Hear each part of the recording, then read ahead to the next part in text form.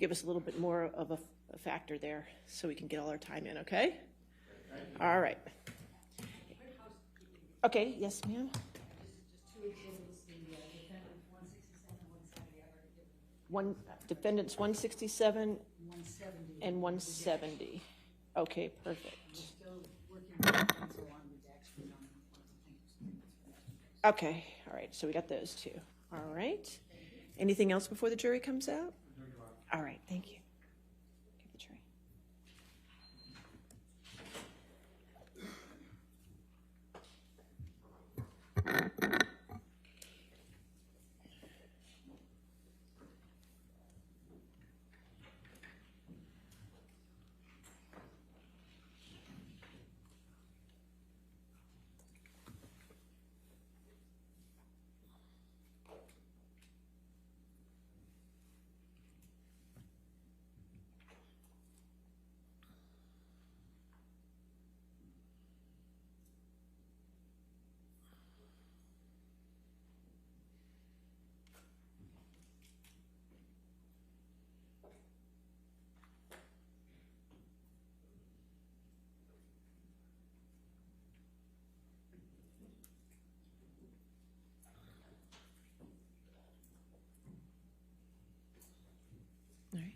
Good morning, ladies and gentlemen.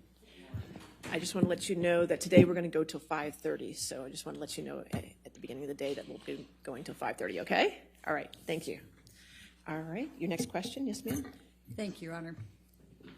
Amber, when we finished yesterday, we were talking about the Bahamas and the yacht and flying off in a helicopter. I'm going to just ask you to take a look at, Michelle, if you can bring up Defendant's Exhibit 1091.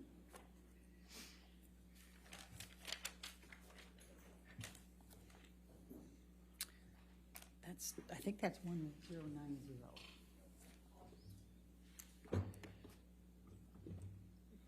Scary that I would know that.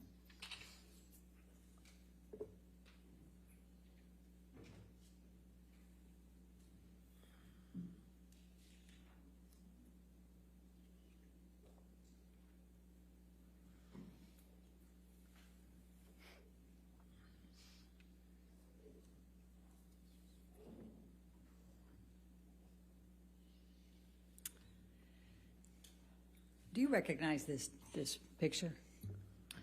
Yes, that looks like the picture I took of Johnny in July, around July 2013. Okay, and why did you take this picture?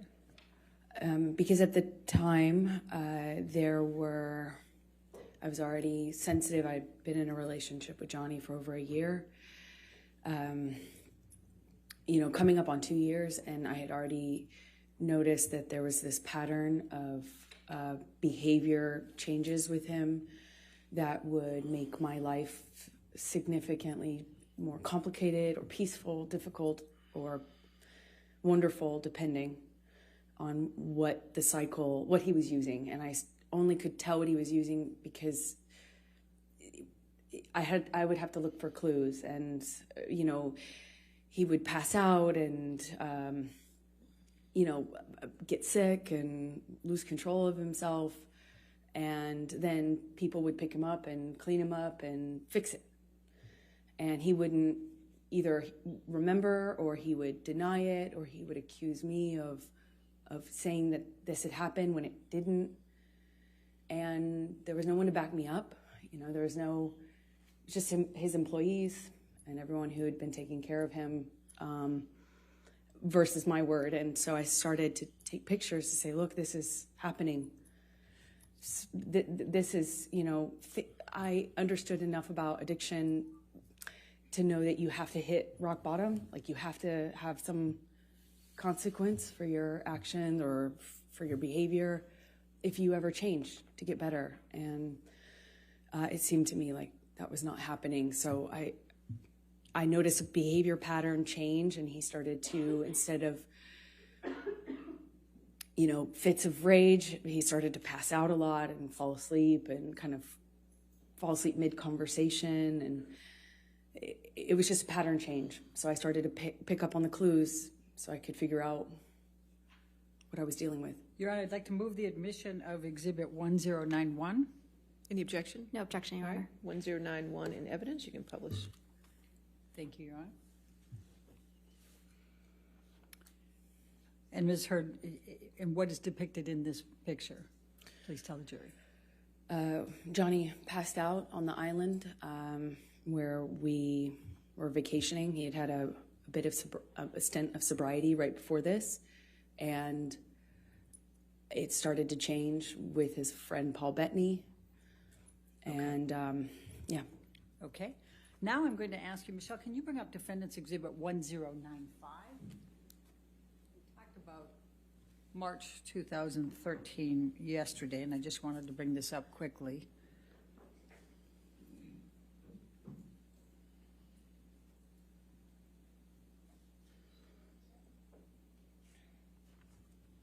Do you recognize this picture? Yes, that was taken. Before you go further, did you take this picture? Yes, I did. Your Honor, I'd like to move the admission of Defendants 1095. No objection, Your All Honor. right, 1095 in evidence, you can publish. Okay, thank you. Okay, now, Amber, will you please tell the jury why you took this and when you took this? This was after a several-day bender, a binge of Johnny's. The 22nd of March, which we talked about yesterday, about he tried to burn a painting. It was accusing me of having affairs with a musician, my ex-partner, and he was on these, a drug binge where I saw him no eating, little to no sleep, and he would just use cocaine and drink all day long. Okay. And that would go for a period of time, and then a major blowout, and then he'd get sick and pass out, and then feel really awful, and often, including this time, would start a period of sobriety after that. Okay. Now I'm going to take you to mid-July 2013, the Tokyo press tour for Lone Ranger. Can you please tell the jury about that particular trip and the events relating to Mr. Depp? Sure. He was promoting a Lone Ranger, and I had just met his kids at the premiere in Los Angeles shortly before this tour started. They found out about me.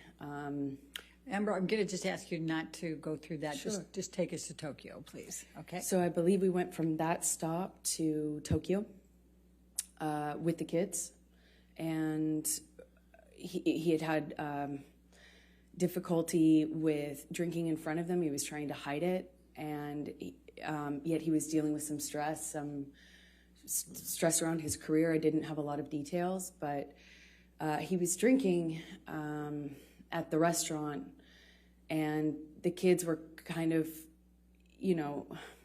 noticing, but not really sure what to make of it. Objection calls for speculation and hearsay. She didn't say what they said. I'll sustain us to the last part of the answer. Okay, please continue, but don't say what they said. Okay, the kids said. Anyway, Johnny became upset with me for judging him. He was, I couldn't. It was like I couldn't win if I didn't do anything. If I didn't say anything to him about the drinking, if I didn't acknowledge it, it got worse. If I did acknowledge it, it was my fault, and I was nagging. And I get it, I wouldn't like to be told what to do either. So, but it made him really angry, and the kids were on this press tour, and I was just concerned about them. I was concerned about them hearing us. Johnny screamed at me in the hotel room, and all I could think were the kids were in an adjoining room. What if they could hear us? I had just met them, and I didn't want them to think poorly of me and hate me, not knowing what was going on, in our behind closed doors. I remember him, it was name calling, and he eventually passed out. Do you recall what names he called you? Do you recall what he said?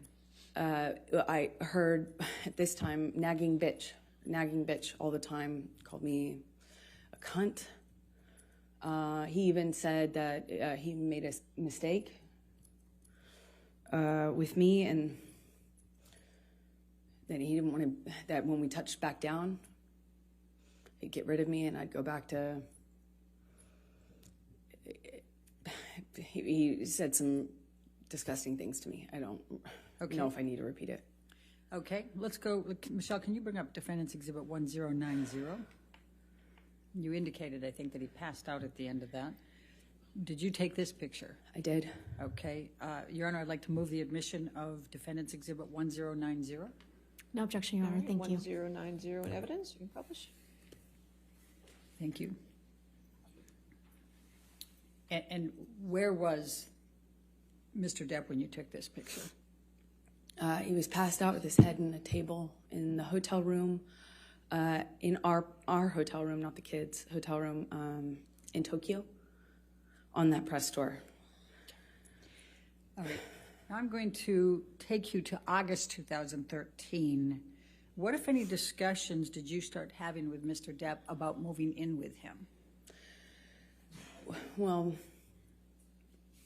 after this, I was getting close to his kids, and he had a stint of sobriety shortly after that, and it felt really good again. And shortly after that, he started suggesting that I let him rent my apartment for the vultures. That's what he called the press. And he said now that we were like a known couple, now that it was out in the press, that my apartment wasn't like safe effectively for me. And I had a modest apartment in Los Angeles. And so he started saying I needed to have security on me, or we'd rent out the neighboring houses because of the vultures. And it was a conversation, and then that conversation evolved into I should move in with him. Always wanted me to go with his security guards, wanted me to have his credit card. Obviously, I wouldn't accept that, but the conversation about moving in became, hard to resist, because I was increasingly becoming a part of his life, and also loving his family, and feeling like, more stability would mean more stability with him and his struggles with drug and alcohol use. And I thought I would minimize some of the jealousy and insecurity that he had. It was hard for me to justify working. Every audition, every meeting, every script I got was a negotiation or a fight. I had to justify it like as if I was saying, hey, let's have an open relationship. It was, and I thought that would be minimized if I could make him feel more secure. By, if we live together, certainly there would be more security, right? And that was my reasoning. So you talked about still reading scripts and things. What, if anything, did you do differently in terms of pursuing your acting career? Well, I've always been really independent, and I've never imagined not working. I've worked from the earliest time I can imagine. I come from, parents who worked until they literally couldn't anymore. I never imagined myself having to explain my job or justify my job, but I did, and I am independent, and I see myself as independent and strong-willed, and I had to bargain. Every time I'd get a script, it would be, I thought you weren't taking another job. I'd always say, are you kidding me? That's crazy. I have to work. I support my family. When I moved out to LA, I'd get a check for, a gig, $600 or something. I'd save half for me, send half to my family. I kept having to justify taking work by saying, I'm supporting my parents, I'm supporting my sister, I'm supporting my family, I have to work. And he would say, you don't have to work, kid, let me take care of you, my woman doesn't have to work. And that sounds really sweet and really romantic in some way, but it became a real fight. You know, every time I got a script, it was what kind of, you know, how I was dressing, what kind of behavior I'd have, how did I have a sex scene? And then I started saying, no, I won't take the sex scenes, or, you know, I'll take the part where I don't play, you know, that kind of character. Or then I started minimizing the kinds of kissing scenes that I had, and eventually I had to change the wardrobe that I could have in the movie. I couldn't have a sex scene, but that all, you know, it didn't happen all at once, of course.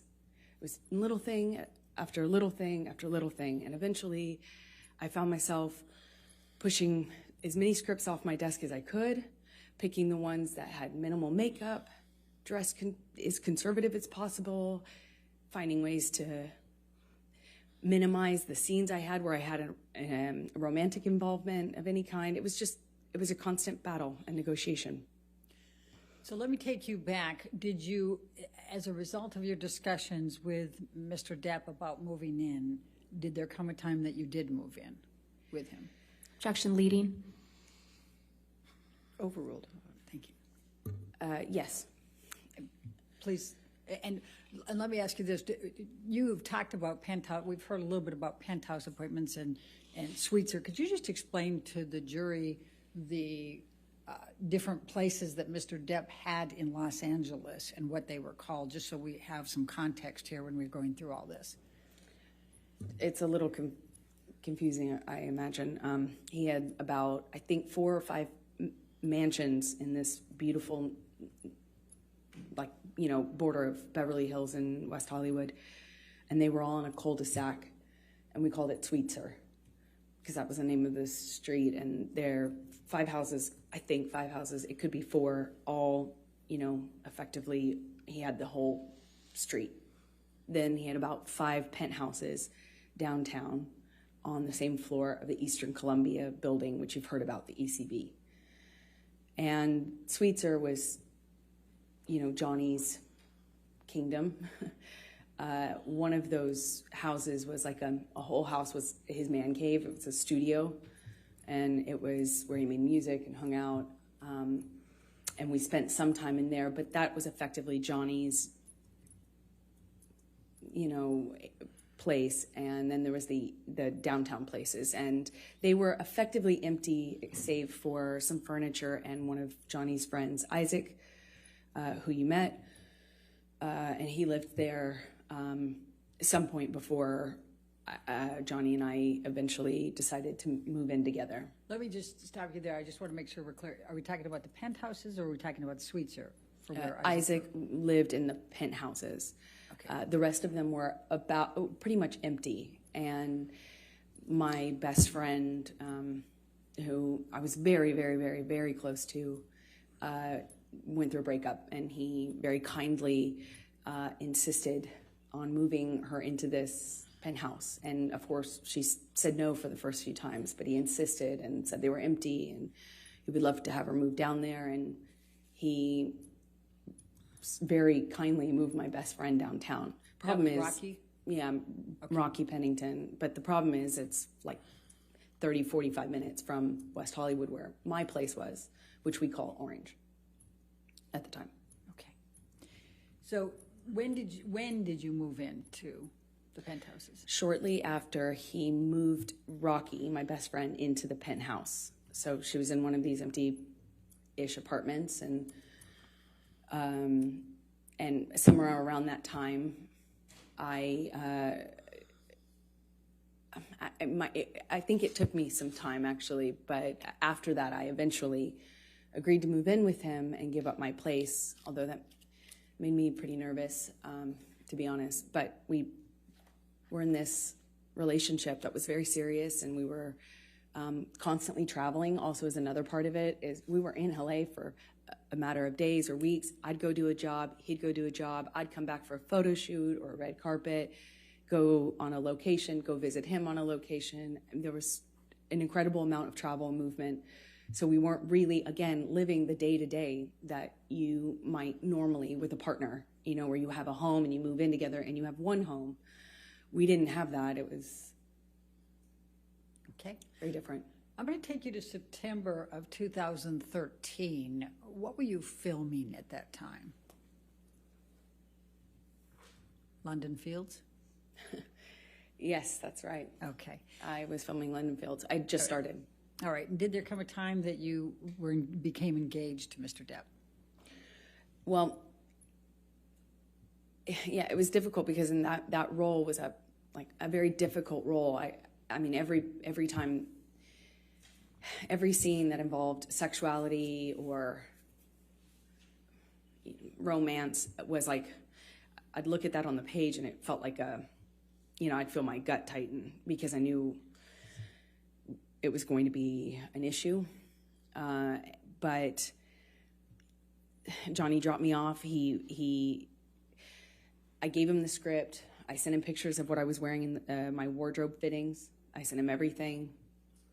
I shared my script with his team, and the fighting eventually kind of minimized. It was clear I was going to do this job, and I told myself I had to do this job. And Johnny had to go to London, I think, for some pre-production stuff for a movie he was going to do a smaller part in. I think it was called. I think this was Into the Woods, is my best guess. So he dropped me off in London, and when he dropped me off in London, we had a few days at this hotel that we first,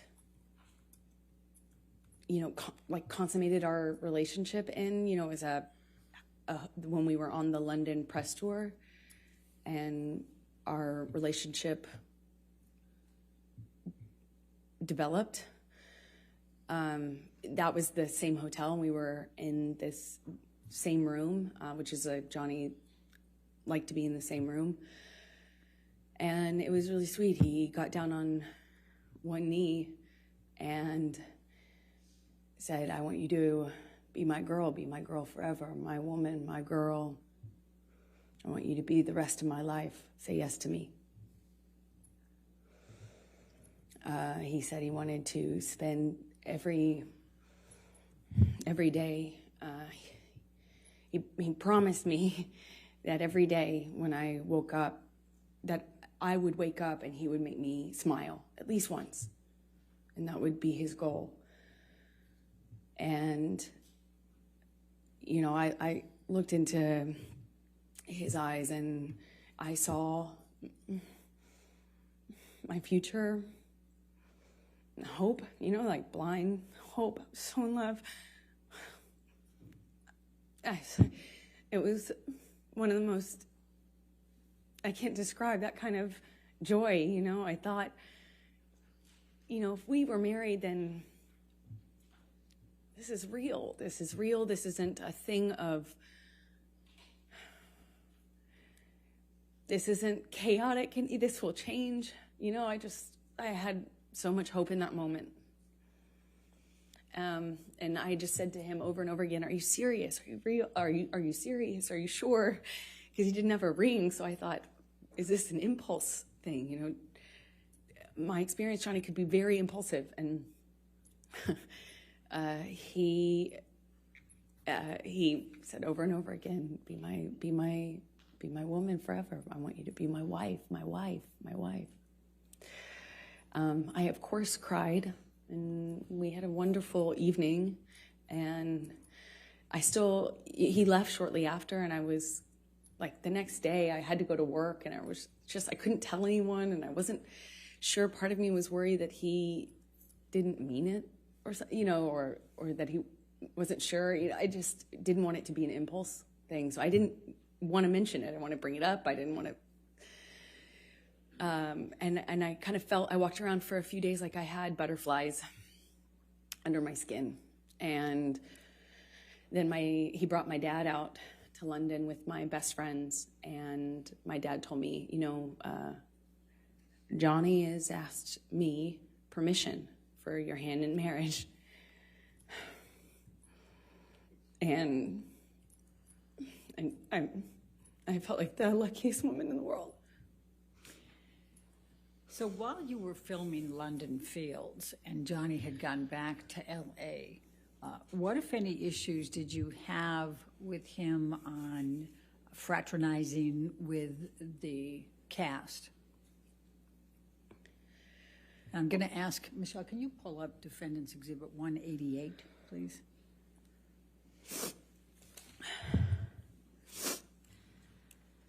Your Honor, I'm going to object on hearsay. Your Honor, I'm going to, let's pull up 188A. I've redacted everything but what Mr. Depp says. All right, let me On just take a look 188A. at 188A. That's submission against interest.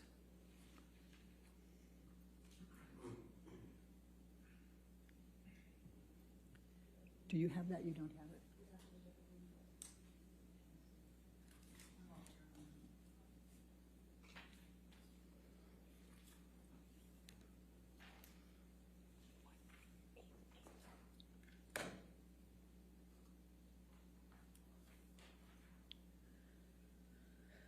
Give that a minute. While they're working on that, can you tell us what transpired between you and Mr. Depp when you wanted to do something with a cast member?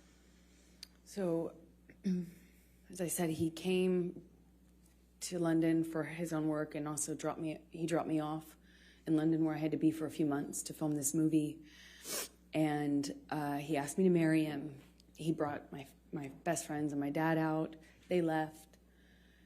And shortly after they left, my co-star, one of my co-stars, invited me to go to a concert with him and some of the cast to kind of break the ice, and I'd be working with them for the next few months. And I had already, I already knew I couldn't be photographed, even if it was platonic. I couldn't be photographed with men or women that other people could possibly spin as romantic. I had learned that but in January, the hard way. So I asked him permission if I could go to this concert with the cast. And I said, Johnny, that he's my co-star. Objection, Your Honor, hearsay.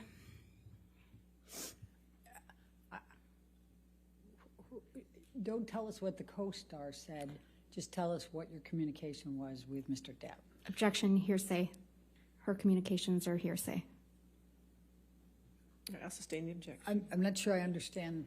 If you want to approach, that's fine. Yes.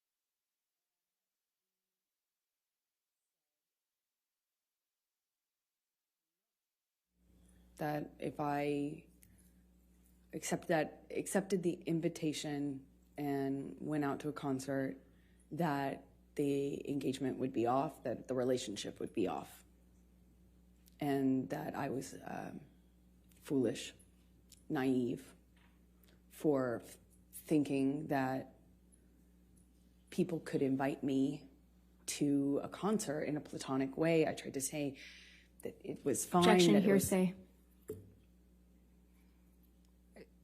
She's testifying about what Mr. Depp said. I don't understand.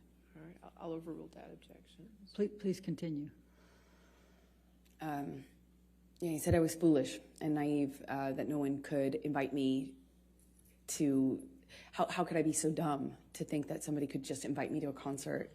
Why would they want to hang out with me? Obviously, it was because they wanted more from me, and that I probably wanted more too. You know, I was basically asking for it. You're going to go backstage. What are you going to say to the band? And then I know how this plays out, and who's the other girl going to be there? And how could you be so stupid? How could you be so foolish? You're more naive. You should be smarter than this.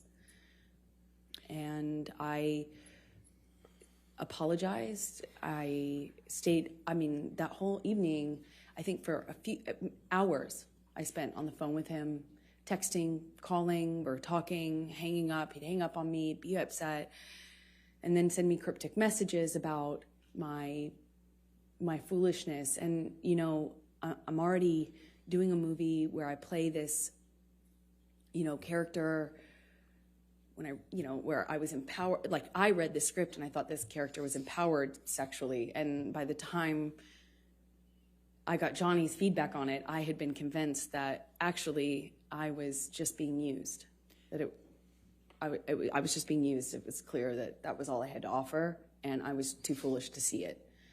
And I had Amber, I'm just going to stop you right there because I'd like you to take a look at Defendant's Exhibit 188A. Mm-hmm. Is that in front of you? Do you recognize this portion of the text chain between you and Mr. Depp?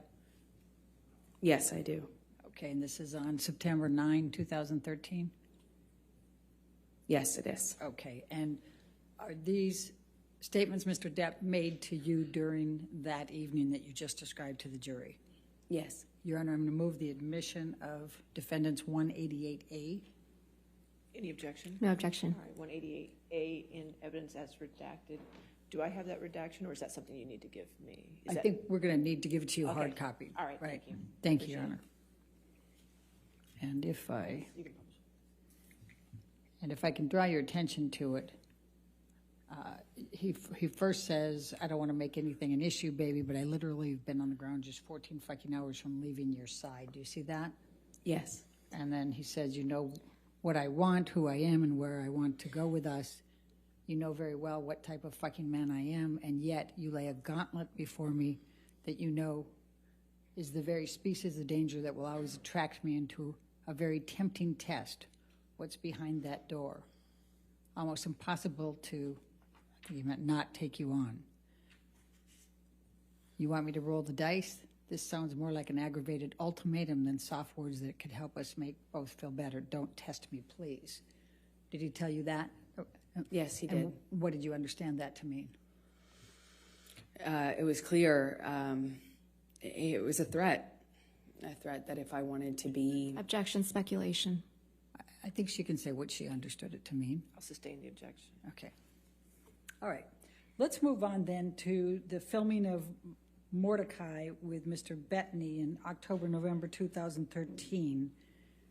Where did that take place? In London. Okay. And what, if any, involvement did you have? Were you there for any part of that filming? For part of it, I happened to be in London already for the film I was just telling you about. And Johnny came to London shortly after to film his own movies. He did the smaller, I think it was a smaller role in Into the Woods, and then he was filming Mordecai after that. So after I finished my movie, I moved in with him into his house in London, a rented house in London. Okay. And describe your experiences during that time period with Mr. Depp. It was really touch and go. He was filming with Paul Bettany, and there were days when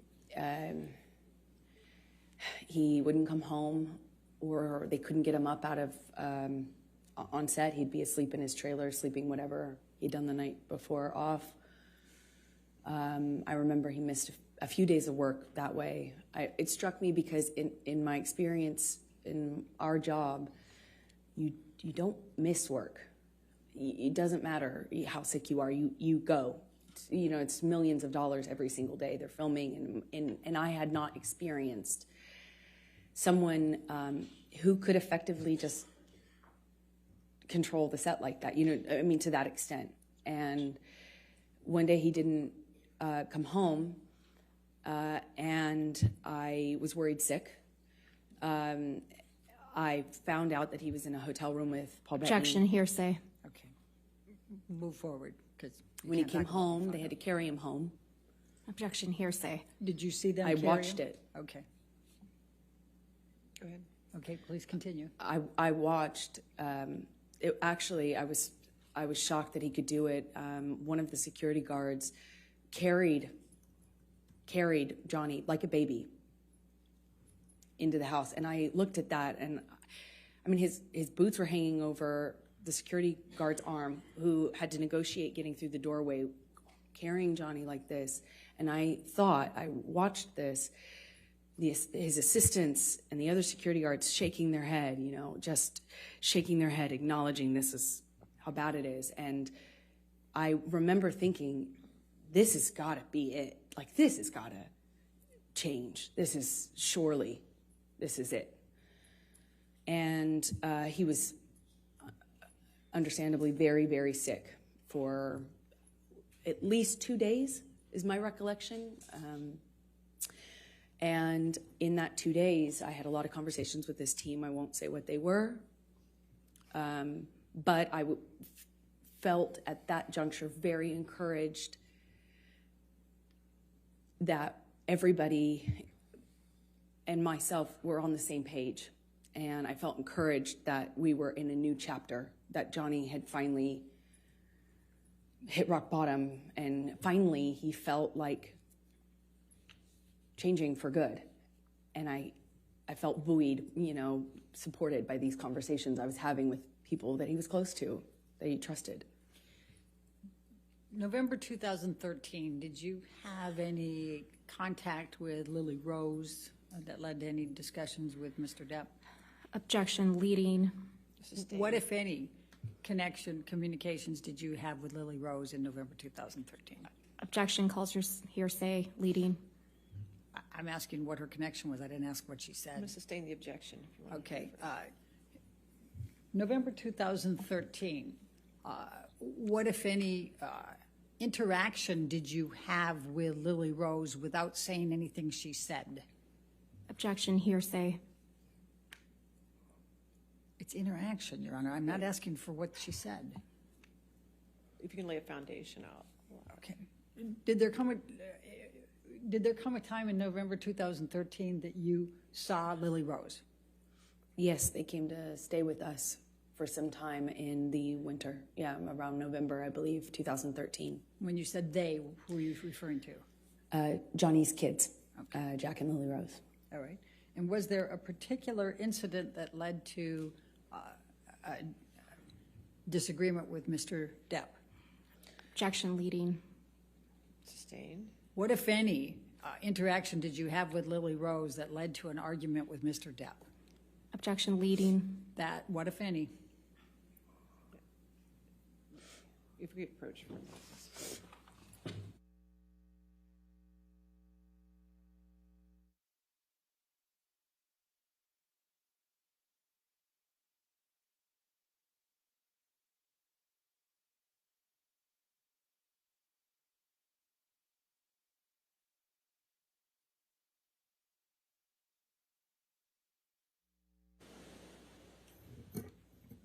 Did you have an argument with Mr. Depp relating to Lily Rose in November 2013? Yes. Can you please describe that? Well, I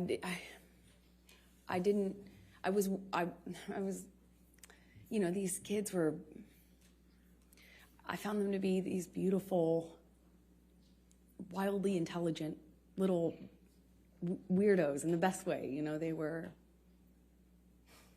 I was falling in love with them.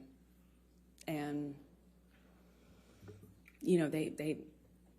were in my life at that time, a short amount of time, but I loved it, and I started to feel very protective, and Johnny's sobriety meant that he was there and then he wasn't. And the nature of our lives with the travel and work meant he was there and then he wasn't. And Lily Rose, at some point, had a crush on a Objection, hearsay, and lack of foundation. I'll overrule for them. Thank you. Please continue. This argument happened because Johnny was. I didn't agree that this gentleman, it was a famous musician, over the age of 18, spent the night at the house, and I felt protective over Lily Rose and concerned. And naturally, they were not my children. It's not my place, and I understand that. I know it's a sensitive subject, so I understand why Johnny got so upset with me.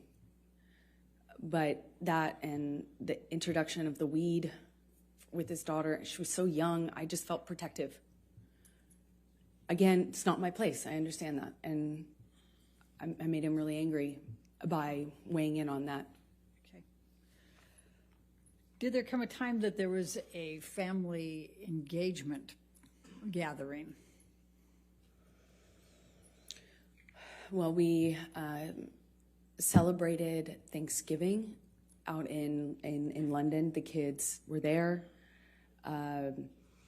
There was a stint of sobriety following how sick he got on set with Paul Bettany after one of his drug binges, and he kind of just came alive again.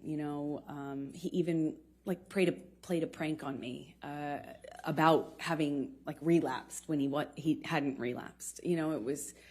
I started to kind of feel that with the kids being around.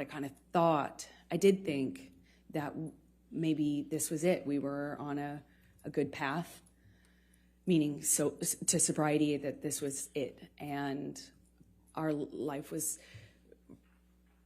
peaceful for a minute. It went back to being wonderful. There were these moments that just felt so wonderful. Objection, Your Honor, non-responsive. All right. I'll just sustain the objection. Okay. Take us to the engagement. There was this engagement party, correct? Then, yes, come Christmas of 2013, Johnny had rented this beautiful mansion in Malibu on the beach. It was gorgeous. And he brought my family out, and his family was out, obviously, in LA. And we stayed in this rented mansion, and we're all together for the holidays. And one evening, we were going to his mother's house. His mother, who you've heard about, was older and sick, but at home being cared for. And one evening we're going to have dinner, Christmas dinner there with her around the time of her birthday as well. And my best friend said, "You should." Objection, hearsay. Sorry. Wasn't offered to prove the truth of the matter, but go ahead. Go past that. What did you do? We went to Betty Sue's house, his mother's house, and Johnny proposed in front of our families in this big, surprise. He surprised me, got down on one knee, and I cried and hugged my mother and hugged his mother, and he gave me this enormous diamond ring, and it was a nice time. I'm going to take you into January, February 2014. You employed a woman named Kate James, is that correct? Objection, leading. What, if any, relationship did you have with Kate James? She was my assistant at the time. I hired her sometime in 2012 and had as minimal contact with her as I possibly could. So, and why is that? she was difficult, troubled, and inconsistent. She drank on the job and stuff like that, and her behavior was pretty Objection relevance. horrible.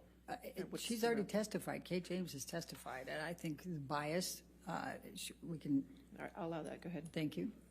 Okay. Please describe for the jury what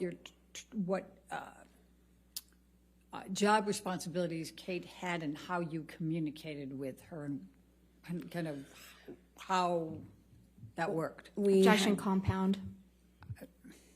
Overruled. Thank you. We had minimal person-to-person interaction because I was hardly ever in LA. If I was there for a few days at a time. And Johnny and I kind of lived in this insular bubble anyway when we were together. But we would send emails, texts, and a lot of voice memos, voice notes. And, you know, if I found that if I said, Kate, you know, you left the car running with your doors open and your kids in the car on the street. You need to Objection move hearsay. She's not testifying, she's testifying about context. Sustained the objection. Next question. All right. I'm going to ask you to take a look at Defendant's Exhibit 209.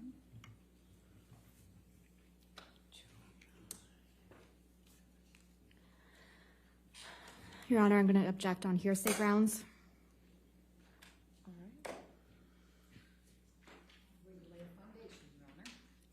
It's still hearsay. May we Ms. approach? Hurd, did you, may I lay the foundation first? Ms. Hurd, did you communicate with Kate James by email in the ordinary course of your business? Yes, I did. Okay. And I'm going to ask you to take a look at Defendant's 209. Is this a communication that was between you and Kate James that was in the ordinary course of business with her as an employee? Yes, it is. So, Your Honor, I'm going to move the admission of Defendant's Exhibit 209. Business records exception. Still hearsay, Your Honor. Business record exception gets the business record, but it's hearsay. If there's hearsay involved inside the business record, there's still objection to hearsay. Your Honor, the business records exception, I mean, I don't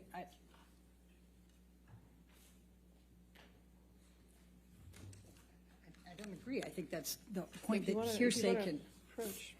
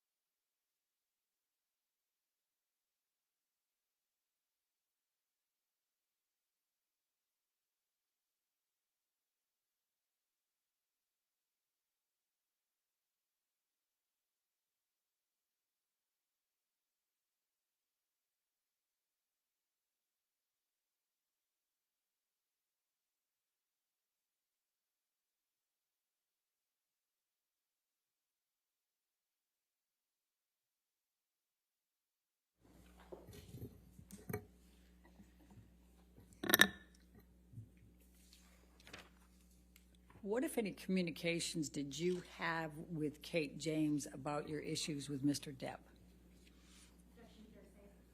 Objection hearsay. Your Honor, Ms. James has testified. I'll sustain the objection. All right, well, we can take that down, Michelle. In the February, I'm going to jump to February, March 2016. What, if any, communications did you have with Mr. Depp about a prenup? Well, after the engagement, but before the engagement party, I started to feel like it would make, I know that he earned significantly more than me, he's a successful actor. I wanted to eliminate any doubt in his mind and in other people's minds, so I brought it up to him and brought it up to my therapist. Objection, hearsay. She's just saying that she brought it up to her therapist. She's not saying what she said. But please focus on Mr. Depp, okay? Of course. Johnny said he would tear it up. He said, if you ever brought one up to me, or if I ever saw one, got my hands on it, I'd tear it up. Only way out of this is death. Only way out of this is death. And I thought it would, like, I didn't care either way, but I did feel that it would eliminate suspicion or doubt, and it would make things easier. And I told him over and over again, are you sure? Are you sure? Maybe we should do this. And one time he said to me, he's like, kid, are you already thinking of how you're getting out of this? Are you already planning to get out of this, kid? You already planning on leaving?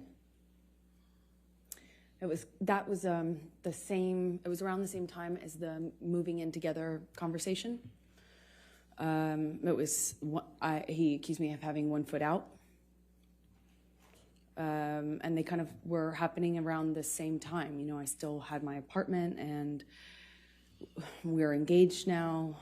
He was asking me to redecorate Sweetser, his main house, and kind of move into the ECB building downtown where my best friend was living at this time. While the decorations and the remodeling had been done on Sweetser. And so these conversations were kind of happening about how to build our future together and how we were going to move forward together. And I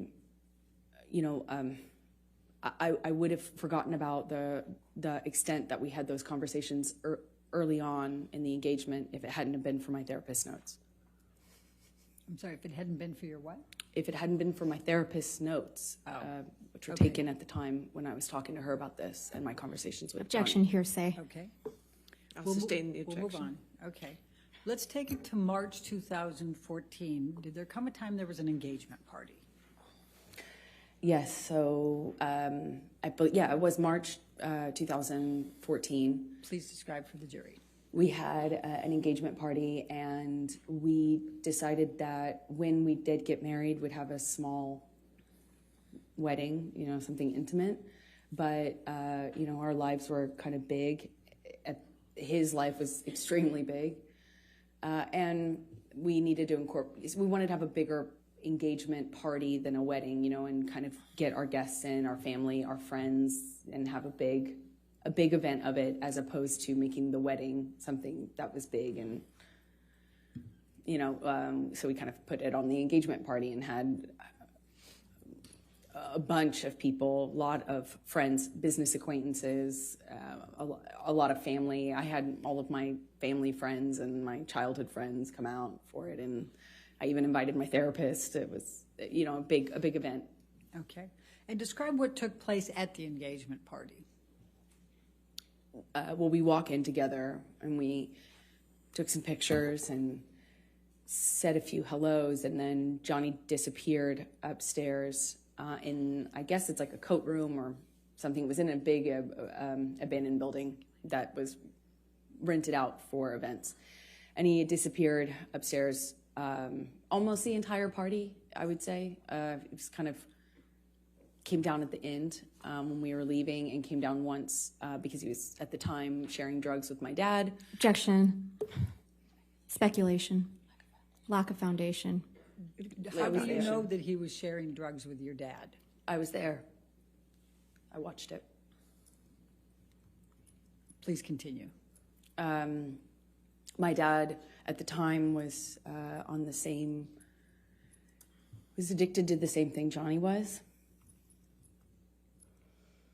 And so my dad had, either my dad ran out or Johnny ran out. I can't recall which of the two ran out, but there was they needed more, of course, and had to leave the party. My dad actually left with Johnny's security to go get more drugs from Objection West calls for Hollywood. speculation.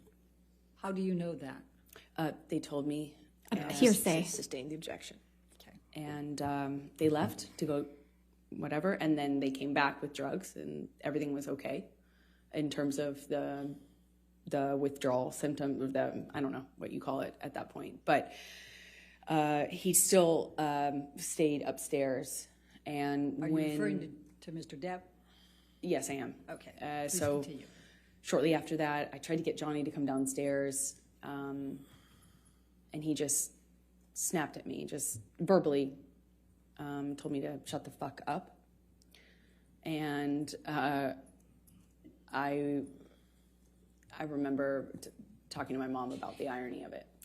Okay. We were at an engagement party, but that was pretty much it for the engagement party. And I went downstairs and entertained guests and smiled and took pictures and put on a face and, went about my evening. I'll take you to May 2014, the Met Gala. Could you please tell the jury what a Met Gala is and what's involved in that? Objection compound. Overruled. Met Gala is a big event, annual event, celebrity event in New York. It's a fashion event, but it's just a major red carpet event. And you have to be invited, and it's kind of a thing, and we were invited that year. And I had already gone for the previous year or two, and this year we were going to go together. And at some point in the evening, we're sitting across the table, and Johnny starts asking me about this woman. He thought I was looking at this woman in a sexual way, and I kind of turned it around on him and said that exact same Objection thing. hearsay. All right. It's context, Your Honor. This is context. Sustain the objection. Okay. Just say what Mr. Depp said then. I guess you can't tell us what you said to him. Okay. He was accusing me of flirting, and that's how the argument started. I don't recall what other accusations I was fielding at that moment, but typically in my experience with him, it wasn't just one. So you'd make a point, and then he would go on to a different accusation. But I remember that what started it is this accusation that I had been flirting at this event. We get back to the hotel room, and Johnny shoves me and kind of grabs me by the collarbone area, like not really my neck, but top of my neck, above my collarbone, below my neck. I think at that point when we were still in the living room, I shoved him back, but I don't really recall too many specifics. I remember he threw a bottle at me. It missed me, but it broke the chandelier. And at some point, I remember maybe this was the shove that I was talking about, but at some point, Johnny and I are in a struggle in the living room, and he kind of like shoves me down on the sofa, and I get up, and I'm trying to get him off of me, and it's just stronger than me. I don't know how else to describe it. And at some point, he just whacks me in the face. And I had not, at the time, been, I think that was the first time I was like, is this a broken nose? At the time, I was unsure what that feeling was, but I suspected I had a broken nose.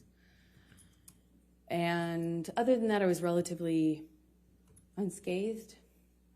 But I remember my nose being swollen, discolored, red.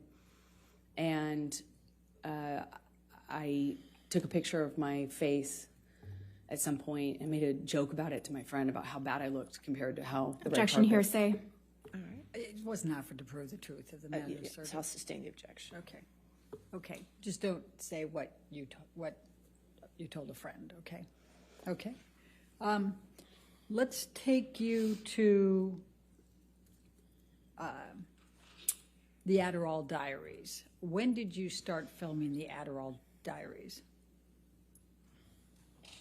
Believe May.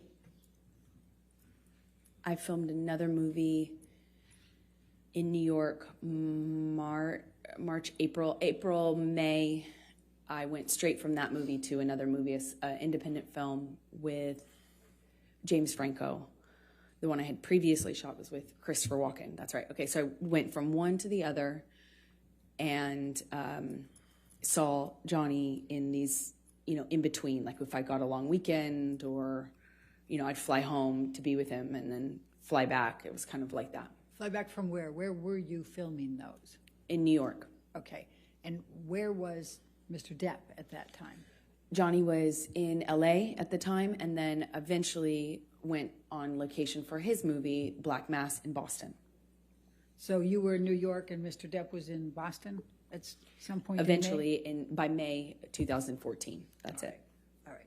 And what, if any, discussions or arguments did you have with Mr. Depp relating to James Franco in that time frame of May 2014?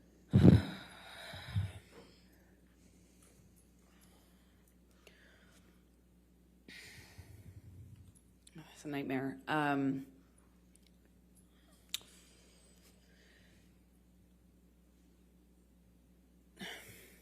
I wanted to do this independent film. I liked the story. I liked the character. I told him I'm not going to wear makeup in the thing. Objection, hearsay. Apparently, Ms. Bureau, if you could approach, please.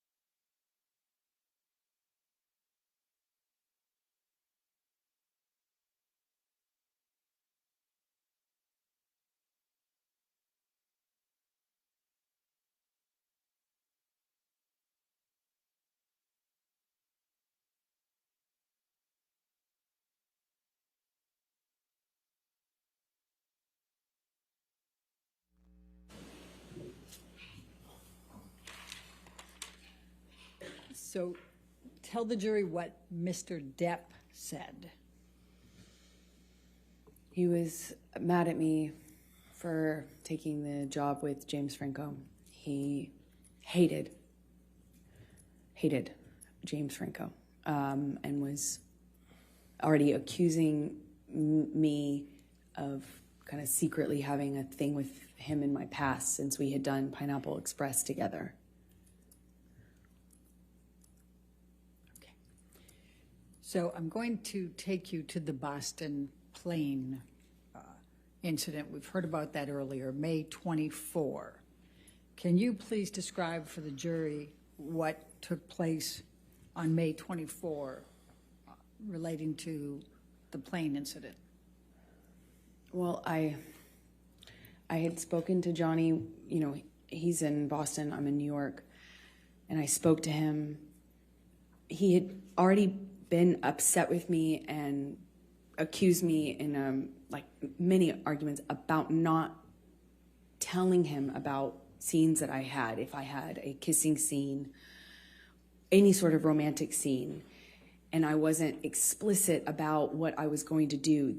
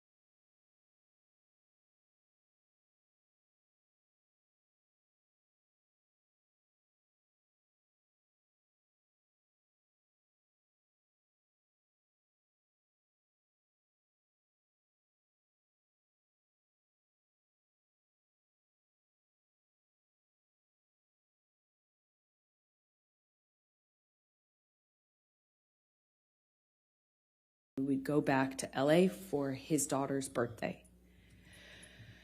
I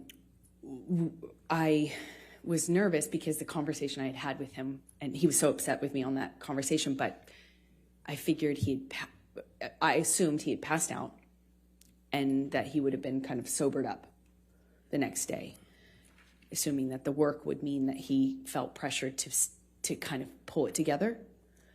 And I get on the plane. He sent the plane, so I assumed he's not that mad at me. He's over it. We're moving on. He's sobered up. There had been a lot of talk about a sober plan, like a full detox, a full recovery, a doctor, a whole plan. You know, there were talks of that following what had happened in London. So I was feeling like, okay, well, maybe we're here. And I get on the plane. It touches down and the SUV pulls up and it sits on the tarmac for a very long time. He knows I'm on the plane waiting for him. So I kind of started to anticipate that things weren't as I hoped, meaning that he was sober and had slept it off. And I'm sitting on the plane for a very long time waiting for him, and he finally opens the door, and I see him get out of the SUV, and I can guess by how he's moving, how he's walking. I didn't realize at the time I had already become really sensitive to these little changes because my life changed depending on what he was on. And he gets on the plane, and I just knew in every cell of my body something was wrong. And he comes straight up to me, doesn't say anything to me, but is looking at me. He's got these glasses on, and he takes them off in this kind of aggressive manner and sits down across from me, not in the usual spot. We'd kind of have our places on his plane, you know, where you get used to sitting. And I remember I got up and moved to accommodate him getting by so he could sit in the normal seat as per usual. He didn't. He sat across from me. At some point, and I don't really remember the exact sequence of it, we take off, and at some point he's asking me what's wrong with me. What do I have? Do I have something to tell him? Do I have something to tell him? You want to talk to me about your day yesterday? And then it gets, I already know that he's drunk. I already know he's using, he reeks of weed and alcohol. I mean, his breath smelled so bad, and I could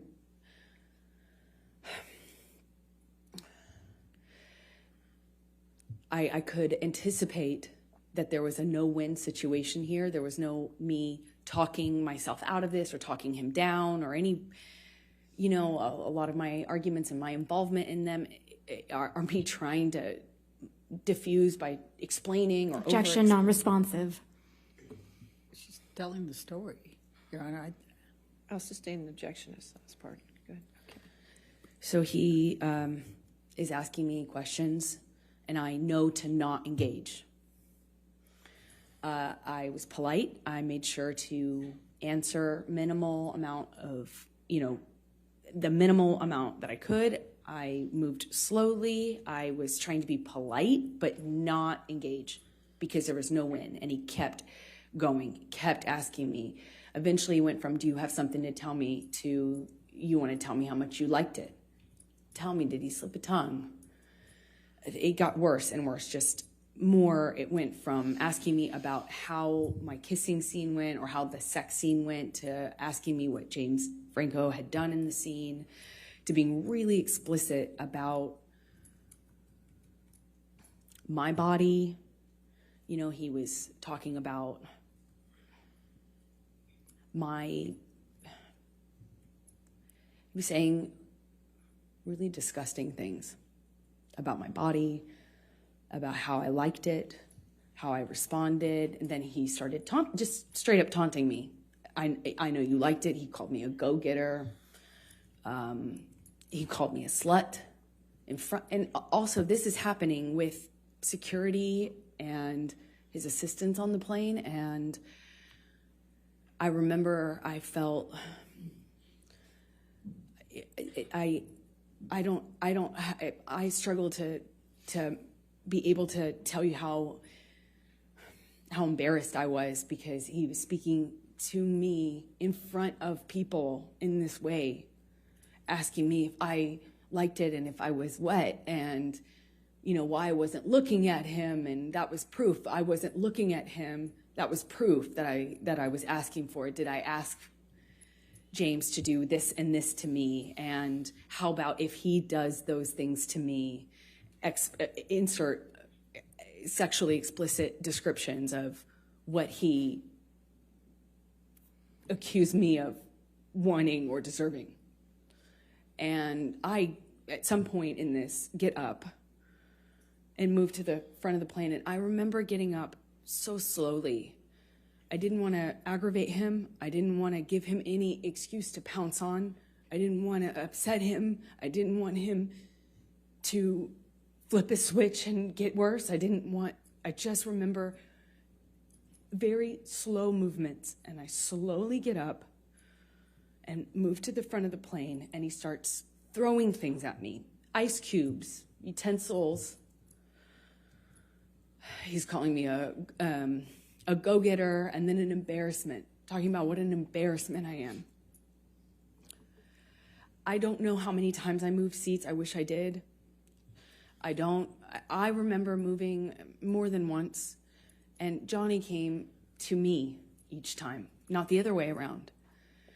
He sits down in front of me at one point, and because I'm not answering him, I was looking out of the window, and he slaps my face. And his friend is in our proximity. And it didn't hurt my face. It just felt embarrassed that he would do that to me in front of people. It was the first time that anything like that had happened in front of somebody.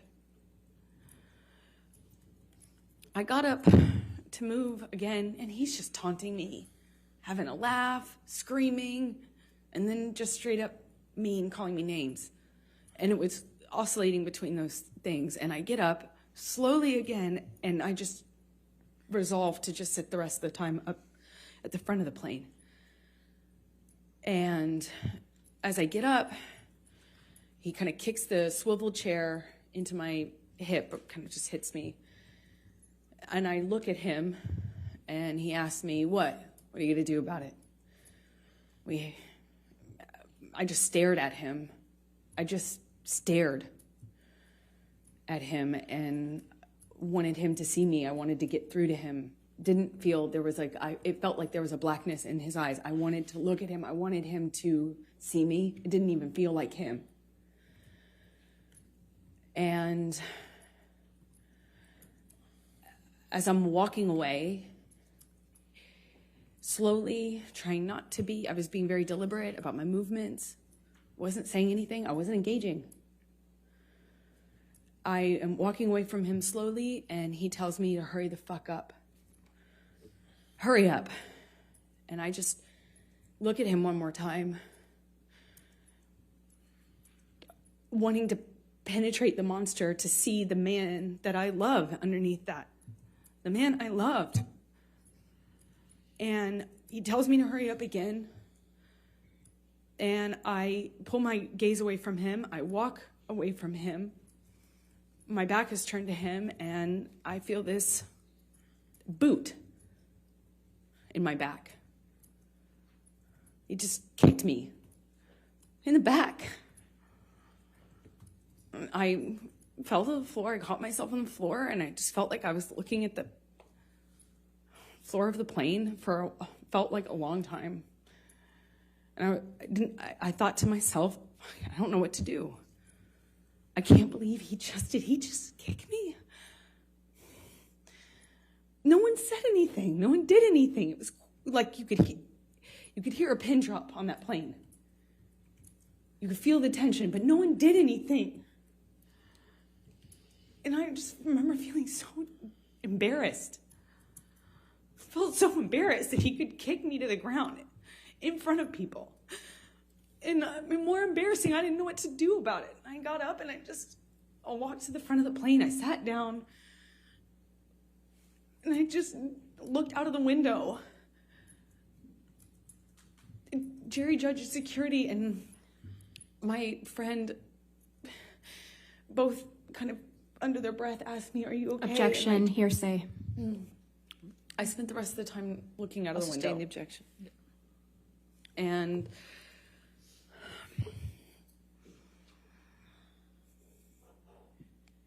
Did there come a time that you tape recorded Mr. Depp on this plane?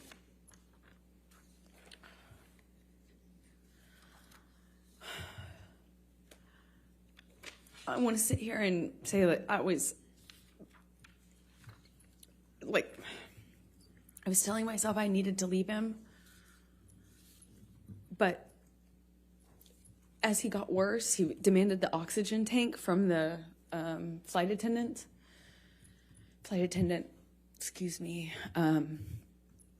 And he continued to drink and then eventually started howling like an animal and passed out in the bathroom with the door locked. And was howling, and I at some point pushed record on my phone because there was that 5% part of me. Objection, non-responsive. I don't think it's non-responsive. She's explaining what led up to her tape recording him and why. I mean, I can ask her, well, that's all of it. Why did you tape record him? Because I knew that Johnny wouldn't remember what he had done. I knew he would not remember. And if Calls for speculation. She can say why she did it and what she thought. But that last part called for speculation. I'll sustain the Don't objection. say I knew. Why did you tape record? in my experience, when Johnny was that inebriated, he would not remember what he had done. Calls for speculation. How can that call for speculation? I'll sustain the objection. All right, let's go to defendants 221. And I'm going to play 3 different parts for it. Your Honor, if may we we can- approach, please? Okay.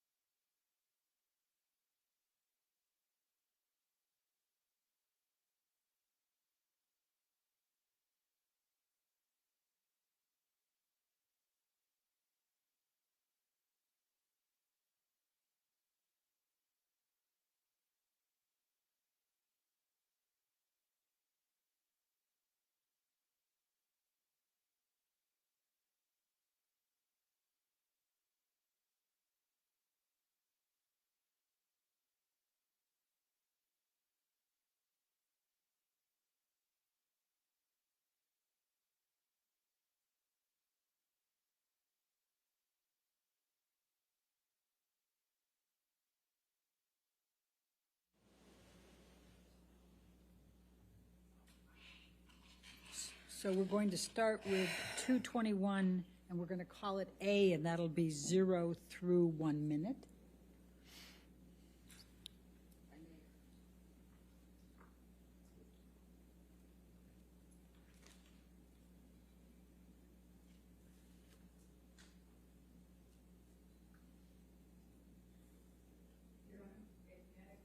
Okay, sure.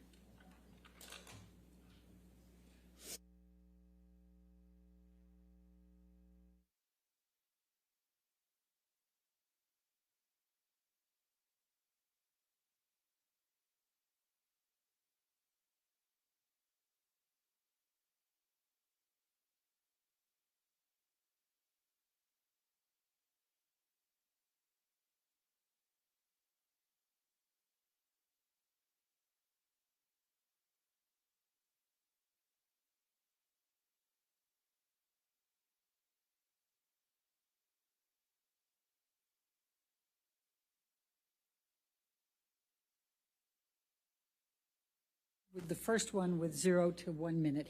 And can we turn up the volume just, I mean, there's part of it that the noise of the airplane is a little bit loud, but to be able to pick up the noise.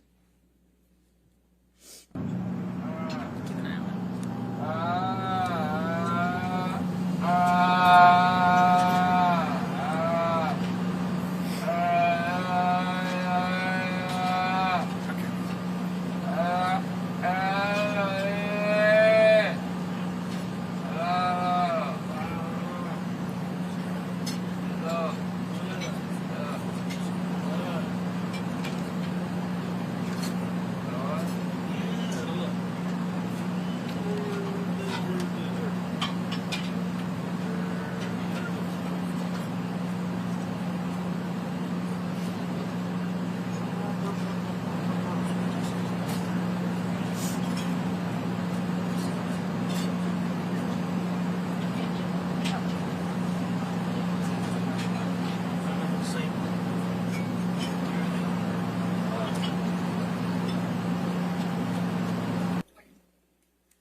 And then the second one is from 2:50 to 3:20, 30 seconds.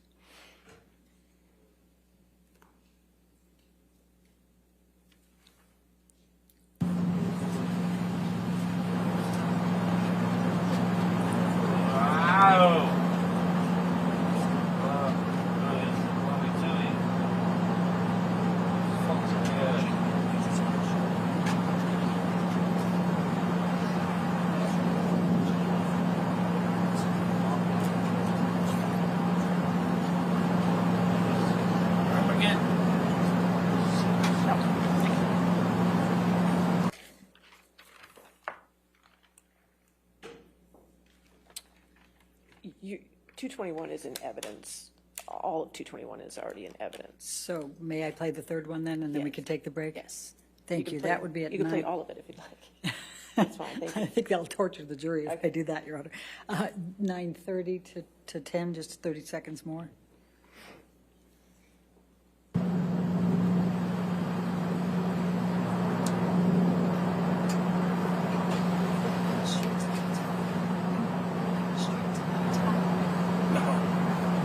Must have this fucking idiot. She's got sick.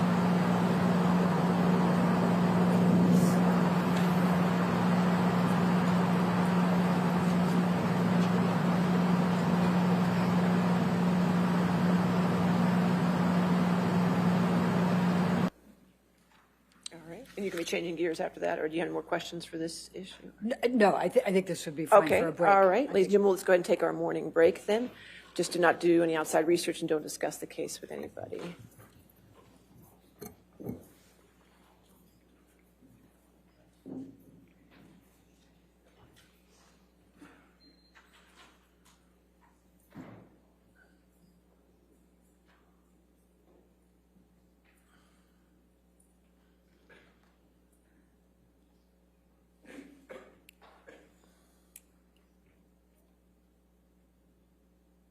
All right, thank you. And again, ma'am, since you're still testifying, don't discuss your testimony with anybody at this point, okay? All right, so let's just come back at, let's make it 11:42. All right, 11:42. Thank you, Your Honor.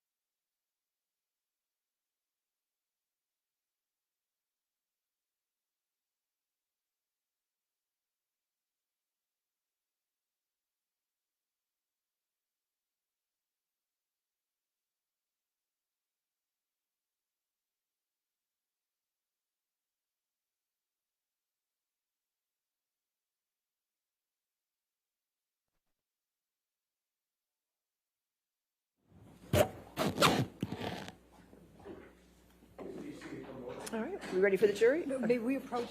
Okay, sure.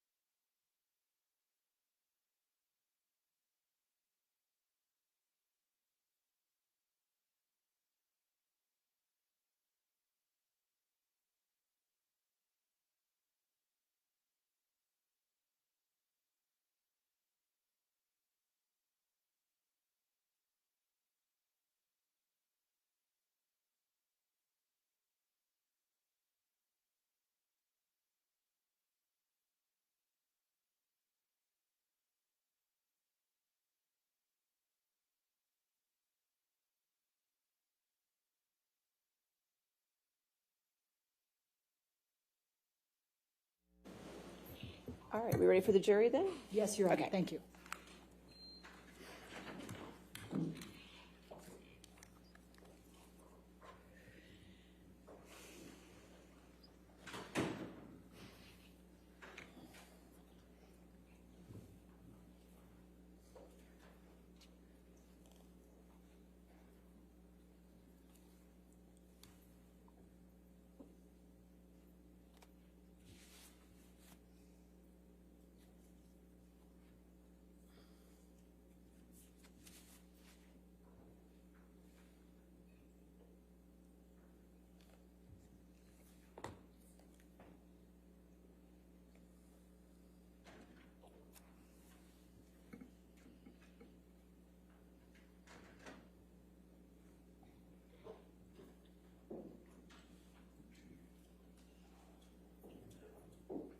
All right, thank you. All right, see your next question. Thank you, Your Honor. Amber, following the plane ride, what did you do once you arrived, once you landed in L.A.? I called for a car to pick me up, met me at the private airport, and I left. I got straight off the plane as soon as we touched down. Johnny had been saying what he would do to me once we got on the ground, and I didn't know how long this cycle would last, so I wanted to just get out of there. I went to a hotel and called my friends to join me, which was my coping strategy at the time. Okay. I'm going to ask you to take a look at Defendants 204.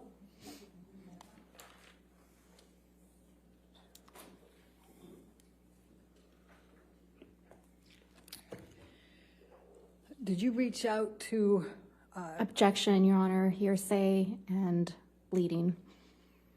Your Honor, I would direct Your Honor's attention to the first one in blue and the third one in blue, and I would say present sense impression and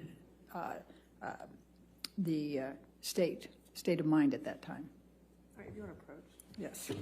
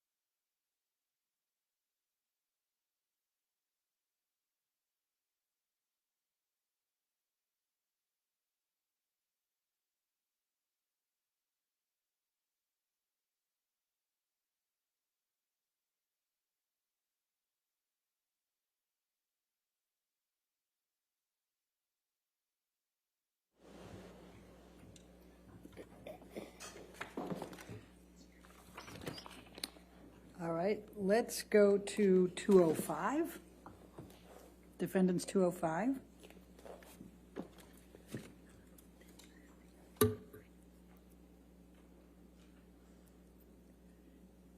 And this is a communication between you and Rocky Pennington, your best friend, is that correct? That's correct. Objection, hearsay.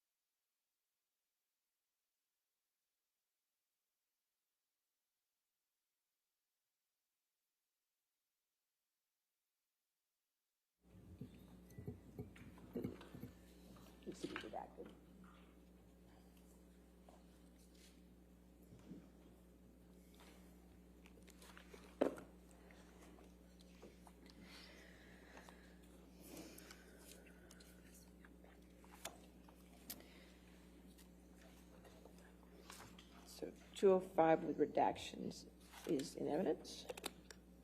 Thank you, Your Honor. May we publish to the jury? Thank you. It is. So, Rocky, on this is Rocky Pennington, your best friend, is that correct? Yes, it is. Okay. And when did you send this communication to Rocky? Once I had touched down in LA, Okay. And you said, I'm not good. What did you mean by that?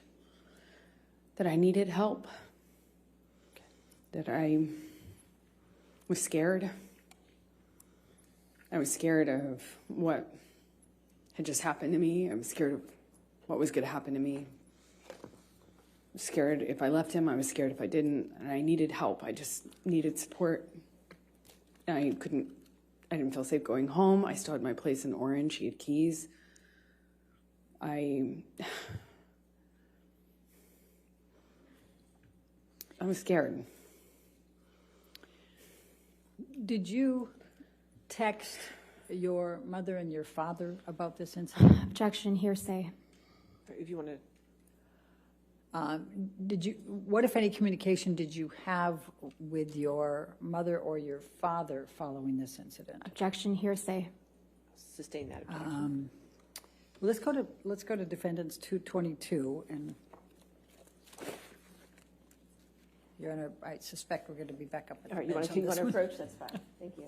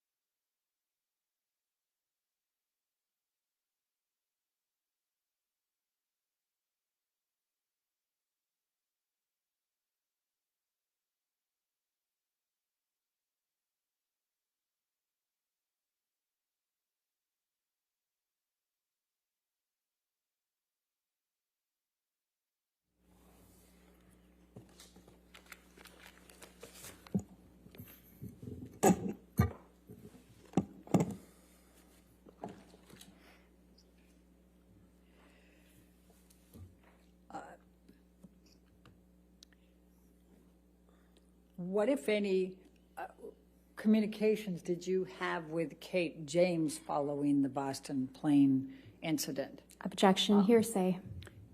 Your Honor, if we go to 224. Okay. 224. My argument would be business records exception. All right, you want to come forward? We can do it.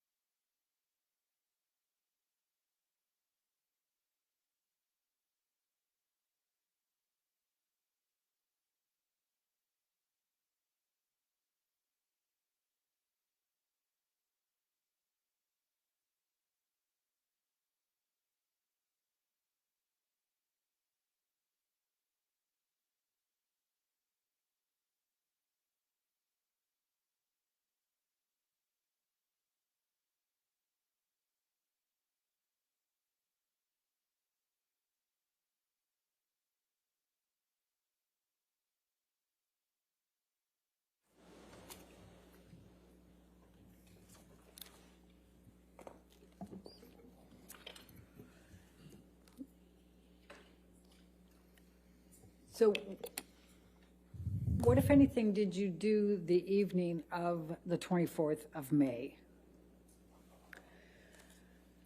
I reached out to friends and family, asked for support, Objection, hearsay. Sustained. and surrounded myself with them with that.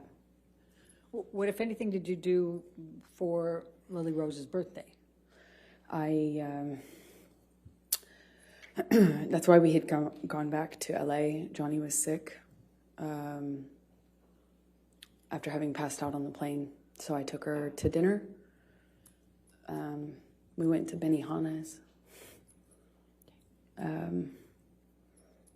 It was, again, put on my smile, took her out, tried to make her feel loved, and celebrated for her birthday. And then I booked a flight out to New York, to go back to New York, obviously without Johnny. I'm going to ask you to now turn to 225.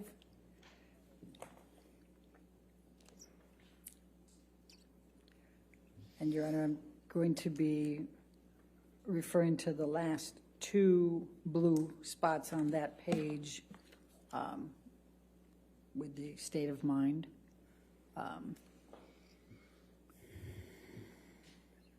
Mental condition.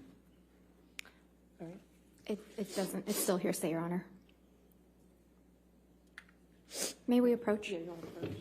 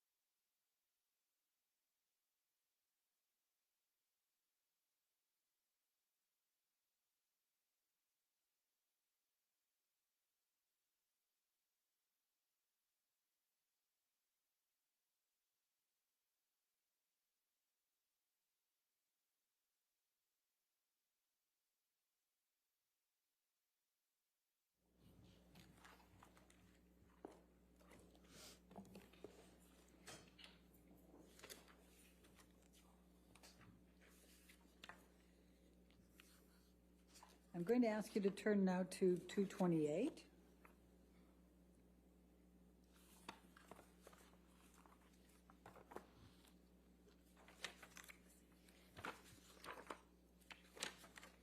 Your Honor, we're going to object on hearsay. First line, Your Honor, Okay. is all I understand in Your Honor's ruling, but I think.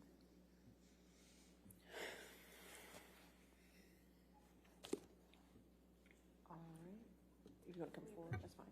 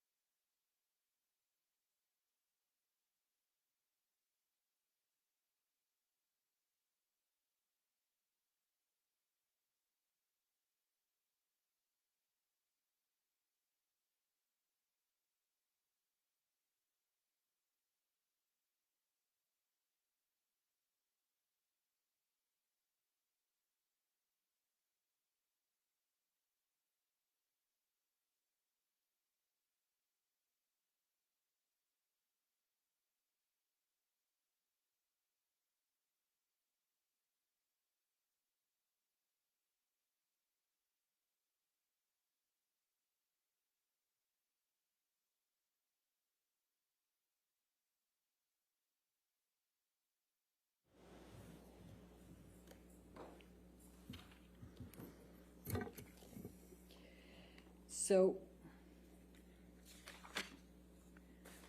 tell us please tell the jury what you did then over that night, the next day, and at the hotel.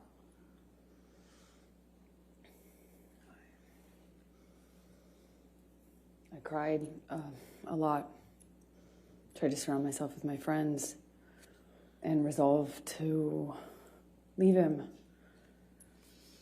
I felt powerless.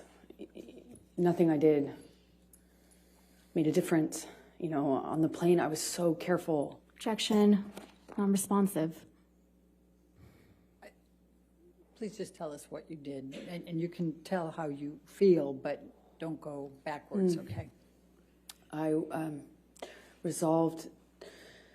tried to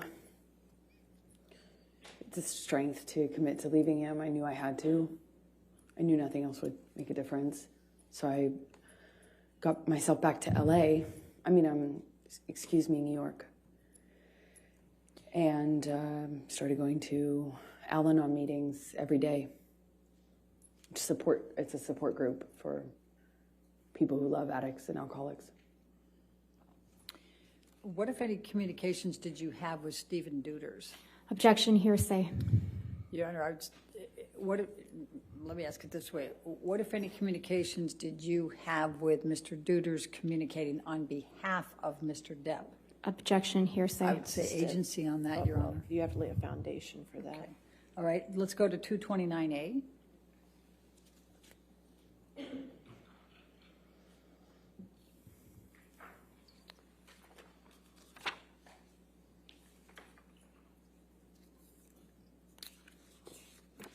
And could you, without saying what the content is, can you tell us who this text message is with? Johnny's assistant. What's his name? His name is Stephen Deuters. Okay. And what, if any, communication were you having with him following the Boston plane incident? Objection, hearsay. May we approach? All right, Ms. Williams.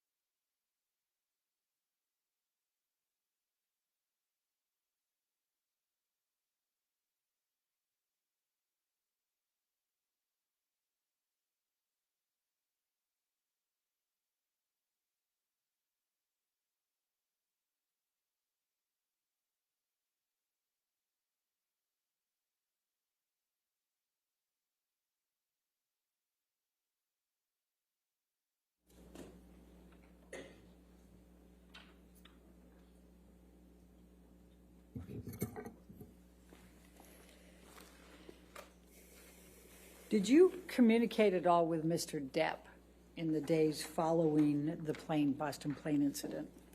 Yes, I did. Please tell the jury about those communications. I heard from him directly. I also heard from him through his assistants who were texting for him. Objection, Your Honor, hearsay. I'll sustain the objection. You're not allowed to testify about the text messages with his assistant, but can you tell the jury about your communications with Mr. Depp? Okay. It's kind of confusing because he was texting through them. Objection, Right, Your Honor. I'll sustain the objection. I'll strike that from the record, and you'll disregard that understand. testimony. Please answer the question. Just confine it to the communications you had with Mr. Depp, please. That he was sorry and told me that he was in a blackout. He didn't remember everything, but what he did remember, he was ashamed of. He begged me to forgive him, said he understood and forgave me if I never wanted to speak to him again. He texted me at one point and then I didn't respond right away, and he texted me again that he understood that I had made my decision to move on and good luck, and I was better for it, and then continued to contact me. I spoke to him when I was in New York on the phone, and he said that he was he had a chip, or that he was going to meetings, that he I think at the time mentioned another celebrity that was kind of advising him on sobriety, or not advising him, but, encouraging him. And he was saying, well, look, me and this person, we even went to a meeting. I've got 3 days sober, 4 days sober. And that was the last time. The monster will never come back. Monster will never come back. And because it felt like it felt so much worse than it had ever been before. And because I had, I went to New York and I was trying to get my strength to leave him, I actually thought that it kind of would be the turning point. I thought I had effectively... Objection, Your Honor, non-responsive. Overruled. Oh, Thank you. Go ahead. Please continue. I thought things would change. Okay. Did you draft any kind of email to Mr. Depp to express your emotions and how you felt about all this? Objection, hearsay. Well, let's go. I'll lay the foundation, Your Honor. Let's go to Defendants 239. 239.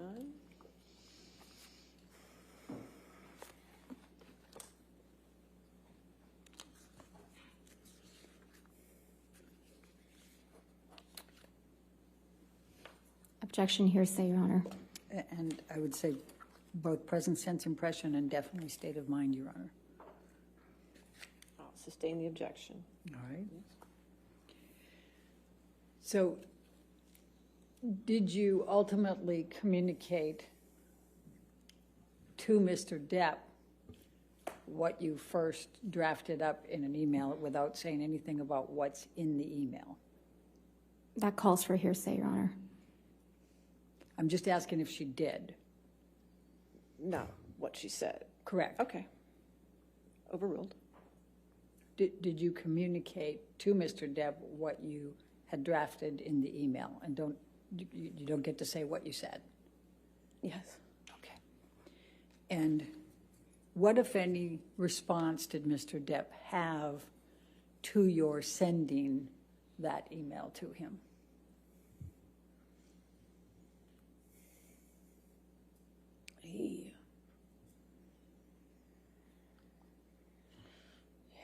He came to New York to fight for the relationship, for me, to prove that he was sober and he was committed to changing.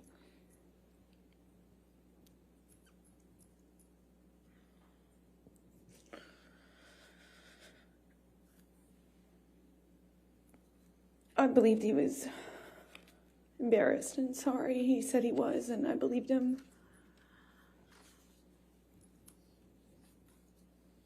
So I took him back, or I got back with him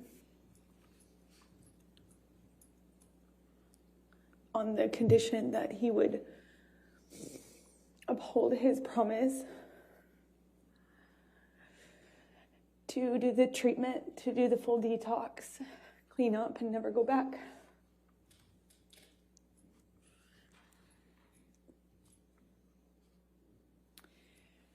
So I'm going to take you now up to the June through August 2014 time frame. And I think you testified earlier, and others have as well, that Mr. Depp brought in Dr. Kipper and his group, correct? Yes, he did. Could you please describe for the jury what those next few months were like?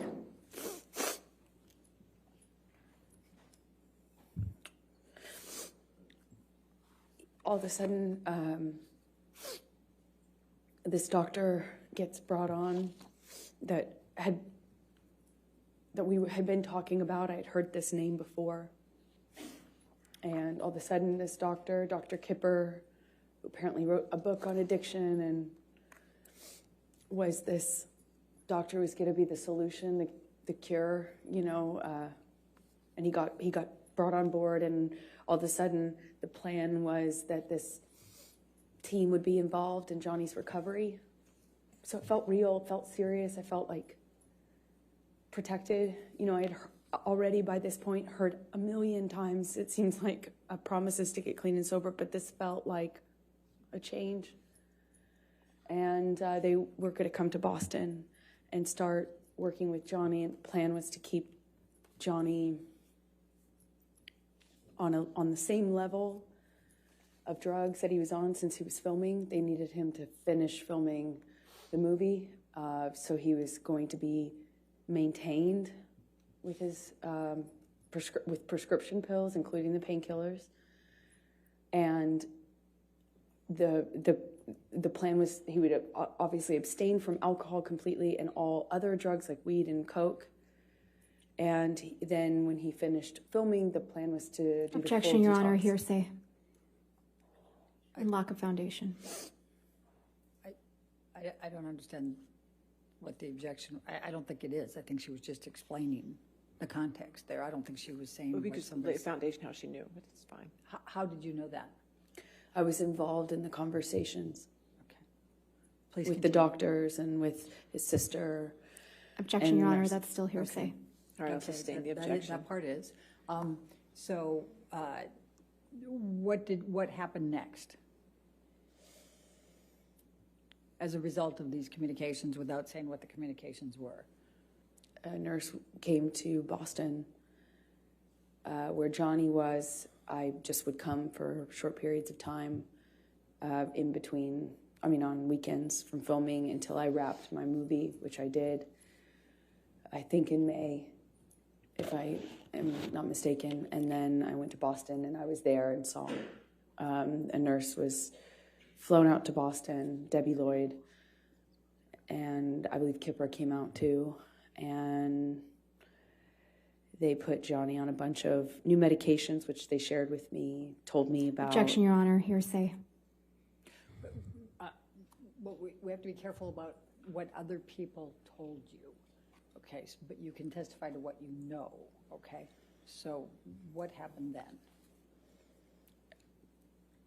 I saw his medications change. I know the amount that Johnny told them he was on was so that they could maintain him for the filming, meaning not make a drastic change in the amount of painkillers he was taking. But his behavior, his whole personality changed drastically. He would be speaking to me, and at the time I was staying in Boston with him, having wrapped my movie, and he would, in mid-sentence, mid-word, fall asleep. One time I was sitting across from him, and he would come in and out of sleep, being awake, or completely what appeared to be asleep while talking to me, and he had a cigarette in his hand, and, Johnny constantly smoked, and he just sat the cigarette, as he fell asleep, while speaking, down on his leg. They're hand-rolled cigarettes. They don't stay lit very long, thankfully, but, it was things like that, and I didn't understand it. Even though I had experience with drug use in my family, I hadn't seen anything like this. And it was so dramatic, the change, that I was trying to figure out with the nurses and doctors what happened, what changed, how we could explain the change and what medications were causing it. I knew there were new medications involved. So, I was constantly worried and in communication. And Johnny's behavior got worse and worse, more of this passing out, nodding off, waking up in the middle of the night, screaming, waking up in the middle of the night, sometimes crying. And the emotions would change from one to the next, like by the second.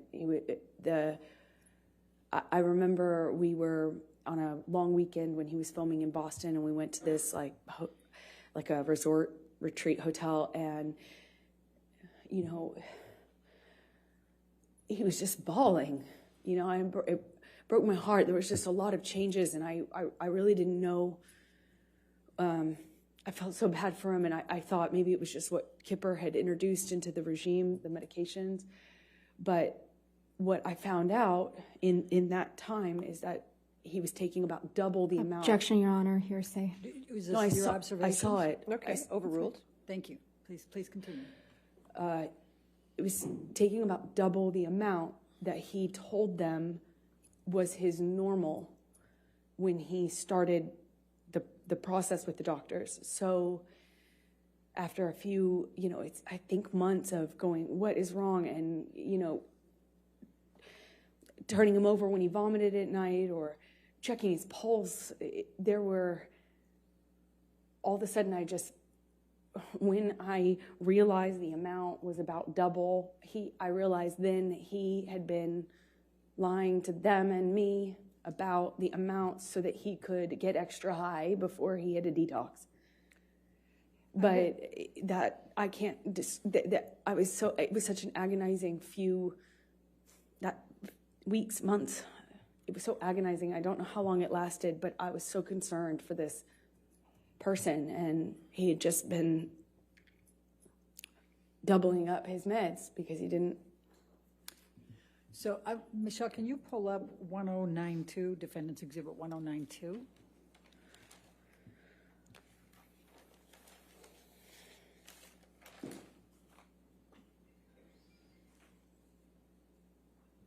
Amber, did you take this picture of Mr. Depp? I did. Your Honor, I'm going to move the admission of Defendant's Exhibit 1092. All right, any objection? No objection. All right, 1092 in evidence. You can publish. Thank you. And can you describe what's depicted here and why you took this picture?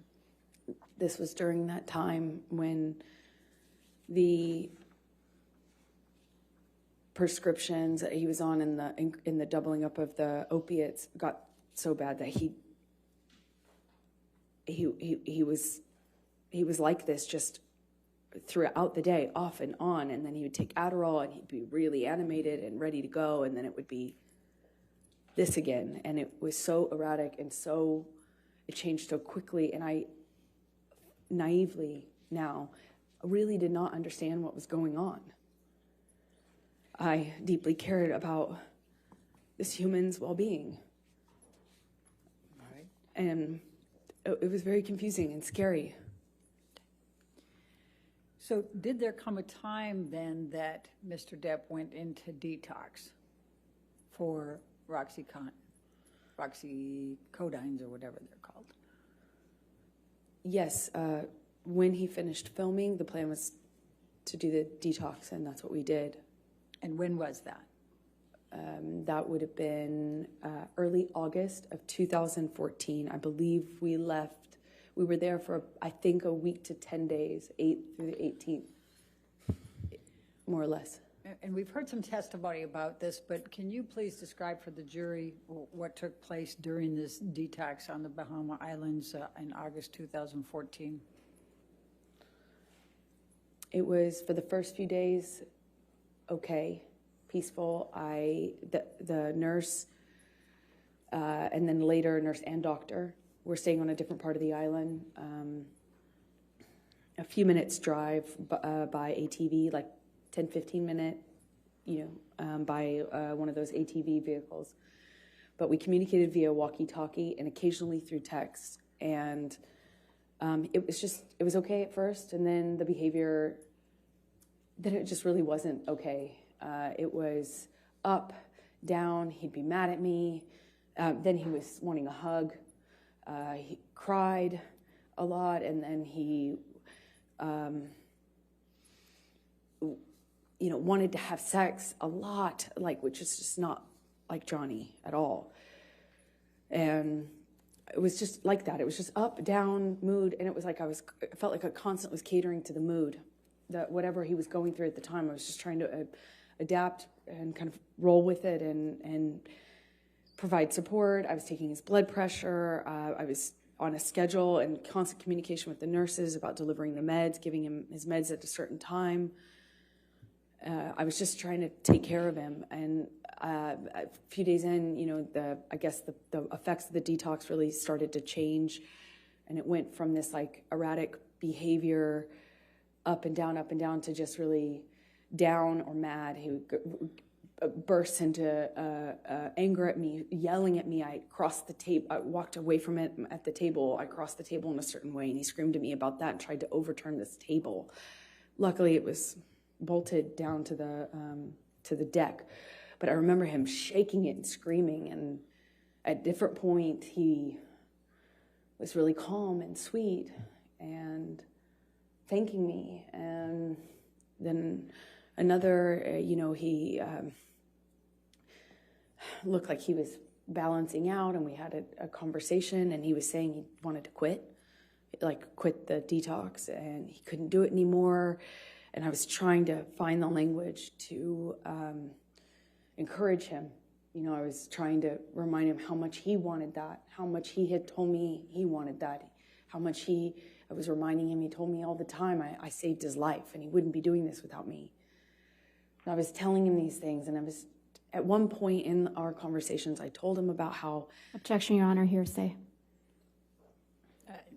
Please try to continue without what you said, please.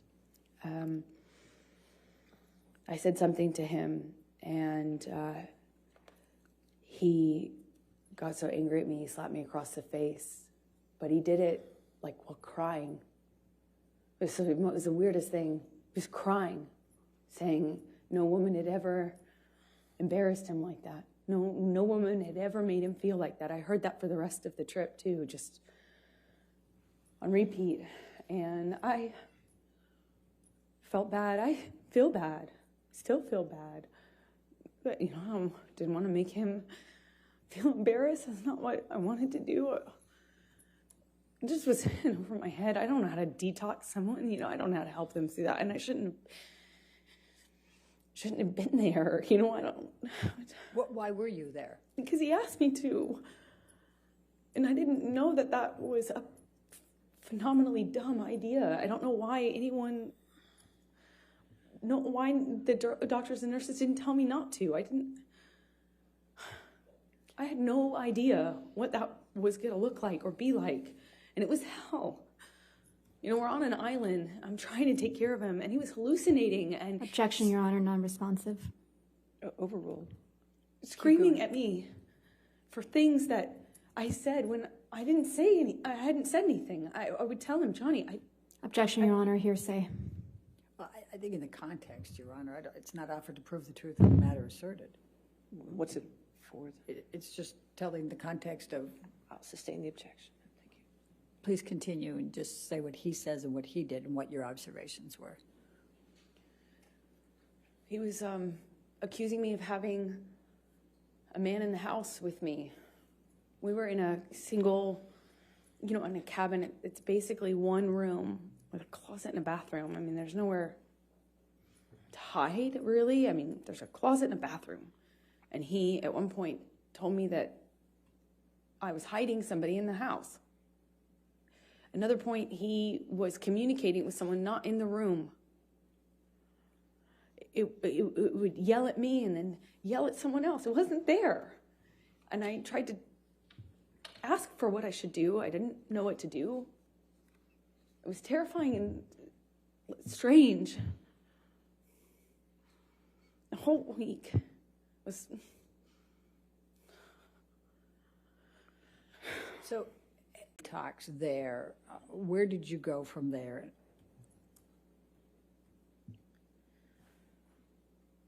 We, meaning Debbie Lloyd,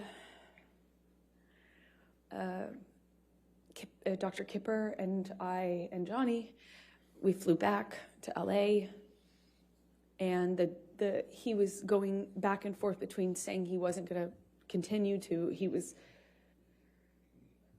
committed. It was back and forth. Everything was up, down, erratic, like changing every second. And we got to LA, and Debbie and Kipper communicated with me. I won't say what they said, but I decided it would be probably in everyone's best interest if I went away to a hotel. Johnny put me up in this room in this hotel while he finished the process of detox in LA, and I had my friends out with my girlfriends there to support me as per usual. So Michelle, can you pull up 272, please?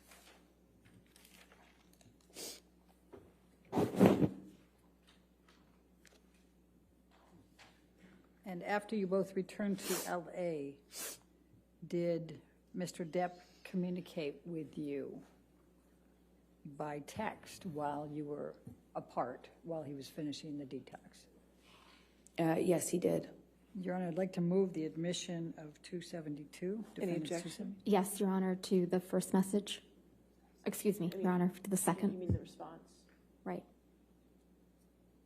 Okay. It's just present sense of impression, but I'm understanding Your Honor's Yeah. rulings on that. Okay. So If you want to redact it, can we that's fine. redact that second message?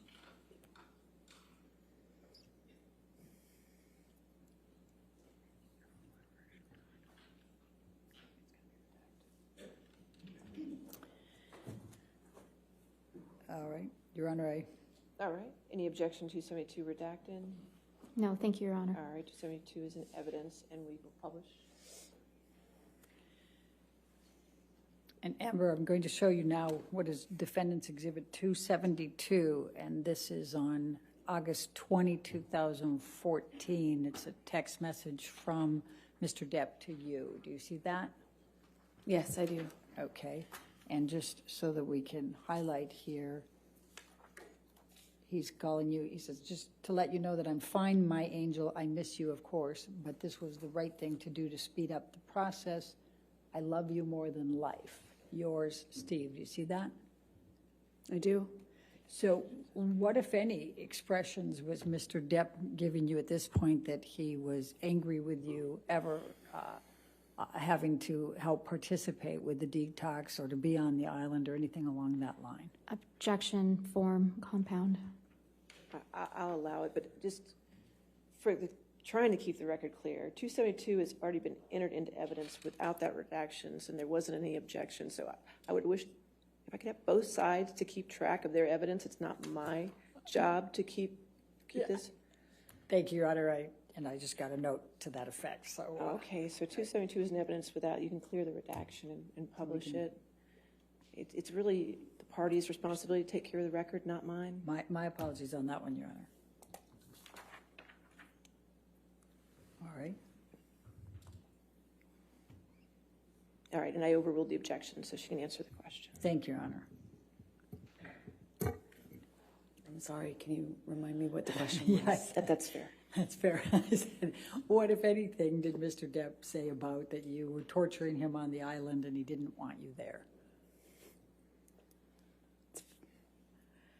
Very confusing for me to hear that because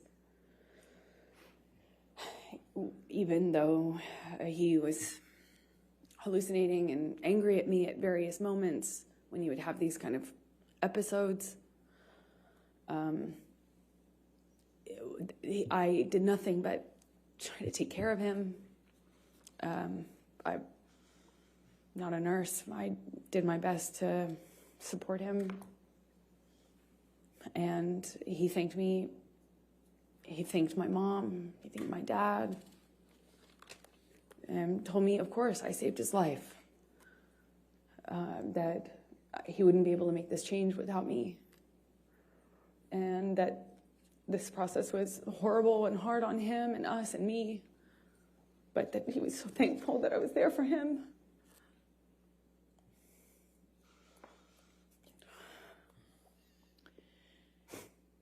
Okay, we can take this down now, Michelle, thank you. And I'm going to take you up to September, October of 2014. Do you remember filming Magic Mike 2 in that time frame? Yes, I do. And what, if any, connections did you have with Mr. Depp in that time frame? Well, I bargained with him about me doing the role. He told me he would call the actors. It was a mostly male cast. But I bargained with him. Objection, Your Honor, hearsay.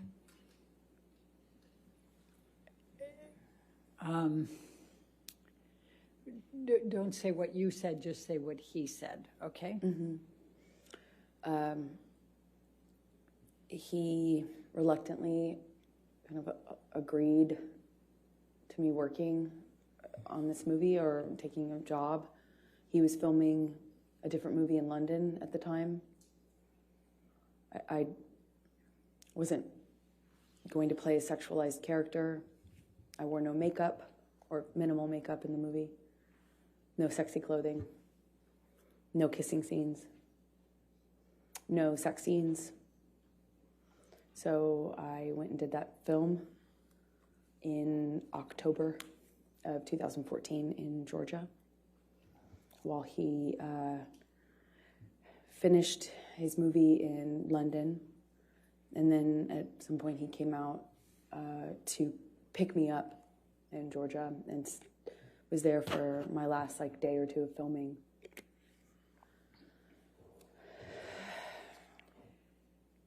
I'm going to ask you to turn to, Michelle, can you bring up 310, please? Defendants 310.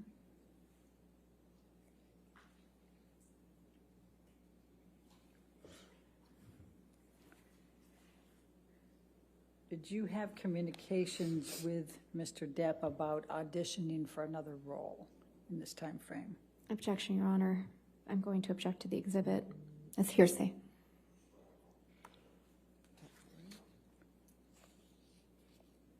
I'm not sure who's in the text exchange. It is a text exchange, Your Honor, so, but the green is Mr. Depp. And the one I'm most focused on is on the second page, Your Honor, the top. The green bubble on the second page? Yes. All right, so just that text? Based on Your Honor's rulings, yes. Any objection to that text? No, thank you, Your Okay, Honor. if we can get that redacted.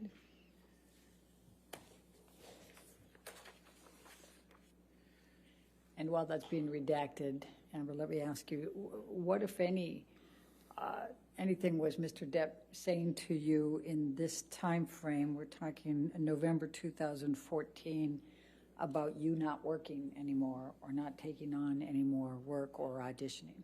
Objection, Your Honor, compound. They're all the I'm same leading. subset. Overruled, I'll allow it. Thank you. Johnny was angry with me for working. I had finished my job and I needed to eventually find another job, meaning a movie, to work on, and he was furious at me for, he found, we call them sides, they're just pieces of an audition, pages, and he found something that had been sent to me to consider auditioning for, and he blew up at me for, I think what he said to me is that I didn't tell him, that I didn't ask him, and that because he didn't know about that audition that I hadn't done yet, that I had been hiding it, and was furious at me. I ended up not doing that audition, I believe. Well, there was a few, one or two in that time that I did audition for, and one or two that I didn't. I'm going to ask you now to take a look at what is Defendant's Exhibit 310. Do you recognize this email from Mr. Depp? Yes. It's a text. Your Honor, I'm going to move for the admission It's of... it's in evidence, 310. Oh, okay. It's Thank- evidence oh, with thank you. redactions, so I published it. Please tell the jury about this text and the context. This was Johnny's response to me apologizing for having an audition. Thank you. All right, now I'm going to stay in November of 2014. And did there come a time that Mr. Depp told you that he understood that you were not going to accept any more jobs, that you were going to stop working? Well, Johnny said this to me in an argument, in a fit of rage, is the best way I can describe it, and kind of alluded to me having agreed to not work anymore, which if you don't know me, is preposterous. There's no way I would agree to that. Although I did make concessions and gave up a lot of Objection, these Your Honor, fights. hearsay.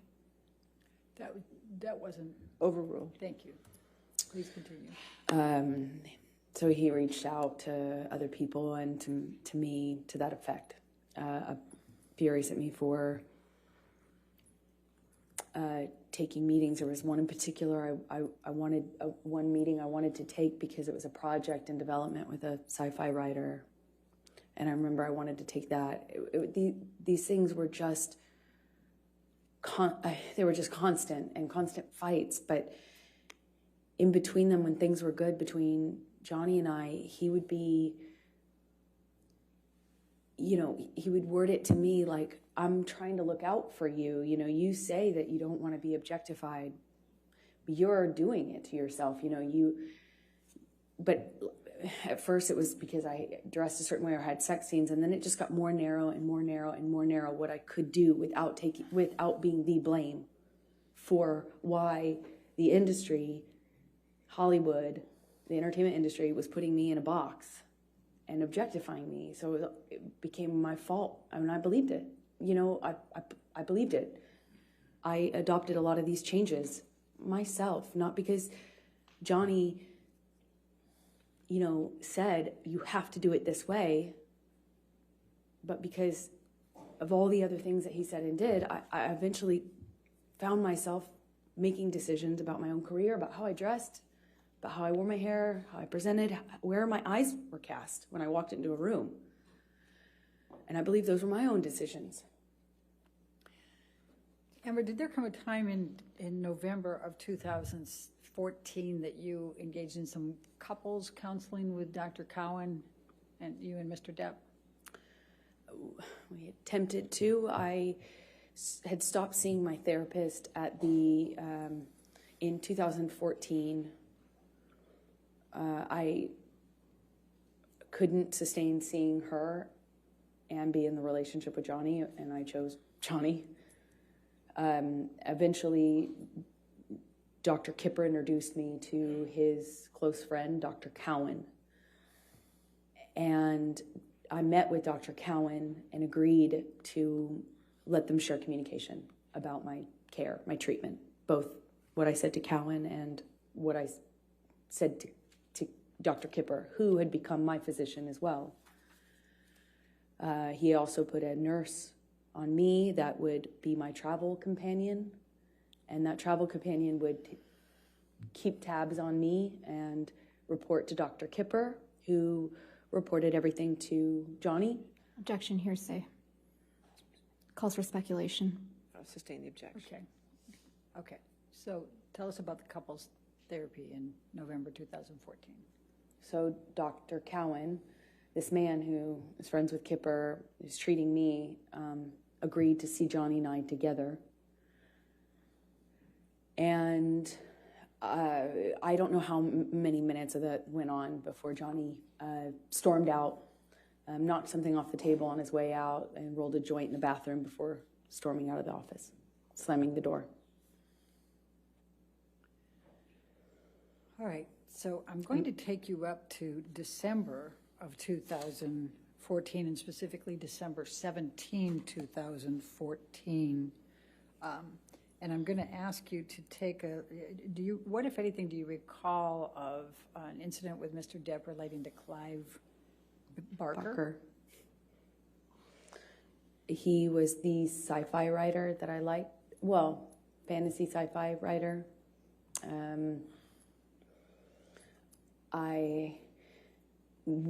I kind of had a dream project based on a book that I loved of this author. He's just a weirdo genius, artist, writer.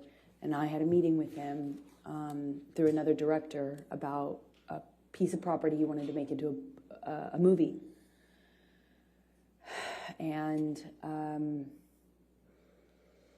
I just remember I believe we were at the ECB. It was in December of 2014 when Johnny found out that I had this meeting scheduled, and was furious at me. Accused me of having this plan to sleep with this. He was mad that I was taking the meeting at this man's house, but the man was very ill, like terminally ill, and not able to leave his bed or his home. He was under home care and very ill. And the person who was introducing us explained to me how we had to meet, and I did. And that was a big problem for Johnny. At first, it was that he was concerned about my safety, and I thought that was sweet. And there is something that's I thought was sweet and romantic about that, but combined with the drinking, it was not very long before I was being accused of full on having this other plan to sleep with the writer in order to get this part that I was already being, basically offered to develop. And it was just this, he switched from he was accusing me of having this ulterior motive with this director, the director having it with me, then with this writer. And the important thing I can try to get across in this moment is that nothing I said, no amount of explaining, apologizing, accepting, not accepting, agreeing to not go, nothing worked. Nothing changed. How mad he was at me and constantly telling me I had done something wrong to deserve what was happening. Until, of course, he takes it too far, hits me too hard, breaks too many things in the house, and then leaves, which was the pattern. And he would leave and not have to deal with the cleanup. He never had to deal with the cleanup. He never had to deal with the destruction or see me or the house that he had destroyed. He never had to deal with my face the next day. He would just go. I called it splitting. He just split. And eventually I'd get an apology of some kind, or I would get an offer to have him come over. He would offer to come over and talk or give me my peace or give me my goodbye.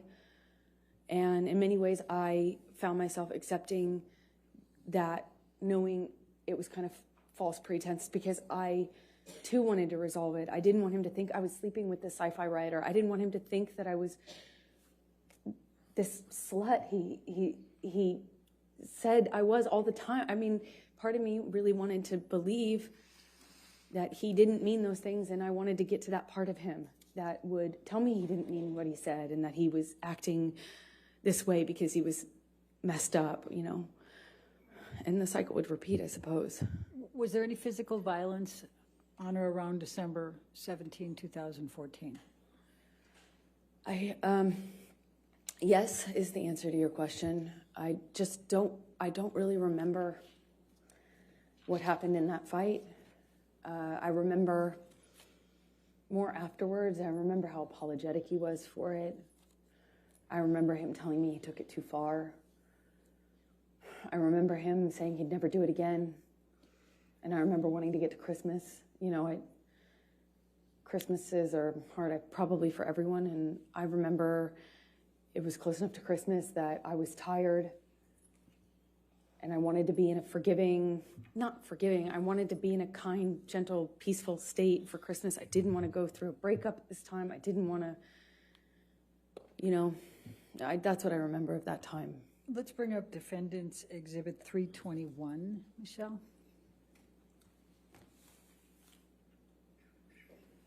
And this is on 12/17/2014.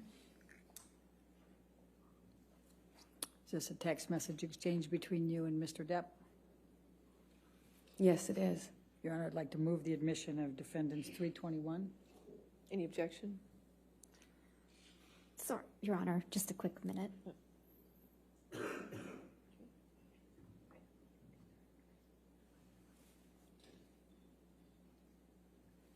Your Honor, no objection. All right, 321 in evidence. You can publish it, please.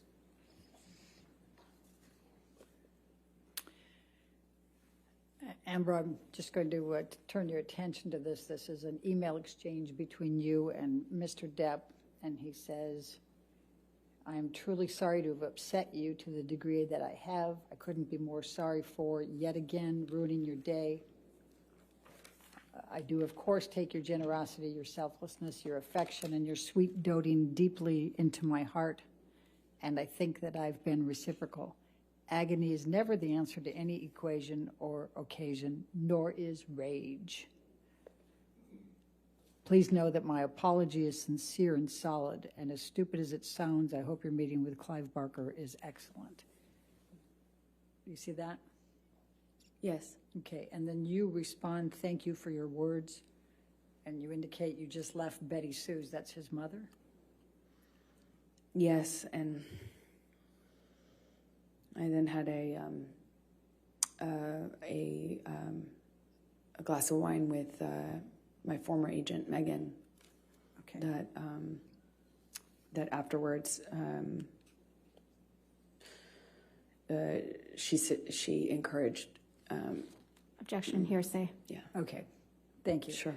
All right, and we can take that down. Let's bring up 325, Defendant's 325, please.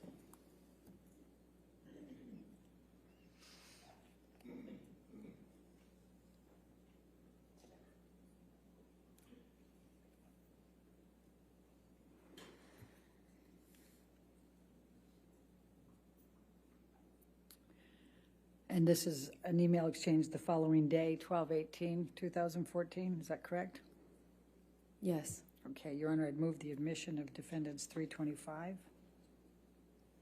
It's already in. Oh, it's already in, Your Honor. My apologies.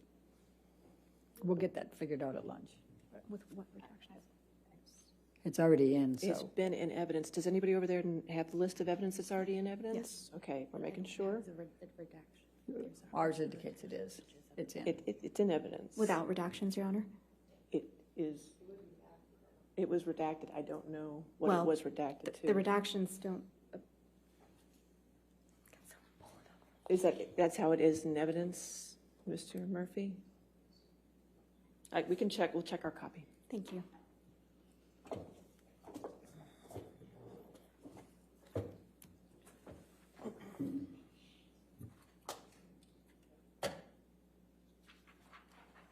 It's fine, Your Honor. We've confirmed. Yes. Thank you.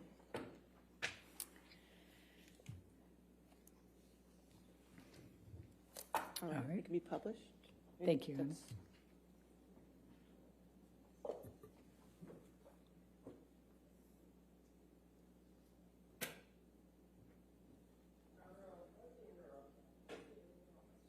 You can't see it on your screen? All right, we'll take care of that during the break. If you could just share it there. Oh, get it? Okay, thank you. All right, go ahead. Okay, thank you. So this is from Mr. Depp, right? Says, it's a way, I've let it go too far, went too far. Do you see that? Yes, I do. I always regret it when I jump, or worse, when you jump. I don't want to be conditioned to continue that behavior. Therefore, I'll put in heavy work with shrink. What is your understanding of what he's referring to with shrink? Psychologist. Objection calls for speculation. Did you have an understanding of what he meant? Yes, I knew exactly what he meant. And what did he mean?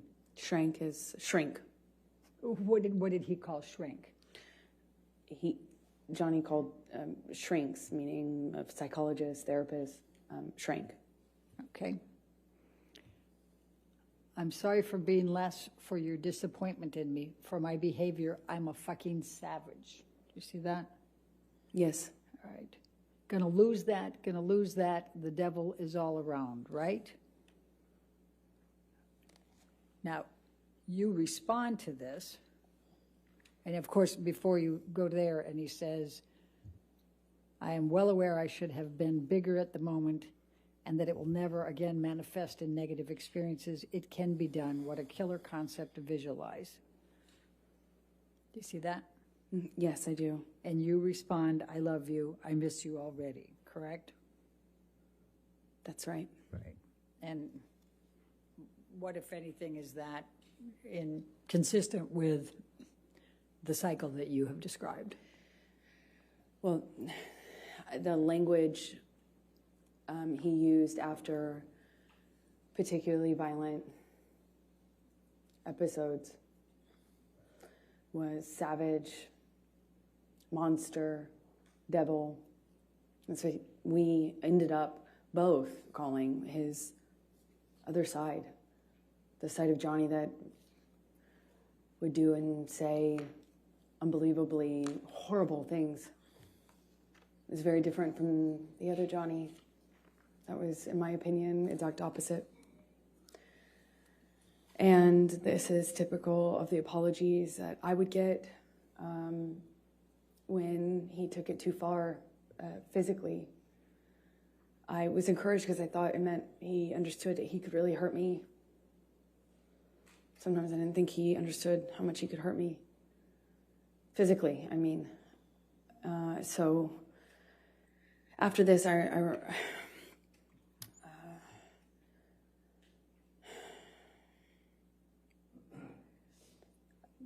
had a visible bruise. I don't remember where, but I remember what other people, well, I can't say that, what they said, so. Anyway, and I, in these fights, would try to stand up for myself. By December 2014. I was pushing back. I'd push him off of me. I'd try to hit his hands away. I tried to always get back up, which sometimes, not sometimes, almost always made it worse. Always seemed to provoke him. But I tried. And worse, I would yell at him. I'd scream at him. I'd call him ugly names. So ashamed of the names we'd call each other. It was awful. It was awful. We both got into that pattern. It was so, I felt so angry that this was happening to me, and it just felt so unfair, It felt like nothing I could do. Felt like nothing I could do would change the sobriety patterns. Felt like nothing I could do would stand up for him, and nothing I did made him stop hitting me. Nothing. So, I tried for over a year, maybe two, of just not responding physically, not responding verbally, just staring at him. I tried to freeze. I tried to go to a different place. I would try then lashing out verbally. I would try to threaten that if he hit me again, that I would call the police. The police were called several times, but I tried to do everything. I even threatened to leave him, and tried to leave him, and nothing was working. And I think by this point in our relationship, we're both saying awful things to each other, screaming at each other, and unfortunately, when Johnny would start hitting me, he'd just win. I don't know how else to describe it. This might be a good Okay, that's time for good. the lunch break. All right, ladies and gentlemen, we'll go ahead and take our lunch break at this time until 2 o'clock. Please do not discuss the case or do any outside research, okay? Thank you.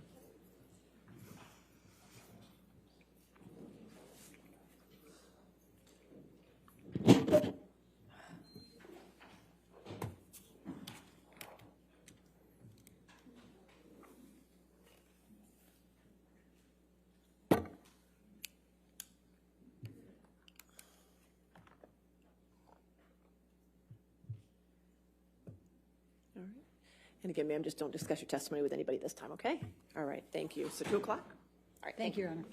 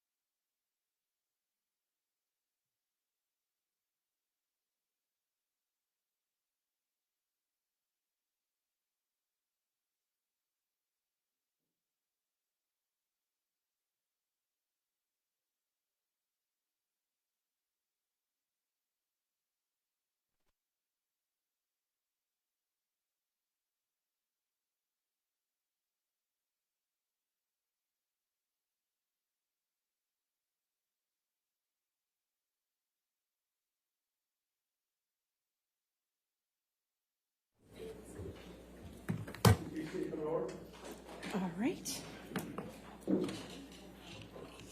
Okay, are we ready for the jury? Yes. Okay.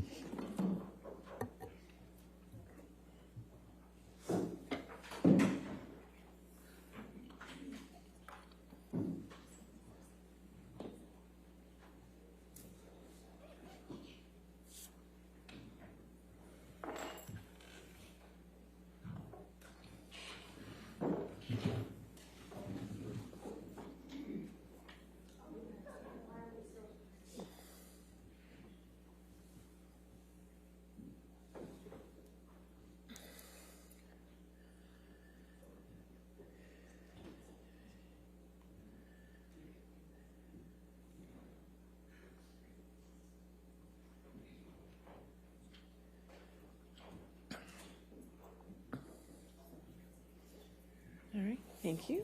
All right, you may be seated. Your next question? Thank you, Your Honor.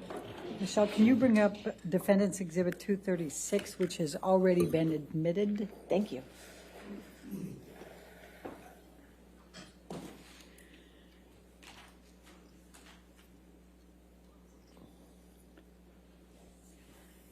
Amber, I'm jumping back to the Boston plane incident just for a moment. We had a lot of different texts and a lot of exchange, but I just wanted to point out to you, this text message is from Mr. Depp to you, correct? Yes, it is. And this is on 5/25, the day after the Boston plane incident? That's correct. All right, and he is saying, once again, I find myself in a place of shame and regret. Of course, I am sorry. I really don't know why or what happened, but I will never do it again. I want to get better for you and for me. I must. My illness somehow crept up and grabbed me. I can't do it again. I can't live like that again. I know you can't either. And I will for both of us, starting today. I love you. Again, I'm so sorry. So sorry. I love you and feel so bad for letting you down. Do you see that? I do. And was that the message that you testified to, that he gave you? Yes. Okay. All right, now I'm going to jump back to where we left off. We're up in January of 2015. Danish girl, you're filming in London, is that correct?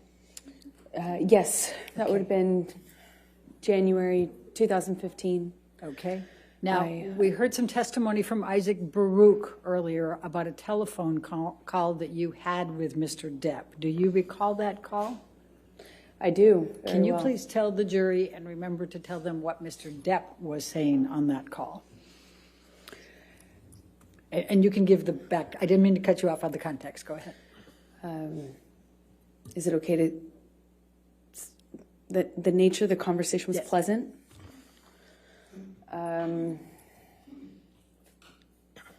Friendly, fine, normal. And then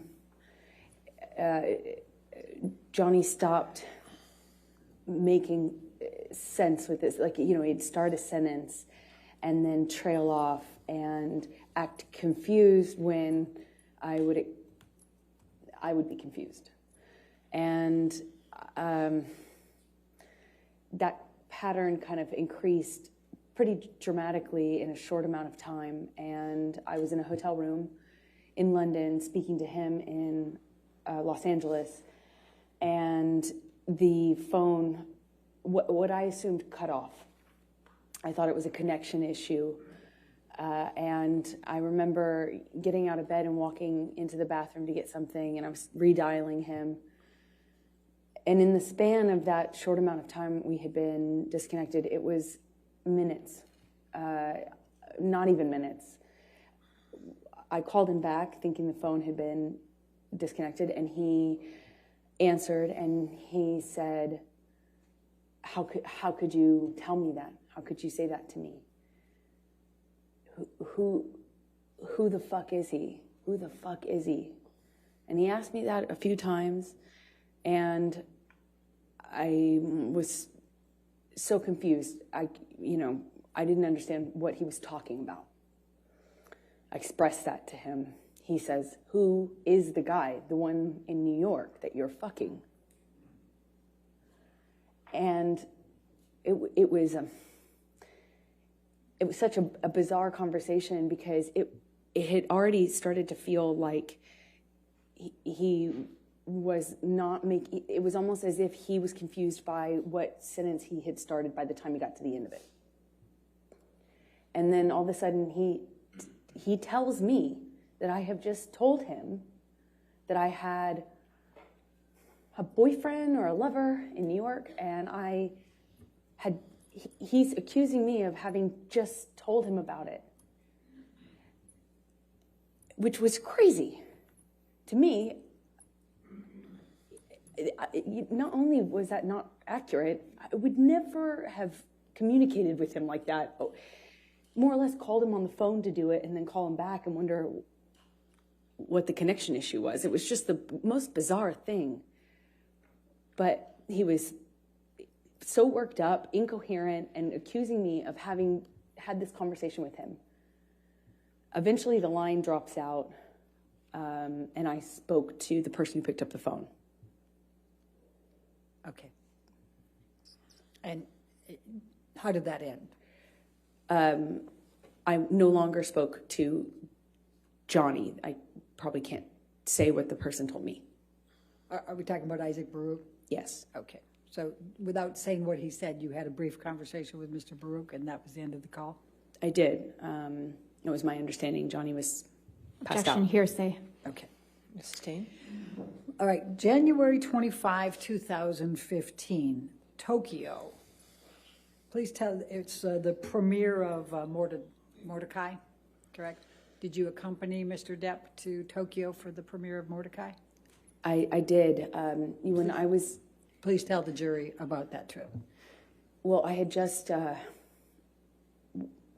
started to pick out the wedding dress right before that trip, and plans were moving for us to get married shortly after this trip. So we took this trip to promote his movie. I went with him. We got in an argument in the hotel room, and I said, I don't remember what I said to him, but I said something snotty to him that provoked him. It provoked him, and when I walked into the hallway, he grabbed me by the arm and slammed me up against the hallway wall, and I kind of struggled with him, tried to push him off of me, and I managed to get out of his grasp enough to take a few steps, and I kind of curved around and went into the closet. And by the time I made it into the closet, he had me by the hair, and what felt like he was just wailing on me, but in a really sloppy way, like hitting the back of my head, and kind of wrestled me down to the floor. I mean, it felt to me like I didn't even have a fair shot, because I wasn't facing him or looking at him. I was walking away from him. Or else, I would have at this point even I would have tried to defend myself more, but I didn't. I kind of felt like it didn't see it coming, and he just wrestled me down to the ground. And I remember he was screaming at me. I mean, like really screaming loud. And what I remember of that is trying to get up and him kind of wrestling me back down, and at one point put his knee on my back. It was kind of like kneeling on my back. And I just had this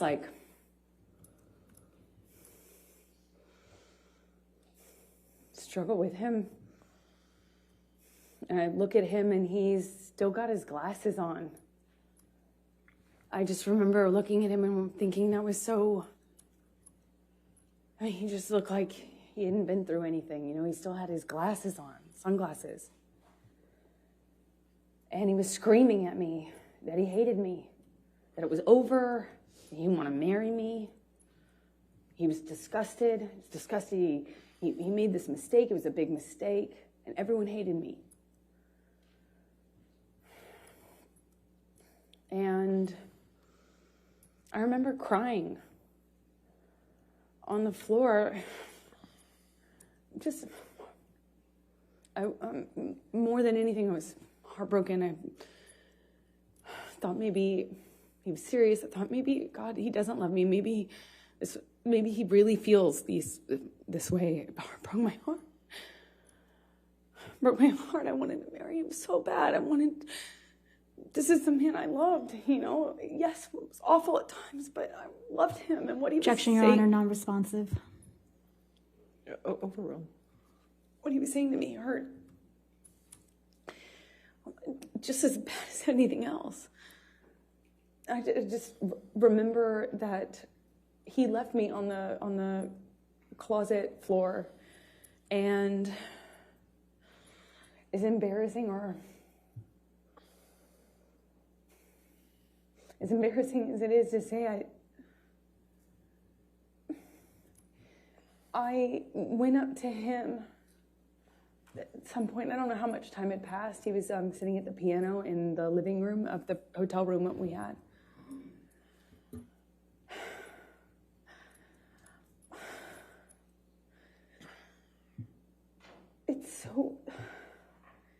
I know it may be hard to understand. It's hard for me to hear myself say, but I just wanted it to stop. I wanted things to just be okay. And I just sat next to him on the piano, and I just leaned my head on his shoulder, and of course I was mad, and felt it was horrible what he'd done. But on the other hand, I wanted us to be okay. I could just put I could put the physical stuff in a box, and I just kept going back on how much I love this person. So just put my makeup on and went to the premiere with him and walked the red carpet with him. And I remember in the car checking my phone obsessively for pictures because my dress was backless. Of all times to have a backless dress. And I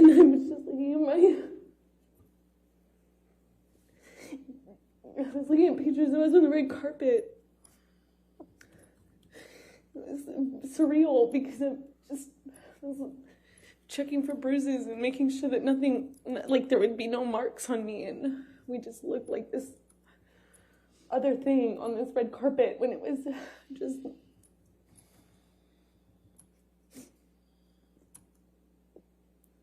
It was not like that. It's embarrassing. You know, it's hard to...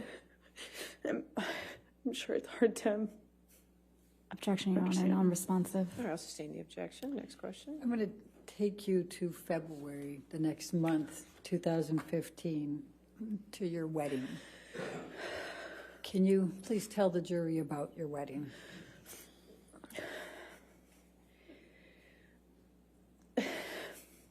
So we get married in Los Angeles. I get a sense that it was a wedding, running around Los Angeles. I was getting married that day, and I remember running around, I went to therapy, got ready, and Johnny and I met at the Penthouses downtown, and I wore a white dress and a veil. I had bobby pinned in my hair. And I walked out of that penthouse. I met with Johnny in the hallway, and I thought he looked so handsome. and he seemed happy. And I felt we were making the right decision. I was so looking forward to having this. I thought we'd get married and we'd have stability, safety. So we get in the car, we get into actually Johnny's car, and for the second time since I've known Johnny, he drove drove us in his truck. It was weird being in the car with him alone. You know, we didn't have that. And we drove to his mom's house, and a justice of the peace arrived, looking kind of surprised. And she married us in the living room of his mother's house, Betty Sue, with our families together. My best friend, my mom, his mom. We ate food with the kids. They were there. And we had a wonderful evening, and then got up and got on the plane either the next morning or the day after, and flew to Johnny's Island. And we had what we had planned for the better, we had planned for the better part of a year or so, maybe 8 months, for this 3-day wedding on his island with our close friends, about 12 people, maybe 15 people. We had these little houses built, like not tents, but not houses, these little, for the guests. We had them built and designed on the island, and we had people come out, and it was magic. I was marrying the love of my life. It was complicated, but I thought it was the love of my life. And we had our friends and family out, and we had this 3-day event. The first night of which was supposed to be he and I separate with our relative parties. So me with the bridal party and him with his fellas.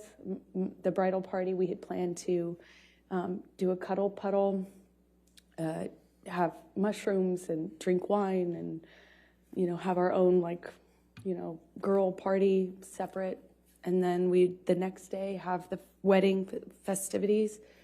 We were going to be married around sunset, and on this beach, not the beach that Johnny had named for me, although I think we originally planned on having the ceremony on that beach, but it was changed at some point to the other beach, and we walked down the beach aisle, and said our vows, and the sunset behind us, and we took pictures with our family, and we shot the bird, meaning the middle finger, up at the paparazzi helicopter plane circling around us while we were on the altar.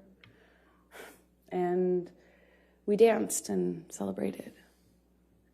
And then I left the island because I had to go work.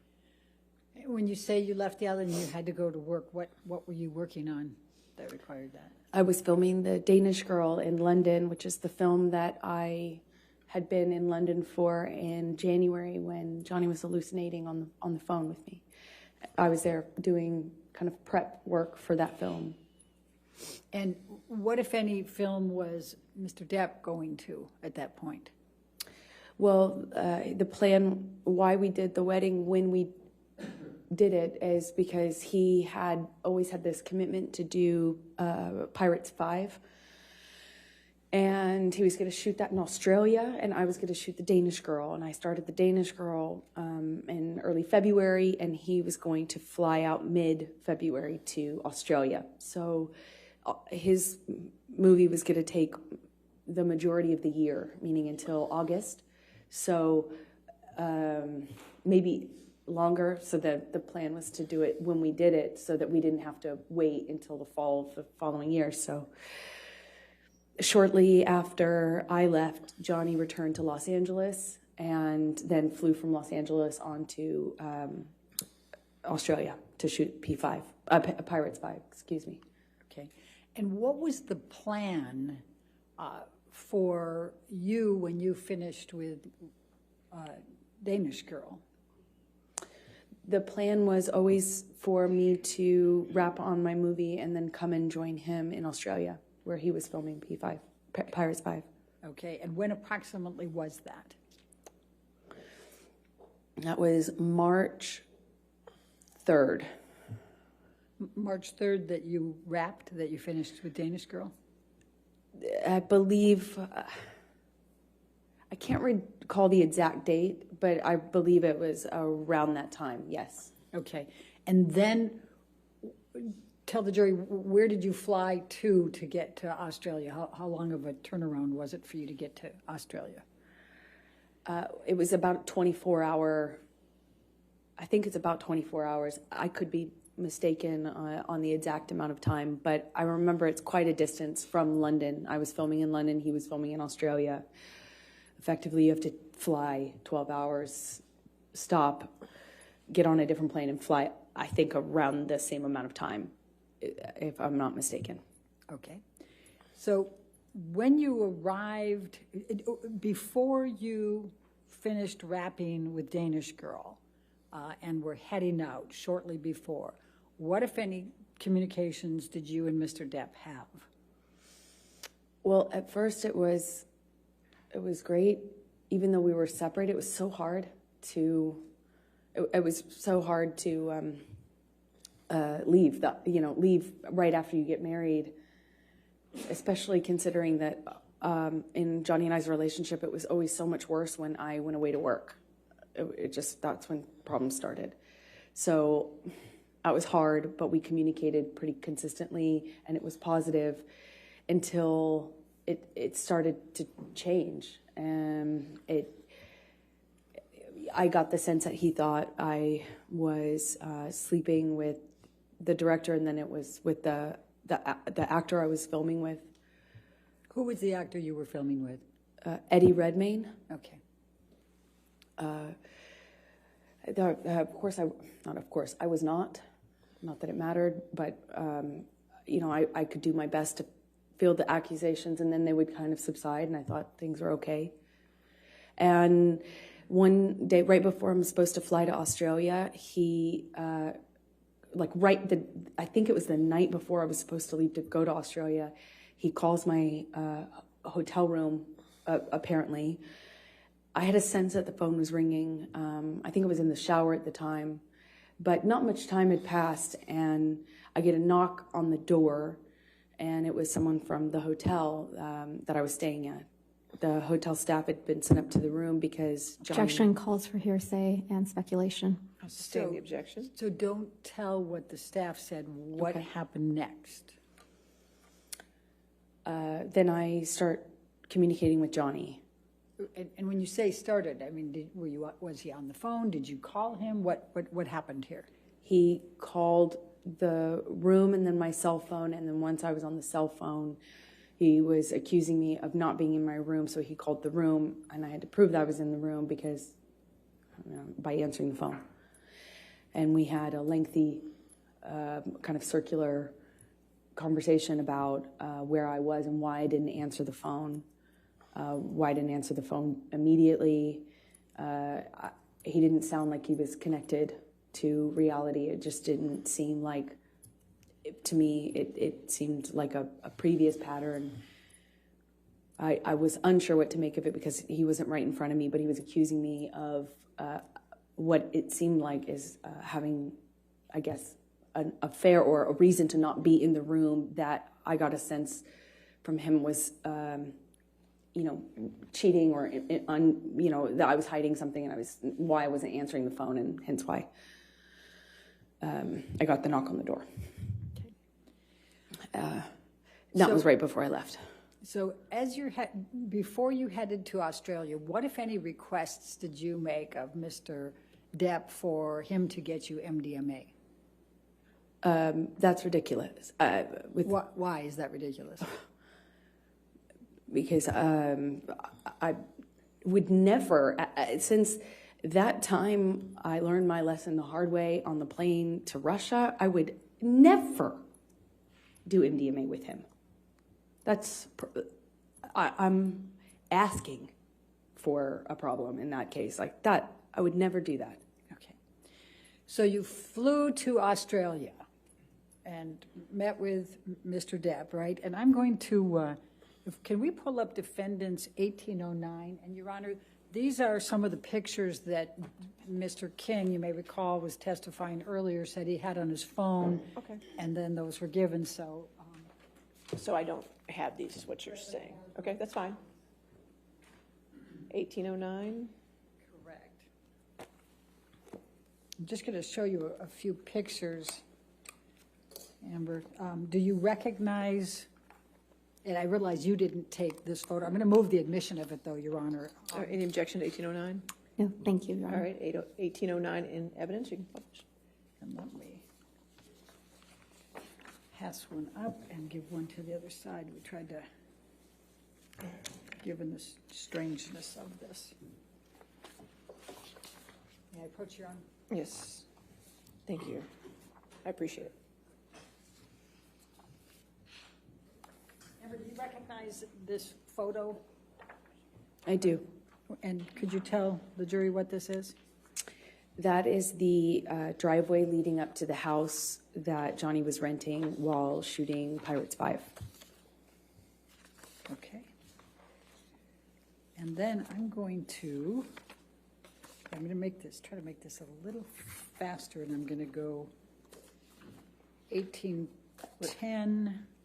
I'm going to, Ms. Bretterhoff, if you have a series of photos, if you want to Yes. show council what they are, maybe we can get them entered all together, and then you could just yes, go on with your questions. yes, in fact.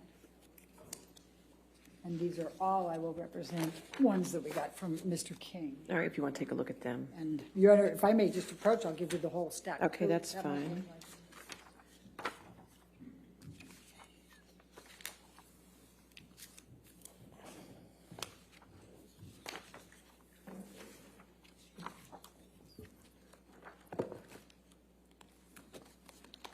We can keep that up if you want.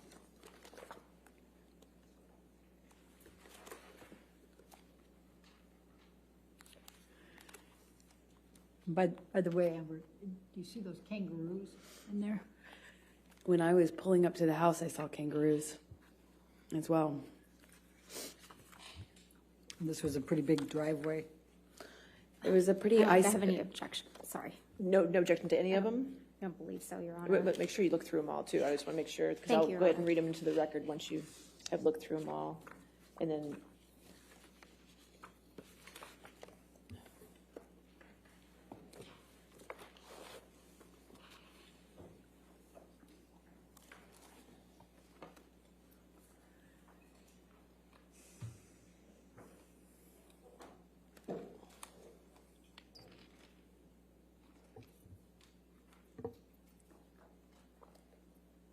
Thank you, Your Honor. I've reviewed them. I have no objection to all any right. of these photographs. So we'll enter into evidence defendants 1804, 1805, 1806, 1807, 1808, 1810, 1811, 1812, 1814, 1815, 1816, 1817, 1819, 1820, 1821, 1825, 1827, 1828, 1829, 1830, 1831, 1834, 1835, 1837, 1838, 1839, 1840, 1841, and 1842. Did I get them all? I believe so. I want to make sure more than believe, so we agree that's all in evidence? Okay. They're all in evidence. So as long as you're just going to be referencing those photos, we'll keep it on We're for going you to to keep it publish moving. them. Thank you, Your Honor. Appreciate it. Okay. Whose home was this in Australia? It was I think like a well-known sportsmen, racing cars or something of that nature. Okay. Let's, Michelle, if you can pull up 1810.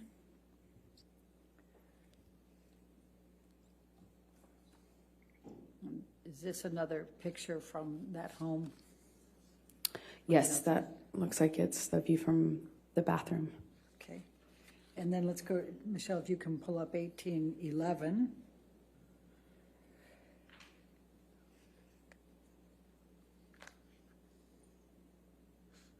Is that a picture of the home? That's the house, yes. Okay. And let's go to 1812.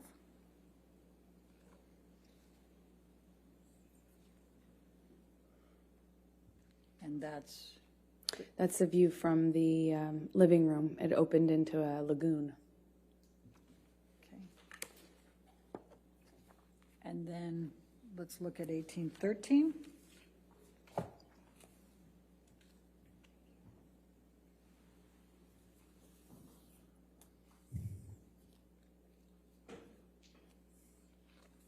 guess that's just another view, little over of the swimming pool, correct? Yes. Okay, and then let's do one more, 1814.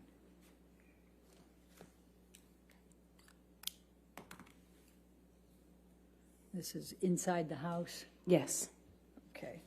And if you can look to the back here where I've got I'm making some, what if anything is that back there? That's the kitchen. Okay, and this is the dining room, and this is on the main level? What we're looking at is the dining room table on the main level with the kitchen in the background. Okay. Thank you. Now I'm going to ask you to take this jury through your experience, what happened in Australia once you arrived there.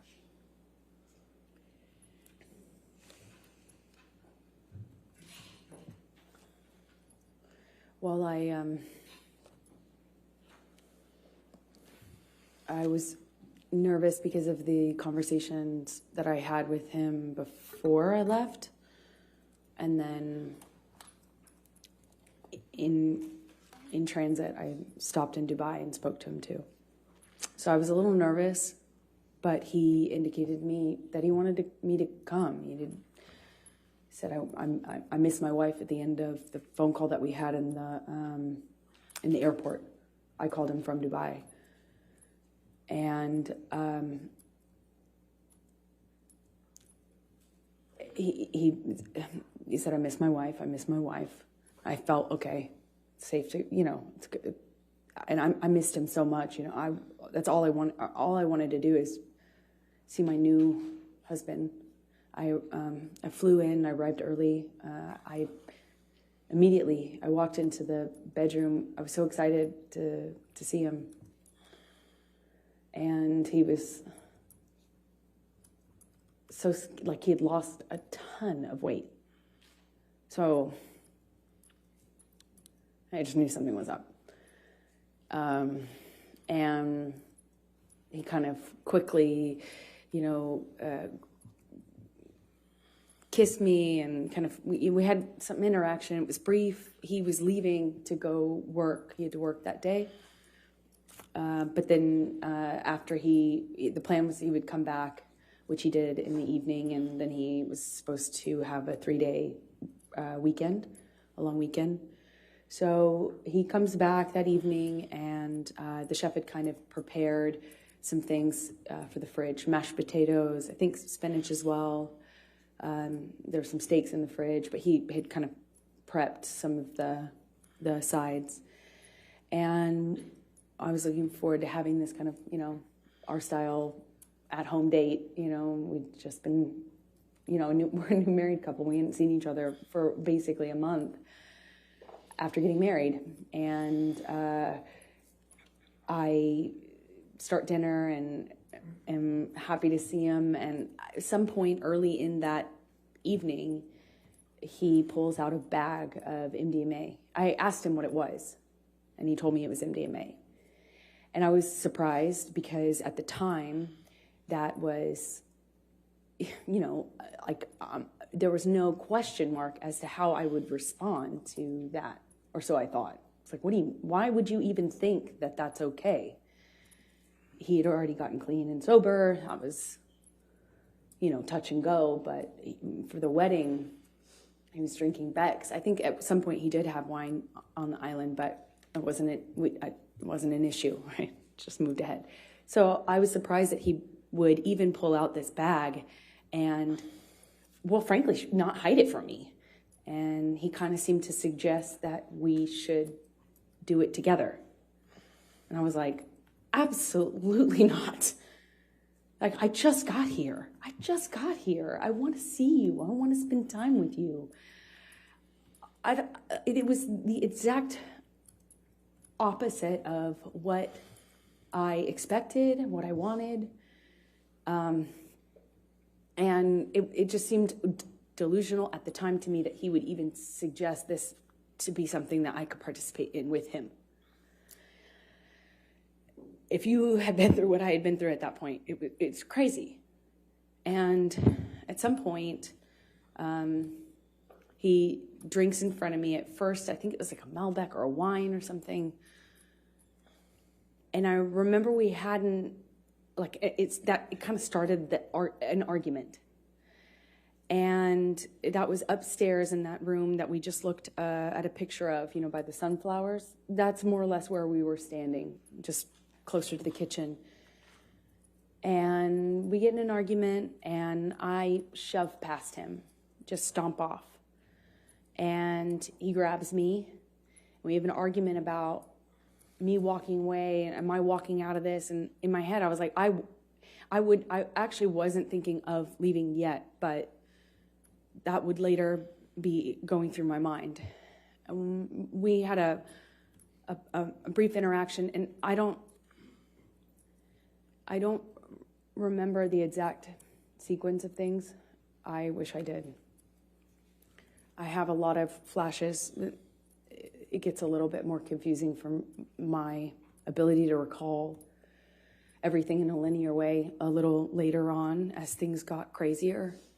But for this part, the first night, what I distinctly remember is at one point, I don't think I had gotten very far, or maybe I came back into the room, but when he shoved me, I went flying across these parakeet floors. I mean, just skidding across these floors. And I remember thinking it just looked so easy for him to throw me around like that, I just slid, screeching my skin against this, like, beautiful wooden floor. And we had another argument that was a spin-off from that. It was just kind of this on-off sort of thing that I remember eventually in this interaction, he shoves me up against the fridge. He has me by the throat, and he just was holding me there by my throat. And I wondered if it was the drugs. I wondered if it was him. It hadn't, in my recollection, hadn't been that long.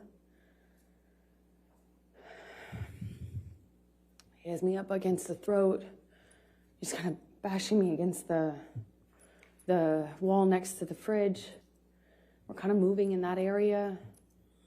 And at some point, I'm in his face. And I don't know if he had let go of my neck or loosened my grip, but I remember slapping him across the face, screaming at him. He's screaming at me. I got my hand free when he tried to grab me when I walked off. I stormed off. I slammed the door upstairs. I don't know if it was in that instance or if it was in a later one that I eventually barricaded the door.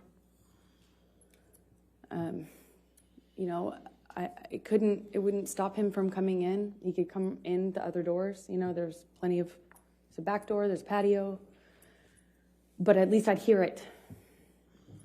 And this is March 2015. By this time, I'm being medicated by his doctor. He's giving me anti-anxiety meds, giving me had already tried to give me antidepressants. They didn't work for obvious reasons, I hope. I wasn't sleeping. I had insomnia. I'd wake up with panic attacks. I needed to sleep, but my ability to do so was really, really compromised at this point. And I kept thinking that I just wanted to hear him or know if he came in so I could be aware, so I could be ready for what was going to come in with him. And at some point I go back downstairs. I don't really know at what point I gave up and stayed behind my barricaded door, but I managed to go to sleep. I took some sleeping pills. I woke up, and when I came downstairs, he was still up. He confirmed that when I asked him that he had not slept. He had not eaten, so I tried to get him to eat. We get in an argument. He was accusing me of Eddie Redmayne, and by this point, he thought I was working with Billy Bob Thornton on the movie I had just shot, but I had already worked with him a year earlier. But he was very upset about him and the gentleman that invited me to a concert in London. My co-star, he was upset about these people, even though I had done that movie a year prior. Who was that? It was Billy Bob Thornton, Jim Sturgis, and Eddie Redmayne that he was upset about. And let me just stop you for a moment. Have you seen Mr. Depp take any drugs by this point? Oh, yeah. Sorry if I left that out. That when we had the argument about the MDMA, he suggested to me that it wasn't on the no-fly list, like it wasn't on the no list. That was his argument. That was his defense. Like, this isn't the... You didn't say I couldn't have this. And over and over again, Johnny told me I wasn't the reason he was getting sober, but I was the reason he was staying sober. I had saved his life and all this stuff. It wasn't like it wasn't my job to police him, but I kind of ended up being in that situation, it seemed like, in his mind, when he would express that to me. So he took a handful of pills, and I didn't count how many, but when I came back downstairs, I did the math on the amount that was left, and I think it was either 8 or 10, I can't recall as I sit here now, either 8 or 10 pills of MDMA. That he had taken or that were left? I remember we had a conversation about the amount that he took. So I remember saying, you Objection, took all hearsay. Okay, I'll sustain the objection. Okay. There were only a few left in the bag, so I think it was what he took. And I said, Johnny, Objection, hearsay. He confirmed that he took that amount and that he could take that amount. And what amount? At this point, there were 10. He had taken 10, 8 or 10. I can't recall. And when you say at this point, is that the first night? Is that the second day? This is the second day. This is after I've already fallen asleep for the night in the room upstairs. Come back downstairs. He was still awake. Okay. Please continue with that second day. He was accusing me of being mean to his sister. He was accusing me of not liking his sister. Something about the wedding. I was trying to put out that fire, as you will. I was trying to say, no. First of all, I'm not filming with Billy Bob. No, I wasn't filming with Jim Sturgis. Yes, I filmed with Eddie Redmayne, but he was a lovely gentleman. Objection, Your Honor, hearsay. Let's not offer to prove the truth of the matter. Overruled. Thank you. And then when it came up with his sister, he was accusing me of kind of having this animosity with Christy. I tried to defend myself, explaining why her and I had kind of become cold to one another. I don't know how else to describe it, because we never had any sort of direct interaction that was negative. We never had any sort of confrontation or anything, but I did my best to explain to him what I could answer to that accusation. And at one point he, I mentioned that, well, I can't say what I mentioned. He, as a result of that phone call, picks up the phone and calls his agent I don't know why, still to this day. He calls a few people. I don't know who's on the other line. I just heard his side of it, and he's screaming at them. I got a sense that it was money, that he felt people had been stealing money from him, and that the studio had been ripping him off, and that he was calling himself like a whore, or he had been whored out. He seemed like he was upset, but I did not, at this point, this is maybe early evening, it was before the sun went down on the second day. I remember he took the phone at one point and called my divorce attorney. I had, at some point prior to this, got a divorce attorney, or not a divorce attorney, a domestic relations attorney to do a post-nup, because we got married in February, and there was never any mention or talk from Johnny about a prenup, but I had had interactions with his sister, and so I thought, okay, I'll get a lawyer and let's do a post-nup. When Johnny found out about that, or when I reminded him of that in Australia, he went outside and called my divorce attorney and fired her and said the only way out of this was death. Again. And I heard that already at this point, March 2015, probably 25 times. So he's screaming at her. He calls his agents. I hear him talking incoherently, screaming incoherently at my lawyer and his agent. He comes back inside, and I genuinely didn't know if he was still mad at me or if it was about me at all. I didn't know. It didn't seem like it was connected to reality at all. At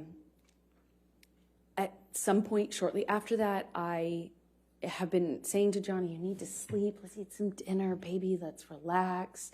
Please, like, calm down. In my head, I was thinking that it would genuinely change if he just got some sleep. He needed to sleep it off. He needed to come down off the drugs. Clearly, the combination of what he had taken pill-wise with whatever else he was hiding from me was not good. I had recognized that sort of delusion. I had recognized that sort of unattached to reality rage. I had recognized the patterns of those kind of loops where he's yelling about things that aren't even being discussed or talked about. I knew already that he just needed to sleep it off, clean up, sober up. And I thought we could. I remember I went to the fridge. I got out the steaks so that they would be ready to cook, and I got out some of the food I was going to put together for dinner. I went upstairs. I don't know if I came back down in my nightgown at that point or if that was shortly after, but the next thing I remember is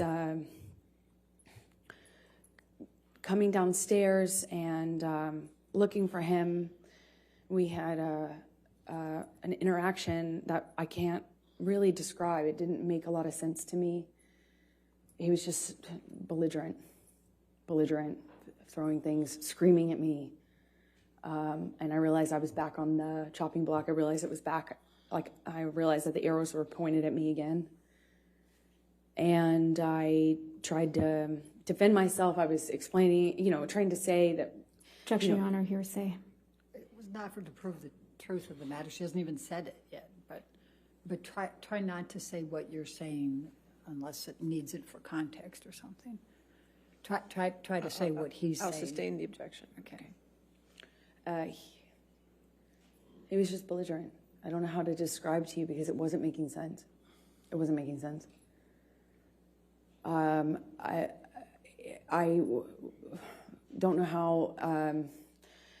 I don't know how the immediate next string of the next part of the violence actually even initiated, but again, he has me up against the wall, and I remember this time he slams me up against the wall hard. I mean, I hit my head hard. And this is a wall next to I say kitchenette, but it's more of a bar. I remember there were these cooling fridges, and I remember kind of being slammed up against those. I remember pushing him off of me. I remember the name calling, the whore, the slut, the fat ass. I remember a lot of name calling.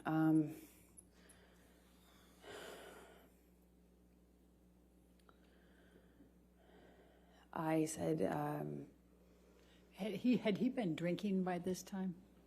he was drinking. Calls for speculation and leading. Also seen as leading. What, if any, drinks had you observed Mr. Depp have by this time? Well, I had already seen him drink right in front of me. He took a big swig out of a wine bottle upstairs right in front of me as in a gesture of like looked right at me and took a big swig out of it as a, you know, like a show for, like, you know, did it right in my face to make a point. And then when I came downstairs, he was drinking from the bottle. I don't know what kind of liquor. I remember there was another bottle open, and I was wondering why he was drinking both. But at some point, he had me up against the wall next to the cooling fridges, and I remember slamming my head up against the thing. He had me by the neck, squeezing my neck, and it got really nasty. It went from like, oh, no one likes you, no one likes me, everyone warned me about you. That's what it was. He started to tell me that everyone had warned him about me, and that he wished he had never married me, wish he had never met me. No one liked me. You know, it sounds childish, but I remember feeling really hurt. And then at some point, I shoved him hard to get him off me. And he shoved me back, and he said, "Do you want to go, little girl?"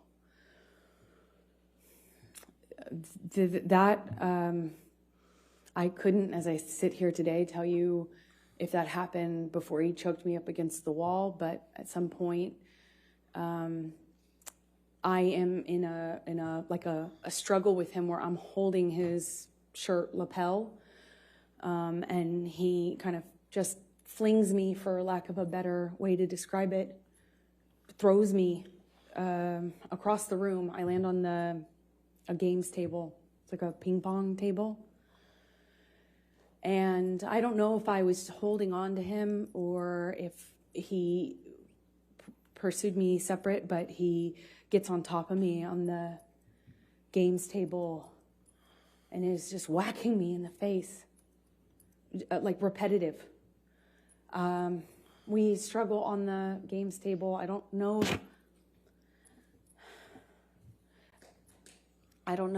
how we get up. I don't know if he pulls me up. I wish I could tell you, but we were in this struggle down in this games room by the bar. And we had this conversation about the drinking, or argument about the drinking, and he holds up this bottle to me, and you know, I'm saying, did you drink this whole thing? Something stupid, focusing on this detail, and he is telling me that I can't control him anymore, and that if I really wanted to try, take it. And then he's like taunting me to take the bottle from him. If I really want him to stop, why don't I take it from him? Go on. Kept saying, go on, and kind of gesturing with the bottle towards me. And like he does that 2 or 3 times. I reach for it, he'd revoke it, kind of laugh at me. And he's holding out the bottle. I think like maybe the 3rd time or so I get a hold of it. I pick it up and I slam it down on the ground right in between us. There's a tile floor, a white tile floor. And I smashed the bottle on the floor. And that really set him off. So stupid. Sorry. It was like a light bulb switch went off. And he starts screaming. I don't know if he backhanded me or hit me normally. I don't really recall, but I remember it sent me down to the ground. I remember by the time I picked myself off the floor, I stand up. He's got a bottle in his hand, and he threw it at me. It missed, thankfully, but I kind of pulled myself back into the bar area. I don't know how much time passed, but at some point he had a broken bottle up against my face, neck area by my jawline, and he told me he'd carve up my face. I don't know at what point in the evening. I couldn't tell you what sequence-wise when that happened, but it was terrifying. It wasn't the first time he said that to me. He said that to me on the plane as well. But this time he was holding a broken bottle to me. I honestly don't remember if I threw anything in his direction. I don't think I did. I just remember him having me by the nightgown. I remember him flailing me, throwing me around. I'm flailing. This is after there were some bottles broken on the floor. I think this is actually after, again, forgive me, I wish I could remember the sequence, but it's flashes.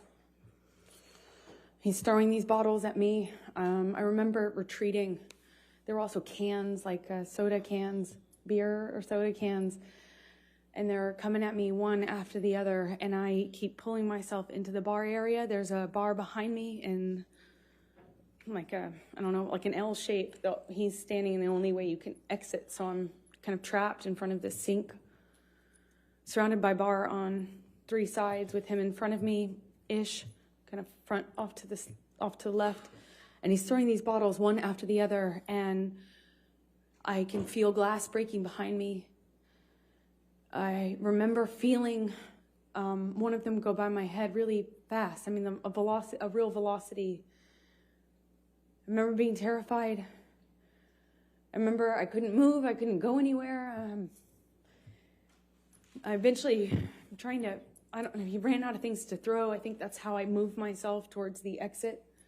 And I believe that's most likely when we got kind of in this struggle by the bar area, because I remember my feet slipping on the tile as he was slamming me from the wall to the countertops. At one point, he has me up against the wall, and he's punching the wall. He had my, nightgown, and it kind of ripped it off my chest. I remember at one point he's teasing me, taunting me that he has my breasts in his hands. My nightgown came completely off. It was ripped off of me. So I was naked, and I'm slipping around on this tile and trying to get my footing. And I remember slipping on this tile. Glass was underneath me, and I remember just trying to get my footing. I felt really destabilized and felt really vulnerable. I'm naked, and he's flinging me around, and at some point, I'm up against the wall, and he's screaming at me that he fucking hates me, that I ruined his life. I remember I ruined his life over and over. And he starts punching the wall next to my head, holding me by the neck. I get free from him. I kind of step back from him, and it's like his energy shifted to the phone. There's a wall-mounted phone on the wall next to where my head was, and he went from punching the wall to like realizing there was a phone there, and he picked up the phone and he's screaming. He's like at the top of his lungs, screaming, "I fucking hate you! I fucking hate you! You ruined my fucking life!" And screaming at the top of his lungs, he picks up the phone and starts bashing the phone against the wall where I was just being held. And I remember kind of having some distance on what was happening and watching him do this. And it was like his energy had shifted, and I was that phone all of a sudden. And he was just over and over again smashing this phone into the wall, over and over again, screaming at me. And I was watching the phone every single time he pulled his hand back. It was just breaking into pieces. I remember thinking this phone is disappearing. He was smashing it to smithereens, just going into the wall. And at some point, he's on top of no phone, but screaming the same thing. I fucking hate you. You ruined my fucking life. I'm on the countertop. It had me by the neck. And he felt like he was on top of me. And I'm looking at it in his eyes. And I don't see him anymore. I don't see him anymore. It wasn't him. It was black. I've never been so scared in my life. It was black. I couldn't see him. And he was looking at me, and I was trying to get through to him. I was trying to say to him in some way that it was me. I was trying to get through to Johnny, and I couldn't see him. I couldn't see him at all. And my head was bashing against the back of the bar, and I couldn't breathe. And I remember trying to get up, and I was slipping on the glass. My feet were slipping. My arms were slipping on the countertops. And I remember just trying to get up so I could breathe, so I could tell him that he was really hurting me. I didn't think he knew what he was doing. I don't know how.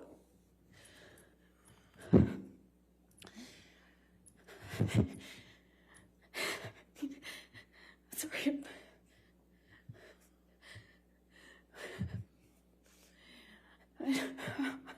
I'm sorry. I couldn't breathe. Please. I don't know. I don't want to do this. I don't want to do this.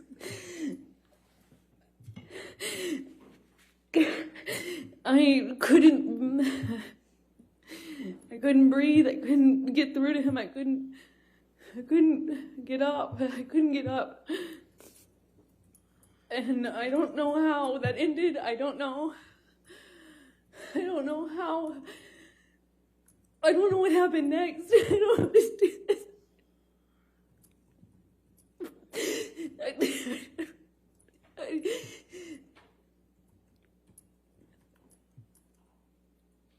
God, the next thing I remember, I always been over backwards on the bar, meaning my chest was up. I was staring at the blue lights, and my chest was on this. My back was on the countertops, and I thought he was punching me. I thought he was. I'm sorry. God. He was. I felt this pressure. On my pubic bone. I thought he was punching me.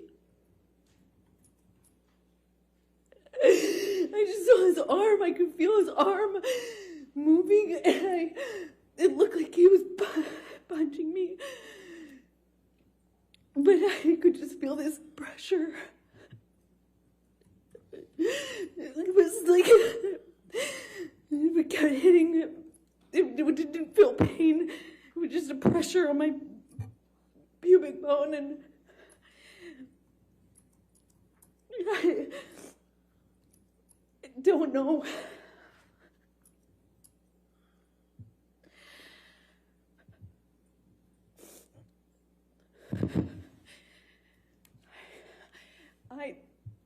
I don't remember what I said.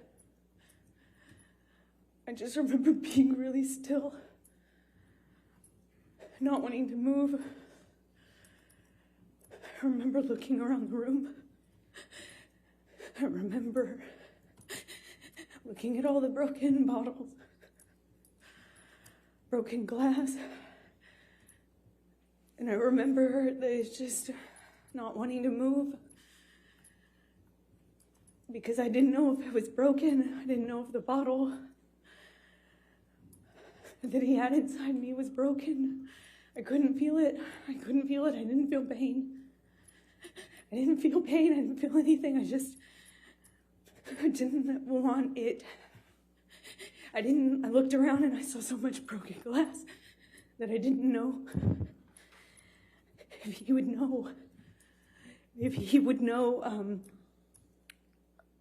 I didn't know if he would know if it was broken or not. And I just remember thinking, please, God, please, I hope it's not broken. I don't know how that ended. I don't know how I got off the countertop. I just remember it being in the bathroom. I remember retching. I remember the sound my voice was making. I remember I lost control of my bladder. I remember just retching. I remember there was blood on the floor.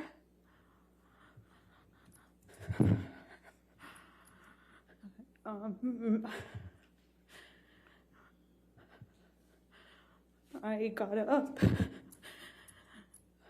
at some point.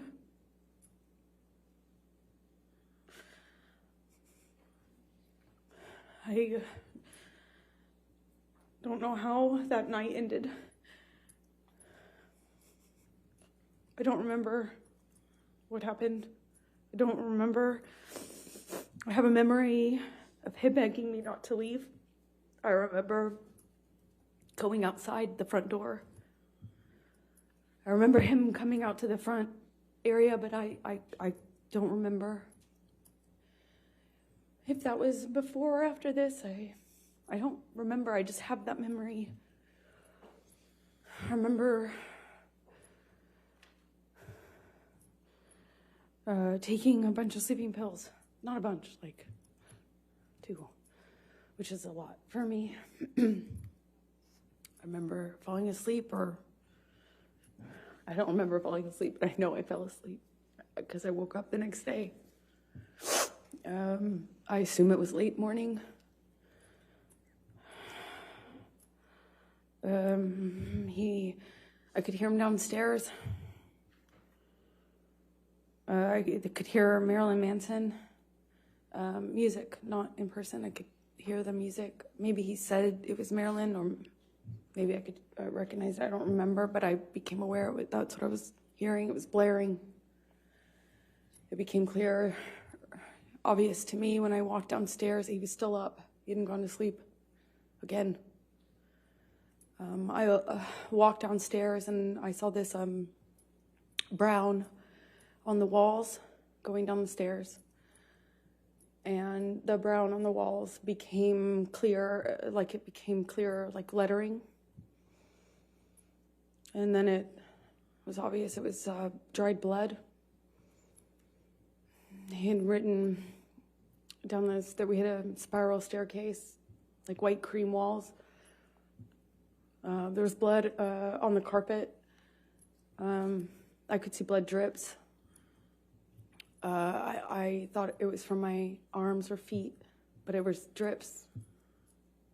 So that plus the wall writing, I saw this brown letters on the wall, and then realized that he was trying, that it was meant to be a message, but it was incoherent.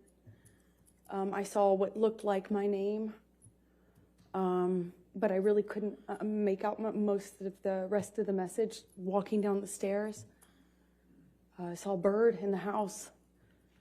I thought that was surreal. I went down to the main level where my painting studio was, and I had some canvases out.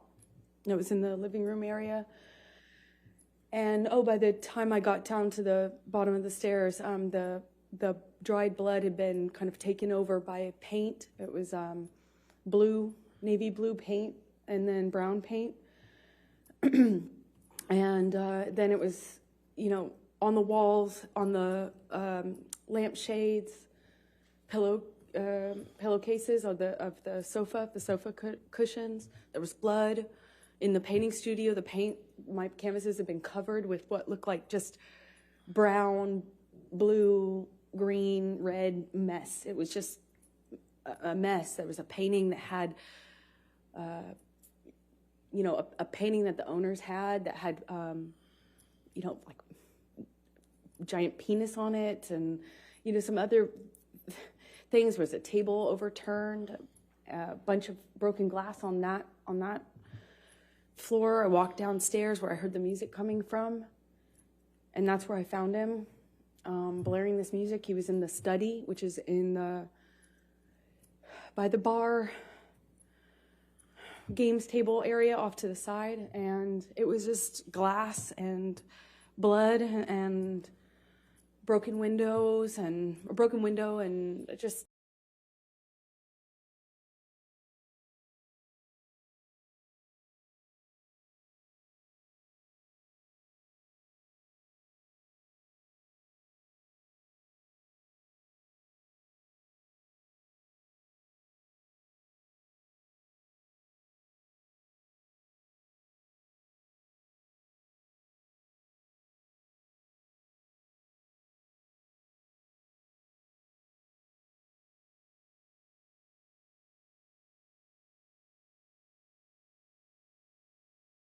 and I think he took them down or somehow showed me, and he said, "Look what you made me do. I did this for you," something to that effect. And I kind of put together, it was covered in paint, and I put together that's like he was using his finger. I quickly became aware that that's what he was using as a paintbrush, even though there was lots of paintbrushes around. And we didn't have any sort of like coherent conversation, as you can imagine. I figured out he was missing a finger. He kind of held it up, and I said, "What did you do? When? Like, what did you do? When?" And I realized in my head that there had been many hours since this probably happened, assuming that was happened with the phone. In any case, I knew it had been way too long, that he had this blood, that he was bleeding, and I said, "I'm going to call 911 if you don't call Jerry now." I still don't recall which of us called Jerry Judge, his security. At some point we went upstairs. He came upstairs, but he went up to the third floor while I was in the main floor, the entry-level floor. I went to make him a cup of coffee because he was demanding more Red Bull. And I was thinking, that's probably not a good idea. I don't know why coffee would be so much better, but in my head it was. I thought maybe, I don't know, sober him up, or I don't know. Help was coming, though, and I remember I made him coffee. As soon as I handed it to him, he threw it at the TV and started screaming again. It was like back to square one. Shortly after that, security arrives. I don't know how long, maybe a few seconds or minutes went by, not long, but they kind of find Johnny, or Johnny finds them walking out of the front door, and they were trying to figure out what was going on, and as they were kind of looking at him and trying to figure out what the heck was going on, Johnny took his penis out of his pants and started trying to pee or peeing outside of the house, saying that he had more messages for me. And this is in front of security. And they kind of just like looked at each other and looked at him and kind of not laughed, but kind of half, played it off and corralled him. It was how it looked. It looked like corralling a wild animal back into the house with, with his penis still out of his pants, peeing or trying to pee. That's what he was indicating. And he went to the wall of the house. And I remember him standing at the wall trying to leave me more, saying he had more information for me. He was going to leave me more messages, more information for me. It made no sense. And Jerry Judge, his security, and one of the nurses, shortly after, I think they put me in the theater room, but shortly after, I remember talking to one of the nurses, and she was trying to give me drugs to sedate Objection, me. Your Honor. Hearsay. Trying to give her drugs. She didn't say anything. Thank you. Keep going. And I just remember crying and rejecting what they were trying to give me and fighting with them about how much they were trying to give me. I felt like I needed to figure out what was happening with my life, what was happening with Johnny. I didn't know if he was okay. I didn't know. I actually had no idea, like, could this be something he could die from? If anything, just the drugs and the alcohol.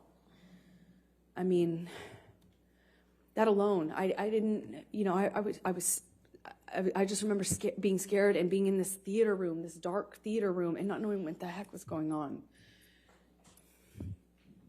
And I eventually was taken up to my room by one of the nurses, and I'm sorry, Debbie, and or suggesting I go up to my room. I went up to my room, and I took a quarter of what she was trying to get me to take, and I eventually fell asleep. I came back downstairs to look for my phone, which Johnny had picked up before security came in. He picked up my phone and said, "We're going to get to the bottom of this." He wasn't making any sense at the time. Understandably, just different. Nothing made sense. But he picked up my phone and was saying, I'm going to prove this. We're going to get to this. We're going to get to the proof of this. Something to that effect. I don't remember his exact words. And he pushed record on my phone. I didn't actually at the time think that he had done that. I had no idea, but I did know that I didn't have my phone when I woke up and went downstairs to get it. It was dead. It was sitting out on the dining room table by where Jerry Judge was sitting. Jerry Judge was on the phone and talked to me, and I went back up to bed, took more of this sedative, and fell asleep. And then I think the next day, went to the closet and took out the clothes that he hadn't painted on. I guess when he went back upstairs, he had it looked like what he had done is dip his hand in a bucket of paint and just wiped it on my clothes. And he had picked up another portion of my clothes and put them in the bathtub. And I don't know if he added paint or if he just had touched them with paint, but it was this ugly navy blue brown paint. I packed what was packable, what hadn't been destroyed, and eventually left Australia with Ben King, who you met on the way there. Let me stop you there because I want to ask you some more questions about those 3 days, and then we can talk about Ben King and going home. So, do you recall what bottle Mr. Depp was drinking from and then had that back and forth with you and you threw on the ground? Objection, Your Honor. Compound leading. Sustained. Do you recall what the bottle was? No, I don't. Okay. Do you recall whether it was wine or liquor? It was liquor. The wine was upstairs. Okay. Do you recall what color it was? Well, I believe it was white, clear, but I can't be certain. I think it was clear. Do you remember whether it had a handle on it or not? No, it was a normal bottle. Okay. I remember because he was holding it like this and gestured to me to take it, and I did try to reach for the bottle. It was a normal size, but for the life of me, I can't remember like what brand. Okay. When you woke up that third morning and came out of your room, what, if any, food did you see? Oh yeah, I forgot about that. Objection, Your Honor, leading. Overruled. There was mashed potatoes smeared all over the bedroom door, on the wall, in various places. But I remember opening the door and being really confused at first as to what it was. It had little like specks of green in it, I assumed to be spinach. And throughout the house, there was food rubbed in places, just countertops, walls, doors, as I mentioned. And later that evening, I found the raw meat that I had left out, the steak, all over the house. There were pieces of it. It was cut up. And he had ripped my nightgown into pieces, into shreds, and wrapped the meat up, like wrapped the steak pieces up with my nightgown. It was this really beautiful burgundy silk nightgown that had this black lace trim. I ironically got it from Dr. Kipper for a wedding gift.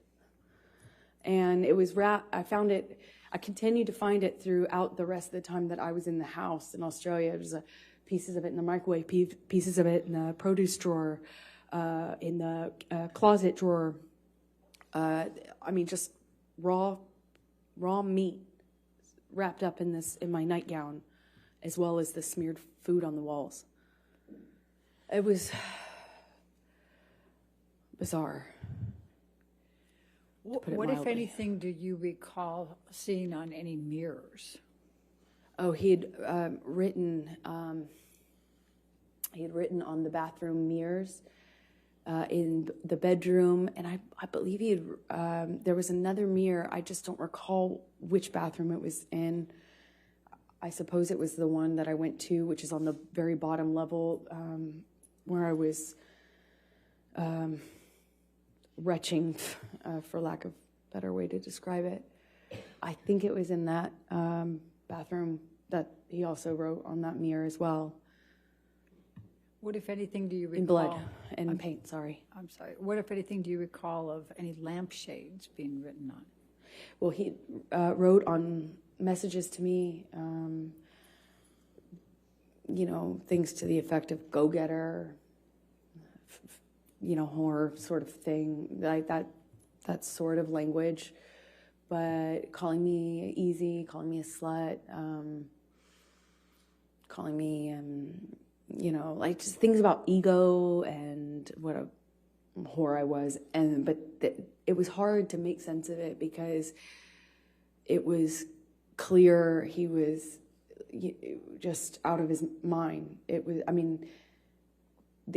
he wrote on a back of a pillow in blood, and you can tell because it dries like in this ugly brown color. He wrote on the walls going downstairs. Like it took in fact, you could see where it looked like he had run out of blood because the messages became, the markings became clearly letters, and the letters kind of became like I could see where he had clearly run out of blood or it wasn't bleeding enough and went and got paint.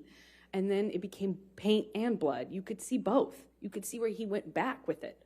Same with the mirrors. I could see where all the dried blood was. And then I could see a different set of markings with paint and some other material.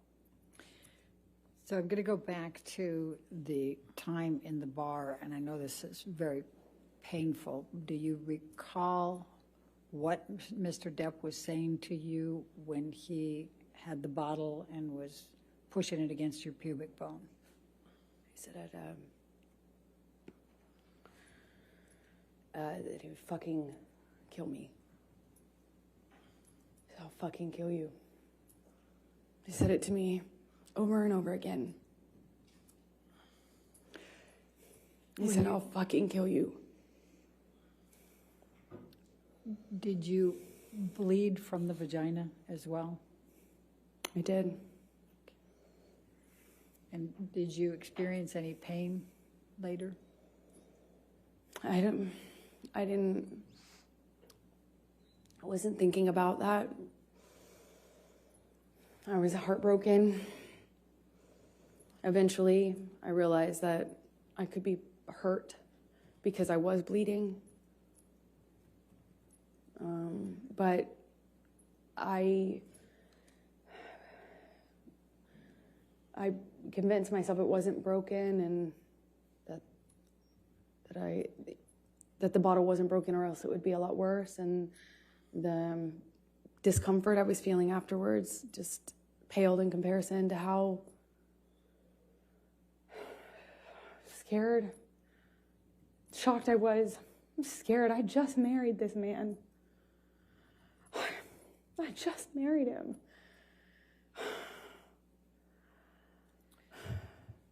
And forgive me for asking this, but I need to just make sure the record's clear.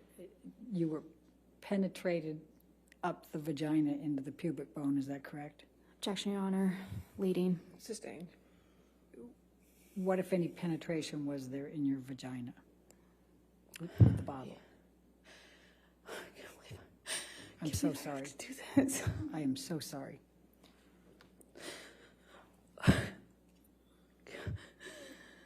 Johnny had the bottle inside of me. And was shoving it inside of me over and over again.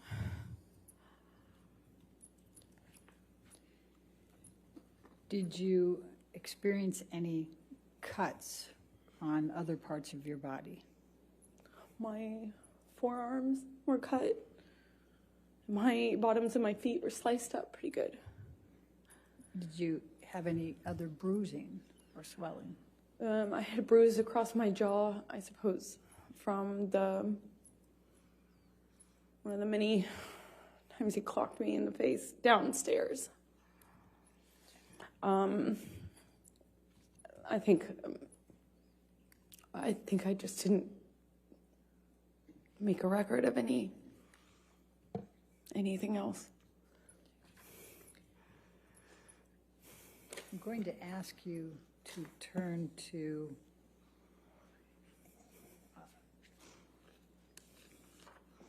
let's go to 1810.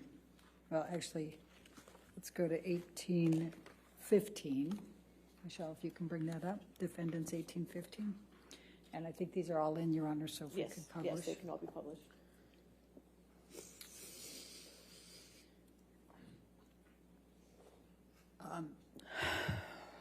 Is this the game table?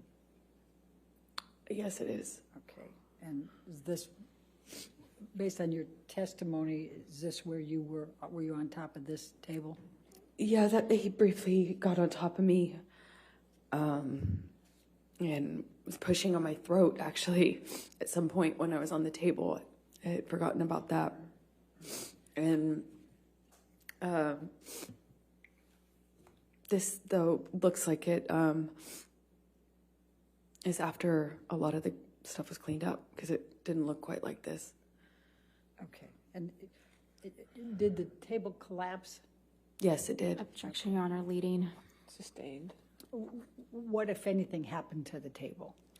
The table collapsed underneath me when Johnny threw me into it and got on top of me, or fell on top of me. I honestly don't know which one. If we could look at 1816, please, defendants.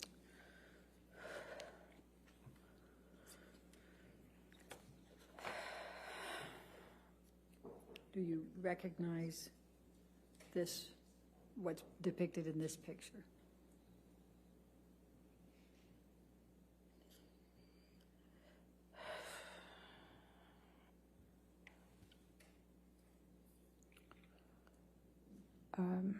Yes, What is it? it looks like the bottles that were by Johnny on the desk when I came down that last morning, and he was still up, still drinking. If we could go to defendants 1817.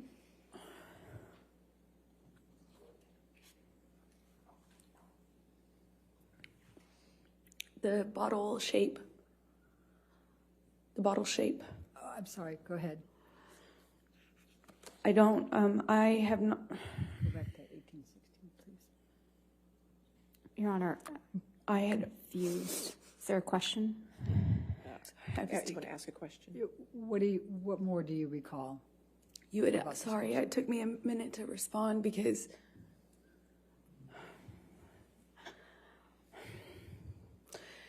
it's hard. It took me a minute to respond because I had not remembered seeing the bottle that Johnny was using on me. I didn't have a memory of seeing it. And this picture, I wasn't aware of until just the other day, yesterday, the day before.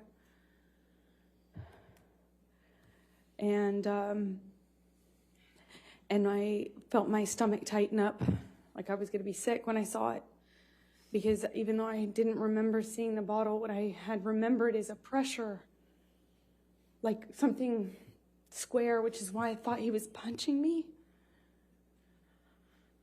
I was feeling the square, something firm hitting me, like butting up against my pubic bone.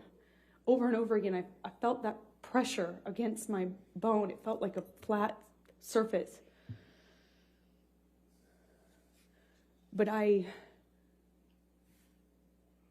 when I realized it was an object or bottle and not his fist, which is what I thought, because his arm, I could see his arm while he was holding me down, saying he was going to kill me, but I thought he was, his arm looked like he was punching me. And I hadn't seen this bottle. I didn't know. And then this came out in Ben's evidence because he didn't share it until this date. Objection, Your Honor. Sustained. And so I recognize it. All right, now let's go to defendants 1817.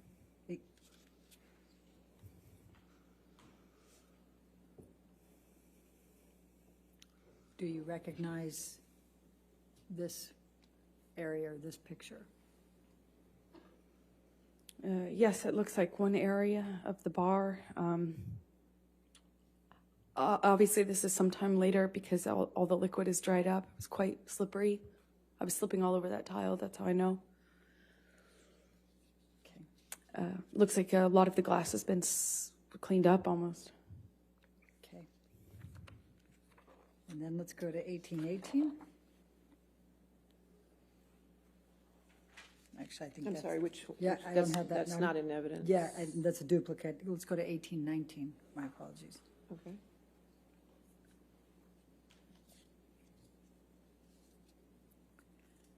Do you recognize this?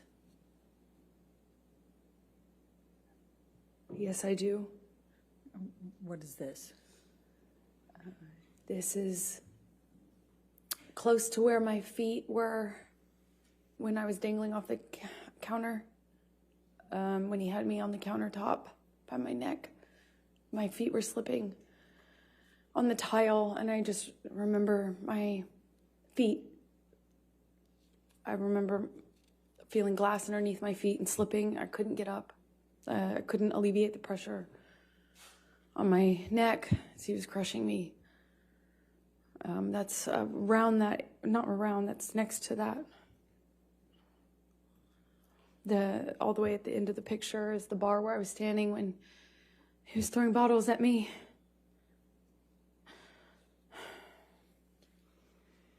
Can we go to 1820?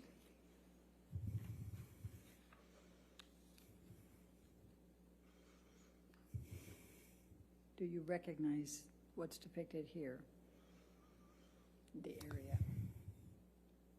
Yes, that's to the left would be where the wall-mounted phone was. right to the left of that. To the right of that is the little L-shaped bar that I was telling you about, where I was trapped. And when you say to the left of the wall, I'm what do you sorry. mean? Is it off the picture or on the picture? so if you're looking at this picture, imagine up and to the left at person height, at site height, was I don't know if it was antique, but it kind of looked old-fashioned, like an old-fashioned heavy. It looked heavy. I didn't pick up the receiver, but it looked heavy when I was watching it break. You know, it looked like these like really heavy excuse me, it's really thick, heavy, not plastic, but like a Bakelite or something heavy material on it. That's my best guess. So that would have been to the left, and then to the right would have been the very end of the bar that you just saw a picture of. All right, let's go to 1821, defendants.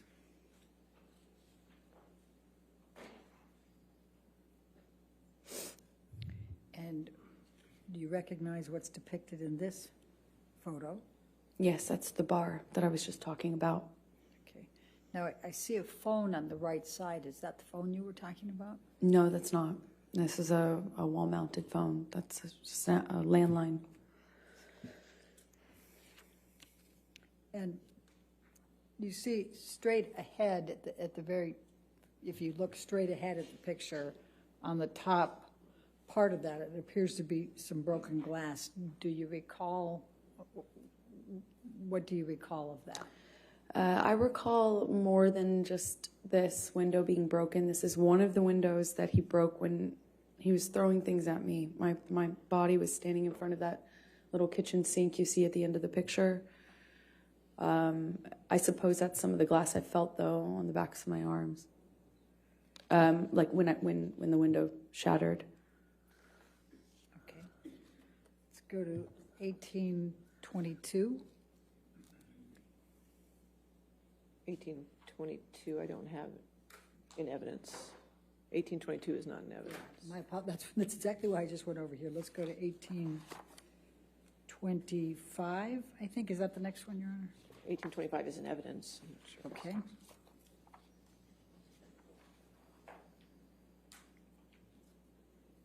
Do you recognize this picture? Yes, that's where Johnny was standing when I found him the last morning. That morning, it might have been like midday. When I say morning, it was after I woke up. It was certainly not early morning. And he was standing at that desk, behind the desk, with the Manson blaring. When I found him and told him that I was going to call 911 if he didn't call Jerry. If you look in this picture, there appears to be a lampshade down below. Do you recognize that lampshade down below the table? That's one of the lampshades Johnny wrote threats or messages to me on. Okay. Then let's go to 1827.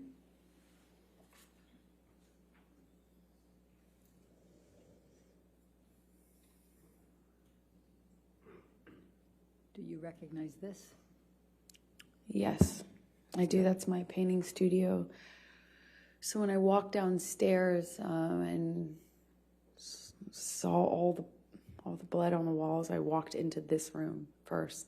That's where the stairs empty into this room, kind of my painting area. And those are the canvases that he repainted. And do you see, if you look by the white tablecloth table to the right of that, do you see a lampshade there? Yes, I don't know if that's the same lampshade or another one. Okay. Then let's go to 1828.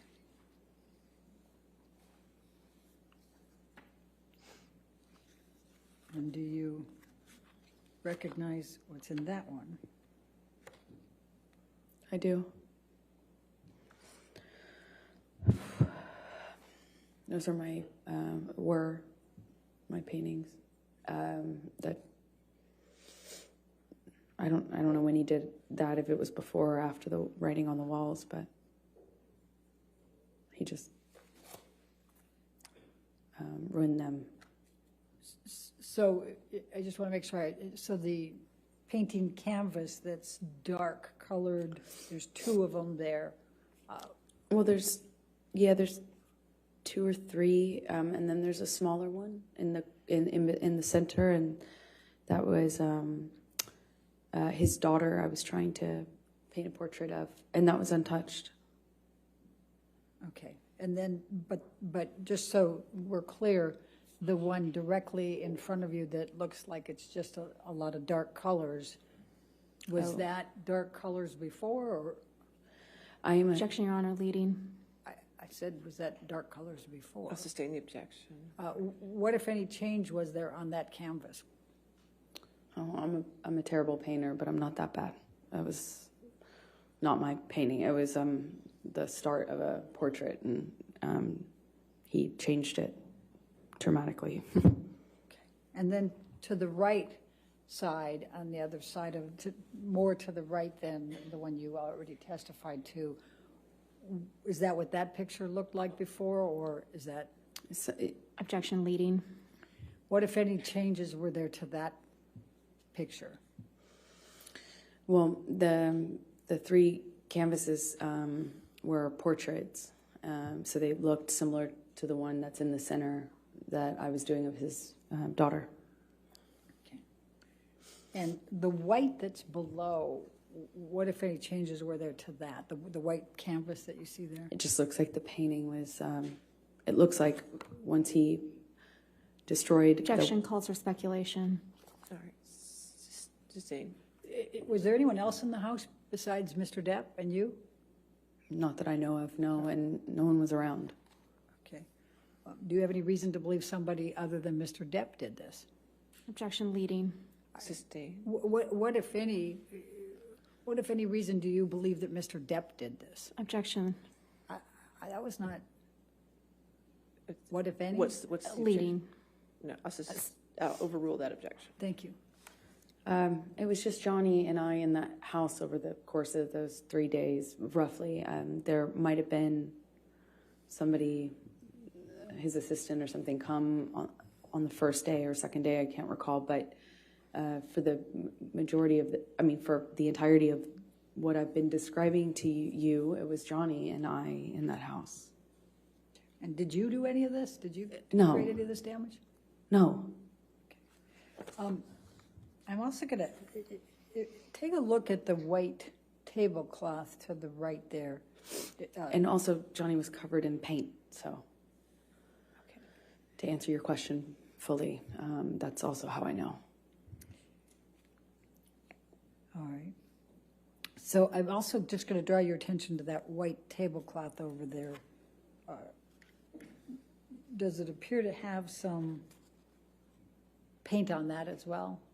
Yes, there was paint all over the place, to say it plainly. Now, the painting that you indicated, there was a large penis, I believe. Where was that? I believe it was just, like if you're looking at this, I believe it was on the wall almost right next to the painting directly center that we're looking at. That's my best recollection, but I can't be entirely sure. Okay. Let's go to 1828. I think that was 1828. Oh, 1829, my apologies.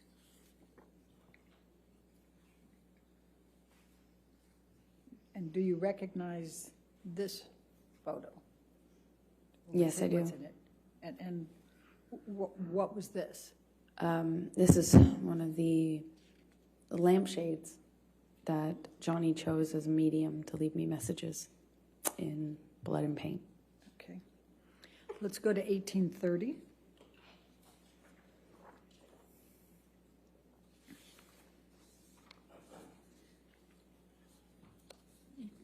Do you recognize this? Yes, that's one of the bathroom mirrors.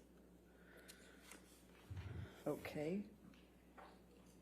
And if you could just look to the left, and I'm going to go ahead and circle it. over here. You see red and black there. Would you agree? Yes. Okay. And there were some questions that were asked earlier about that red. What, if anything, did you write on this mirror? I didn't write anything on the mirrors. I was as confused as anyone in hearing that testimony. And based on looking at this area that I have circled, is the black on top or underneath the red? Objection, Your Honor. Calls for speculation, leading. I'll sustain the objection.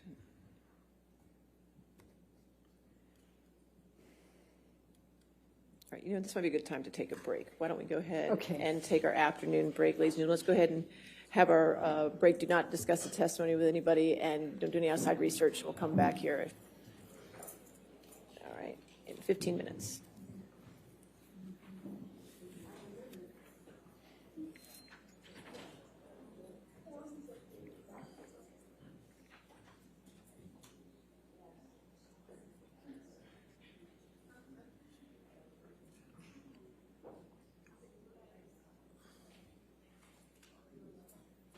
All right, so we'll come back at 4:02, okay? Thank you, Your Honor. All right, thank you. All right.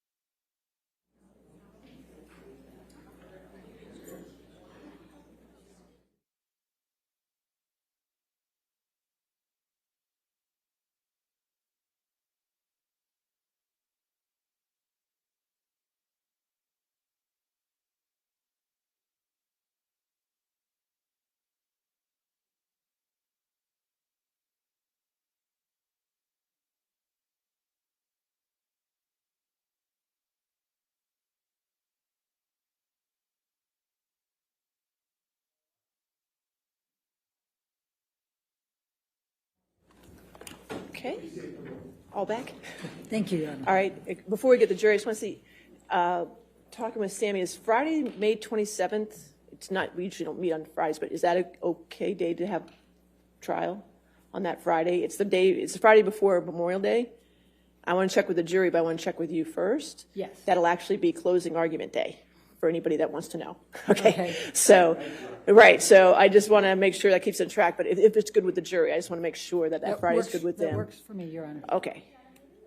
Oh, yeah, sure.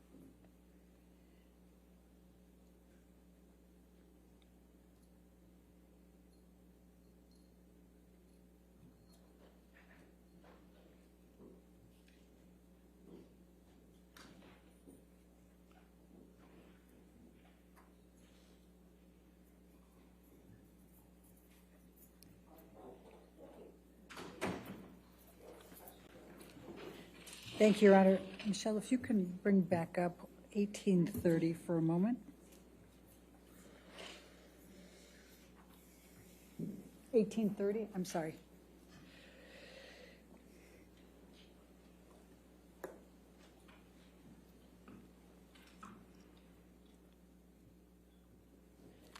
Remember, we were talking about this right before the break.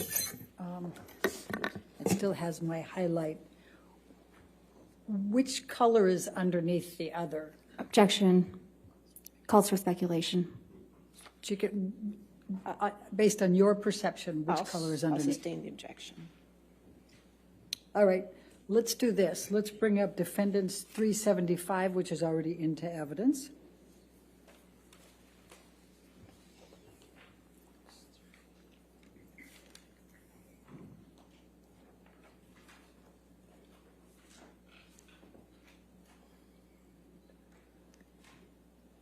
I think I need to clear that highlight, Your Honor, but I don't have the control on mine. There we go. Thank you.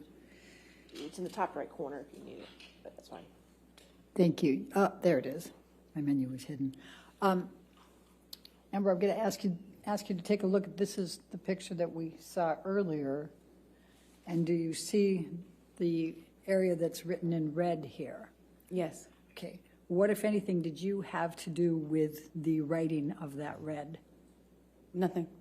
Do you, before this trial, did you know who Carly Simon was?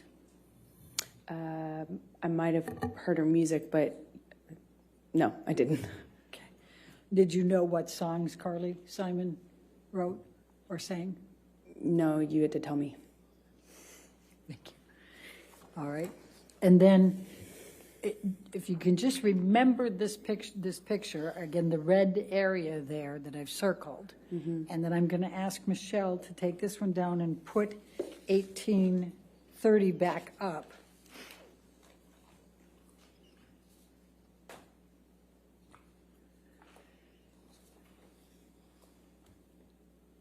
And I'm going to ask you to take a look at this. What, if anything, did you do to this mirror with respect to the black or the red? I didn't touch it. Okay. And what, if any, pictures did you take? I took a picture of it was the picture we had right before this, is the one I took because it was in the bathroom where I found my clothes in the tub and stuff like that. And let's go to 374, please.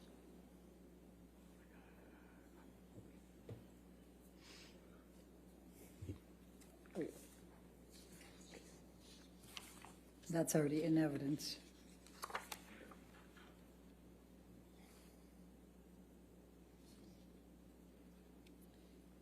Is that the picture you're referring to? Yes, it is. Okay, and I'm sorry, I just want to make sure that I understand. What else was in this bathroom where this mirror was? The bathtub and another mirror, which also had writing on it. The bathtub had a few of my clothes in it and paint, and both of the two mirrors were painted. I believe I took a picture of both mirrors. Okay. And then I'm going to ask you, Michelle, if you can bring us back to 1831.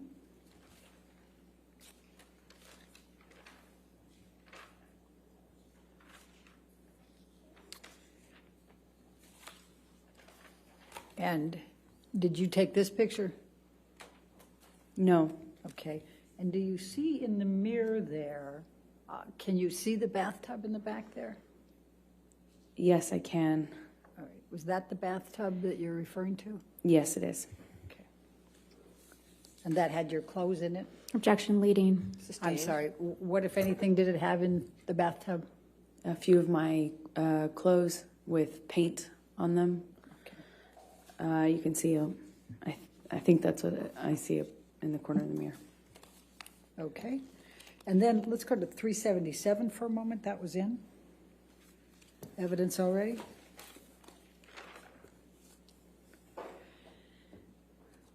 And do you recall seeing this picture earlier? I do. Okay. And now let's go to 1829, please.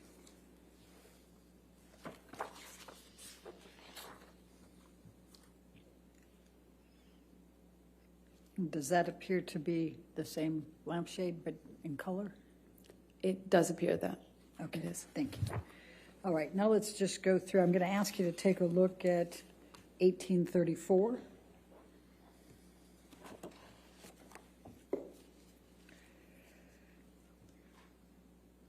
And what does this depict that you can recall? That is the TV that Johnny threw the cup of coffee at. Okay. And let's go to 1835.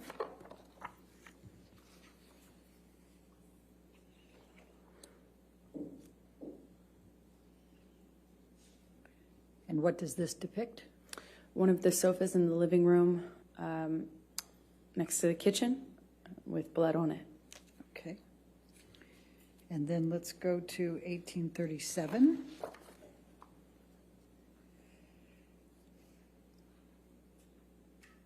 And what does this depict? It's one of the guest bedrooms with Johnny's iPad on the bed and blood and or paint on the duvet cover. All right, thank you. Now let's do 1838.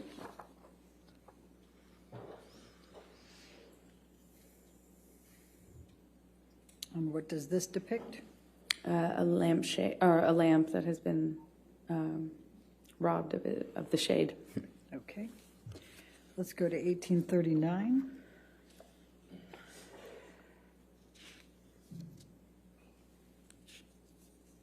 What does this depict? A different bed with more blood on it. Then let's go to 1840.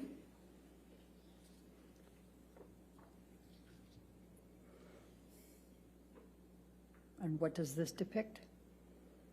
Blood on one of the guitars that Johnny was apparently trying to play.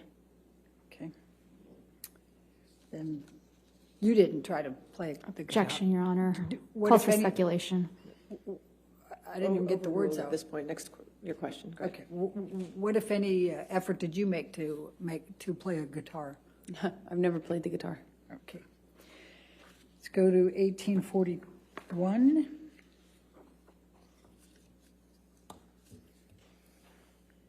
What does this depict? It is where Johnny slammed the end of a bottle into the wall while holding me up against it. Is this in the bar area? This happened in 2 rooms, so it's hard to tell. Okay. The bottle into the wall, the best of my recollection, happened in the kitchenette bar area downstairs, but I can't be 100% certain. Okay. And let's go to 1842.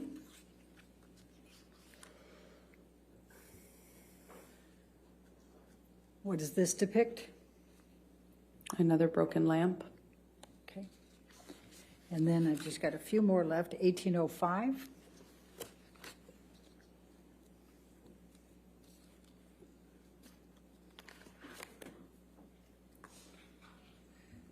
And what does this depict? Wine spill. It looks like the remnants of a wine glass being thrown. And it looks like broken glass.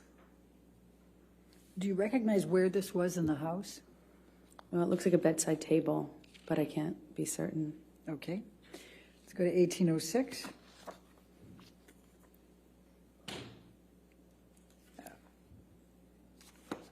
All right. Let's let's skip that one and let's go to 1808.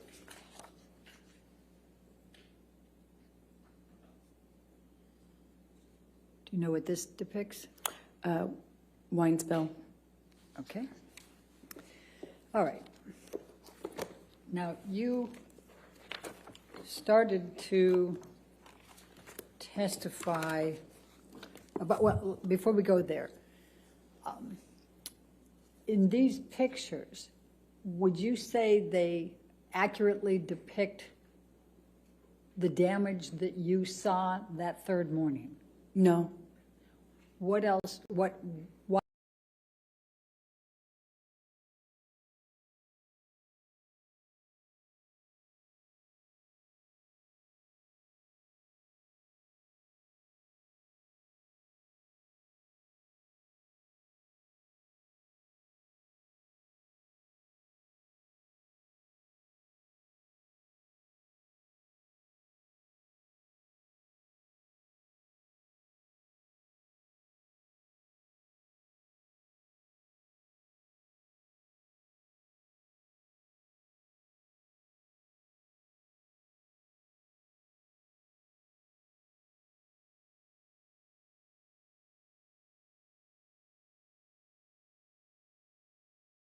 correct? Yes. Did there come a time that you discovered a recording on your iPhone from Australia? Yes, much later, there was this 5-hour-long recording, and naturally I didn't know what that could possibly be, because even though Johnny and I recorded each other often as part of our, struggles to figure out our relationship, this one was, 5 hours was unusual, and that's when I discovered that there had been this recording of the end of that Australia incident, if you will. And did you listen to that recording? I have heard it, yes. And does it accurately represent what was depicted in that recording? Yes. Objection, form, lack of foundation. You want to approach? I'm not sure.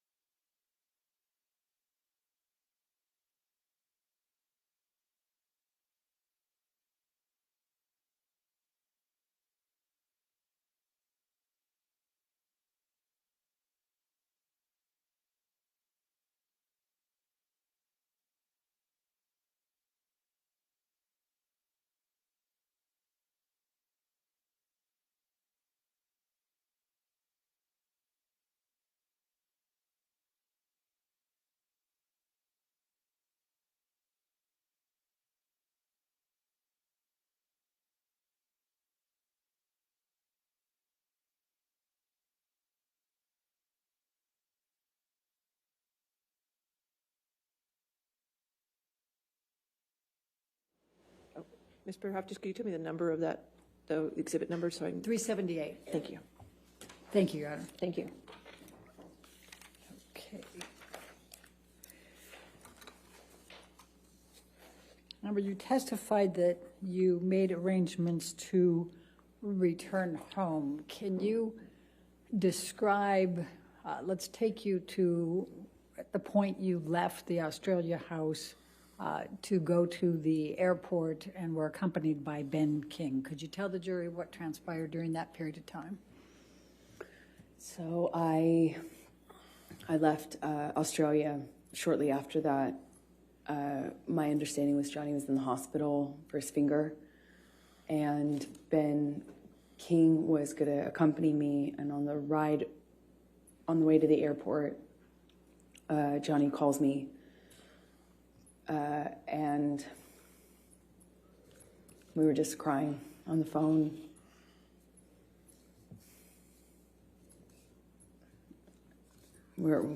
He was crying.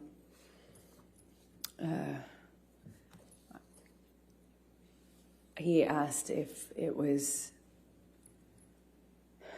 if he had killed it, meaning the relationship. It was, I don't remember the exact words that he used, but it was kind of asking me in that way: is it done? Is this over? Did we kill it? Did I kill it? That sort of thing. I don't remember what I was saying to him, but we hung up as I went into the airport. I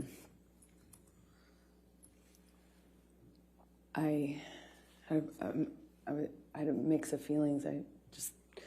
Nothing really was making perfect sense to me, for sure. And I flew back with Ben. I don't really remember speaking to Ben on the flight.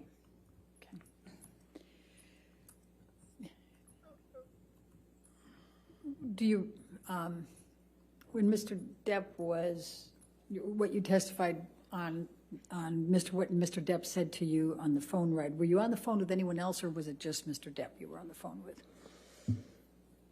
I only remember speaking to Johnny, and I remember sitting in the backseat of the SUV that had driven me, and we were outside of the entrance where you walk into the airport, and I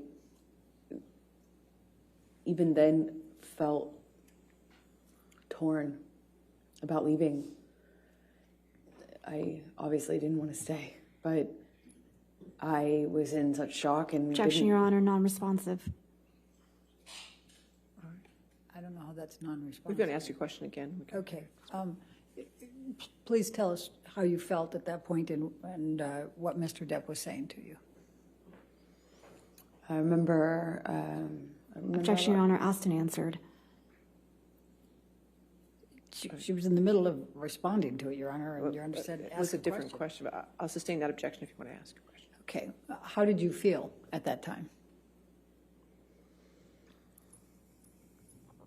I felt destroyed. Like my heart was broken. I didn't know what to do. I thought maybe if I left him in Australia, I thought maybe something would happen to him. I thought he might die or kill himself, because that certainly seems like the trajectory he was on. He told me he had put a cigarette out on his face before, the Friday before, and combined with all the, when I was in the bedroom and he was in the hospital, I found, and I was packing my bags and stuff, I found all these empty bags, Coke bags, dime bags with white residue on them. In them. They were in books, in the bedside table. There were so many that I was like, I wondered how I didn't see it before, even though I had, just gotten there. So I was worried he would die, and I was worried that we couldn't come back from what happened. I was worried that there was just no way to turn this around. There was no going back, but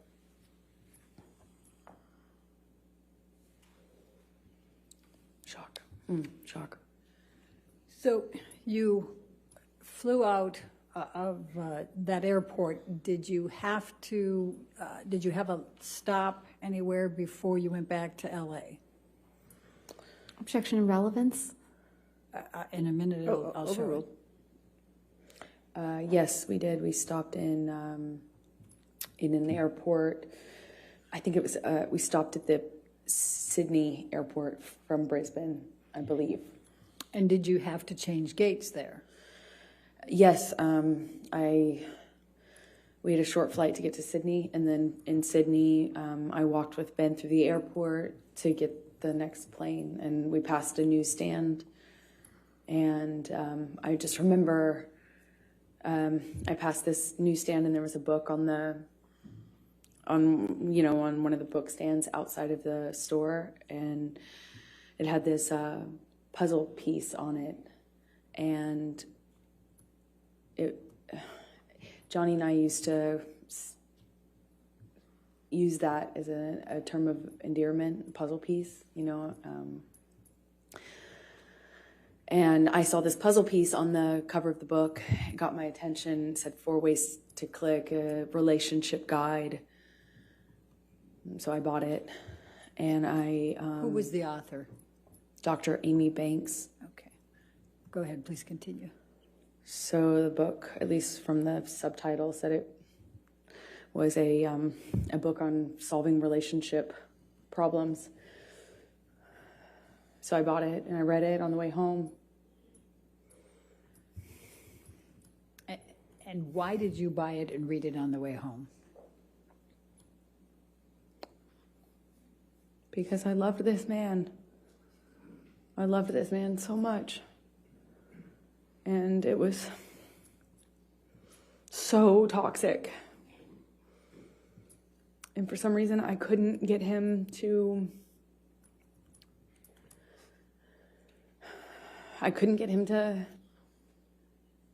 not hurt me. I could... And it seemed like I was hurting him. But we loved each other so much. At least I loved him so much. And I didn't know what to do. I didn't know what to do with this relationship.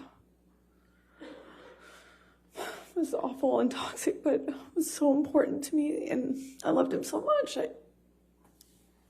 I would have read 1,000,000 books. So when you got back to LA, how long before Mr. Depp came back? A few days. Johnny came back within a few days. He went to his Sweetser house, the main house, which was what we did. If there was a problem between Johnny and I, we weren't under the same roof once, the fight had either paused or ended, depending. But he would go to Sweetser, and I would stay at the ECB. And so he went to Sweetser upon landing, and there was some conversations with the medical team, doctors and stuff. And I just remember feeling concerned for his life because things had changed, and without saying what they said to me, Objection, Your Honor. Hearsay. She said without saying. She's characterizing it. Well, I'll overrule for now. We'll see where we go. I became really, really worried that Johnny was not going to live through this, that there would be infections or problems and things, and he wouldn't stop using Coke, and he couldn't get the surgery he needed because he wouldn't stop using Coke, and they wouldn't put him under because of all the Coke. So, Objection, Your Honor. Hearsay. All right, I'll sustain as the Foundation. last part. Okay. All right, next question. So when did you next when did you next see Mr. Depp after you got back from Australia? I saw him a few days. I don't know how long it was, but it was at the doctor. I think my best recollection is that it was in the doctor's office or around that he needed a procedure.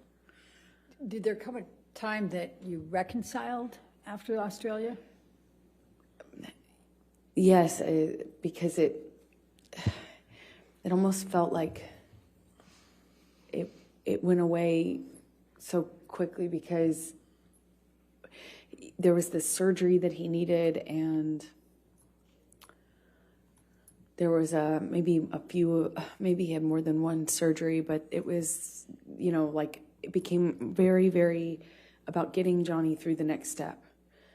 Getting Johnny home, getting Johnny off the coke long enough to get the procedure done, and then after that procedure, getting another procedure done. And it was just these small steps. And before you know it, we were kind of back in it. With the prospect, of course, of him being done with all the drugs and drinking, because that's what necessarily had to happen for him to have this surgery. So that made me feel a little bit more secure and kind of coming back into this relationship with him. Okay. So I'm going to take you to March 23, 2015, which is a few weeks after, 2.5 weeks roughly after Australia. Where was Johnny staying at this point?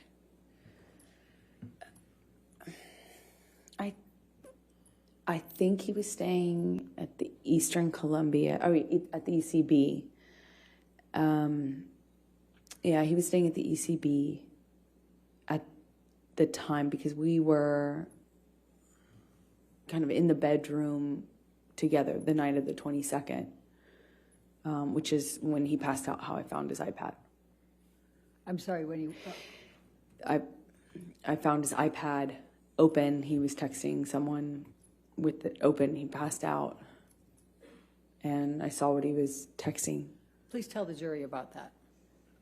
He was texting this woman that he had a relationship with on and off, kind of at the beginning of our relationship. So I recognized the name, but the date was right after the wedding.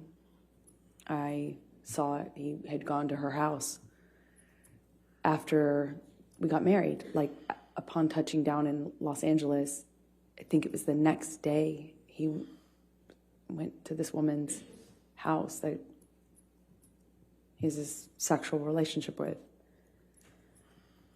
And What did you do as a result of seeing that on the iPad? I freaked out.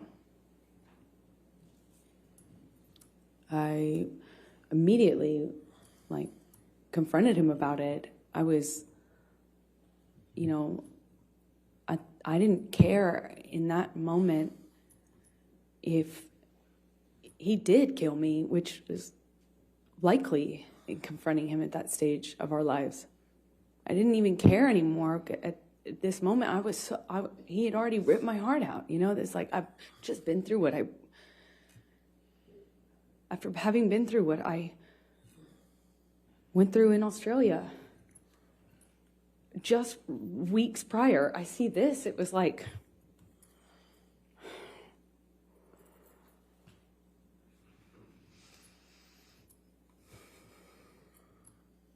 unbelievably painful. Unbelievably painful. So what did you do? I'm yelling at him. So yelling. I was calling him all these ugly names. I was screaming at him. Told him to get the fuck out of the house. That's what I said. Excuse my language, but we were screaming at each other. At some point, we were upstairs in penthouse 3, and we kind of get into a how do you describe it? Pushing each other, And I just remember being so mad at him for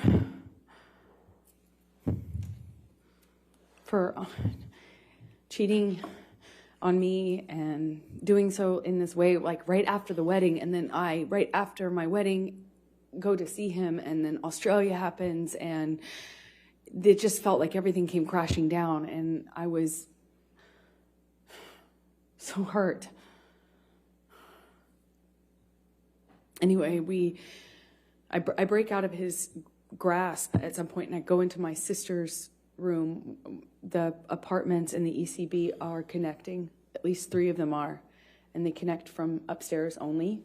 So you could get from Johnny and I's apartment into the neighboring apartment where Whitney, my sister, was staying at the time. And then you could go from that apartment into penthouse 5. Again, still on the top floor. So I went through Johnny's office, which is how you access the door that gets you into Whitney, the neighboring apartment where Whitney was, my sister. And I went in there and woke her up crying, screaming, saying, "What am I going to do? Can you Objection, Your believe Honor, this?" sorry. Sorry. All right, I'll sustain. I don't know, that was Dafford to prove the truth of the matter. I'll Certainly, sustain. in any event. All right. Sustain the objection. Okay, so you went to Whitney's. Don't tell the jury what you said to her, but what happened next?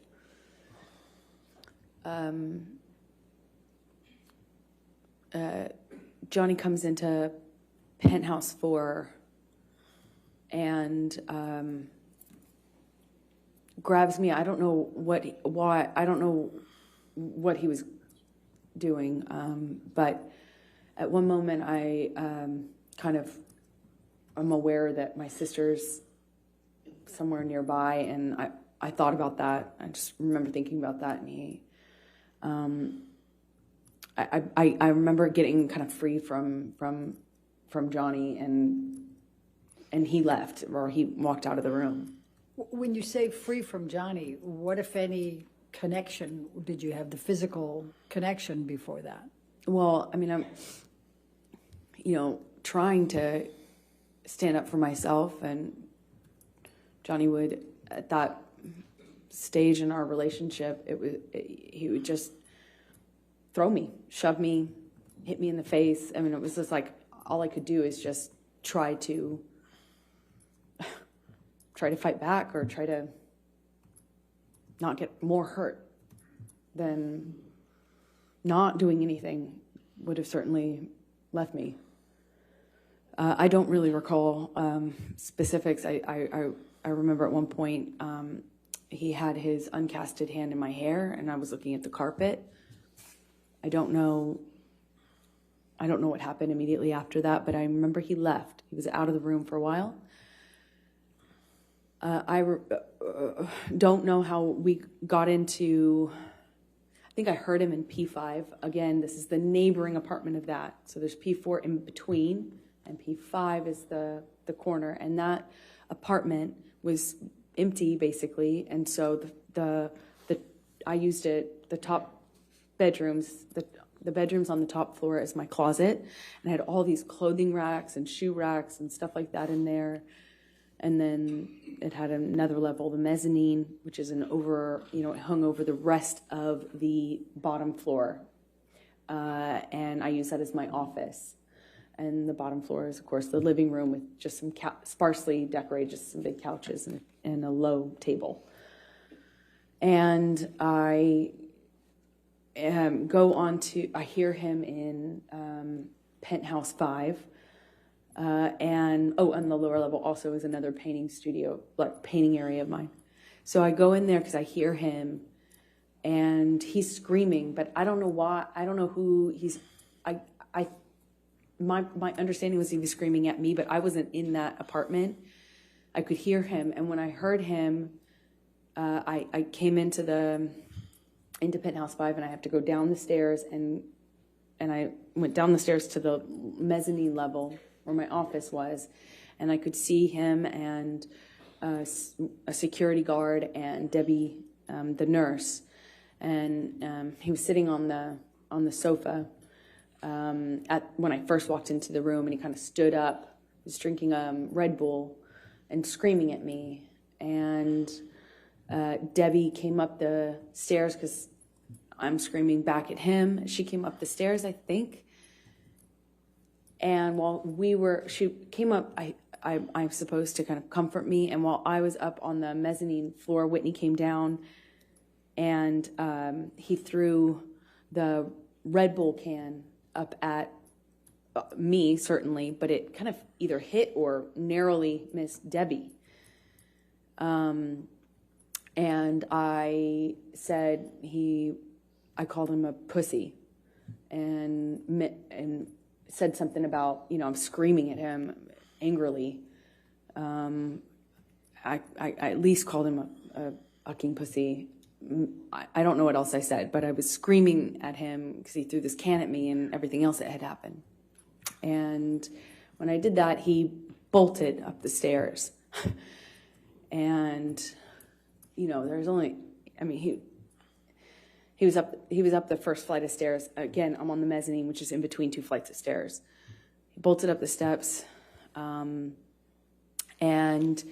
I don't know how he managed to get his hands in my hair so fast, but he had his hand on the back of my head, my hair, and kind of was yanking me down and hit me in the face with this cast he had. I just remember this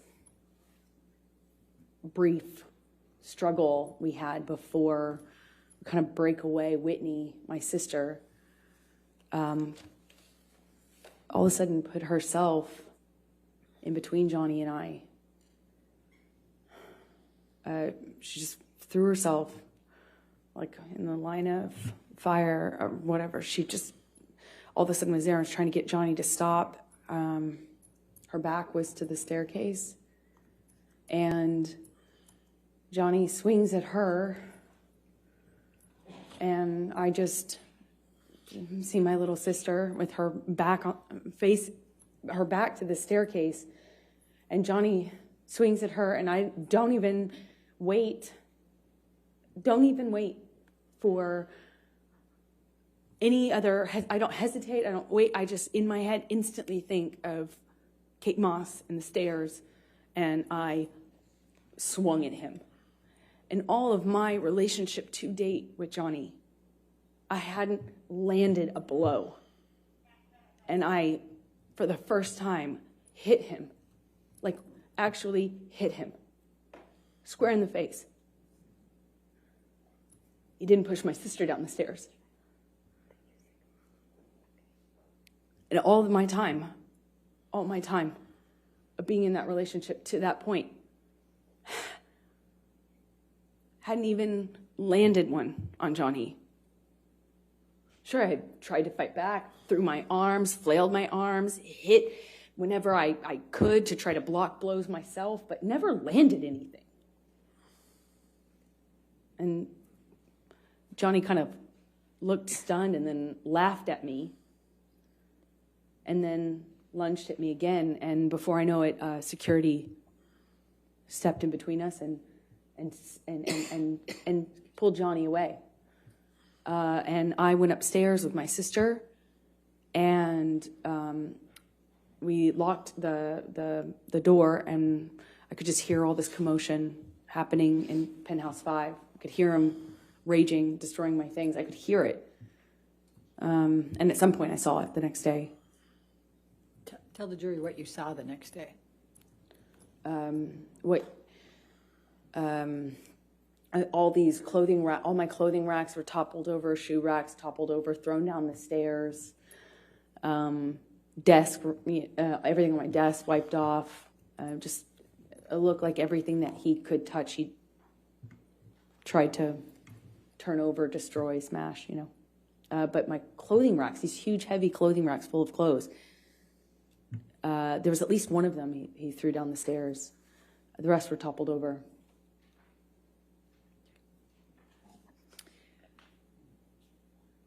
Amber, I'm going to fast forward to December 15, 2015. Were you and Mr. Depp together at that time? Yes, we were. Did you have a fight that night? December 15th, yes, we did, but I don't recall.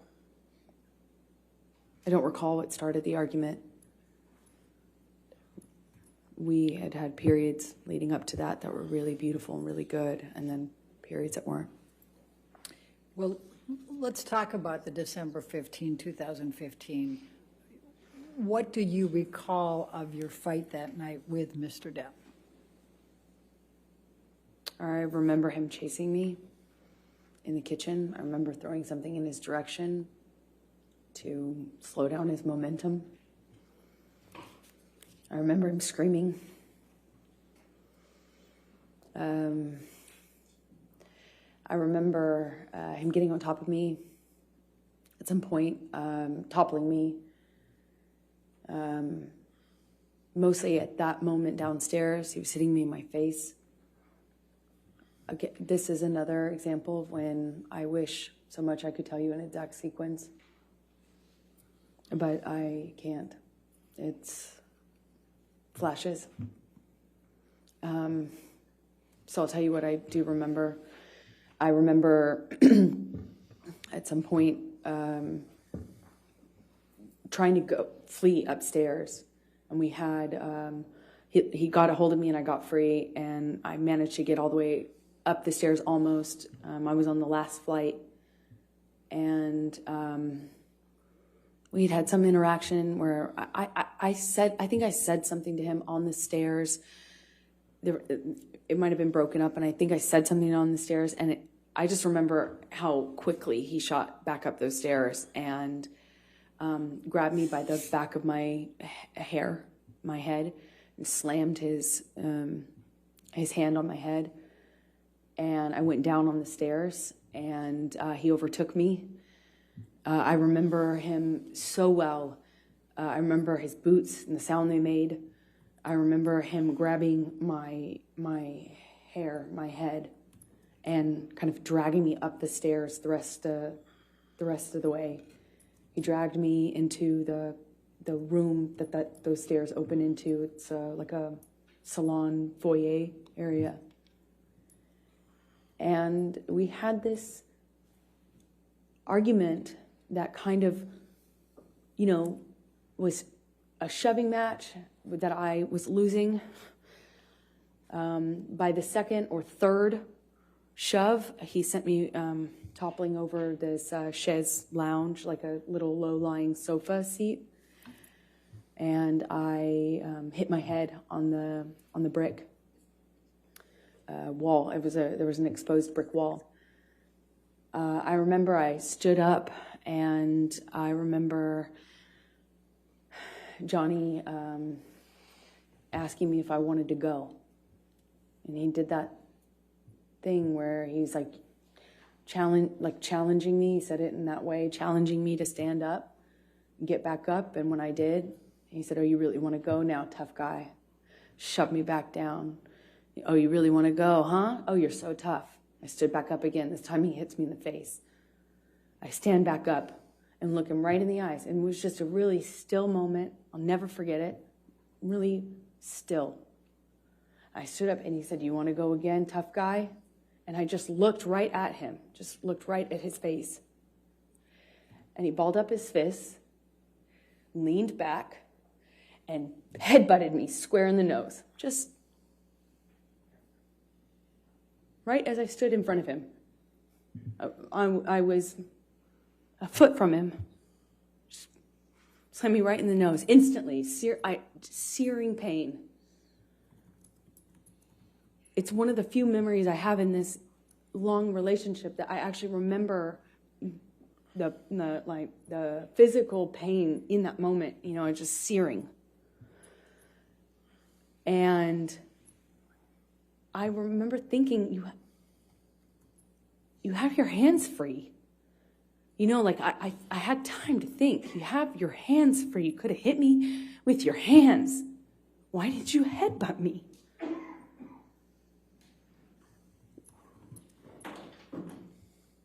I told him that night I was going to leave him. I went through his office to go into the other room where I kept all my stuff. We had another struggle. He overtook me. I was trying to hit him off me. I was trying to get him to trying to get his body off of me, and he was just pummeling me. I don't know how else to describe what I was. I went down to the floor. I remember being on top of me, and he's screaming and swinging at me while I was on the floor. He had me by the hair and dragged me the rest of the way from the office into the neighboring room, the neighboring apartment. I remember the door that connected these two rooms had a metal grate, not a grate, but a metal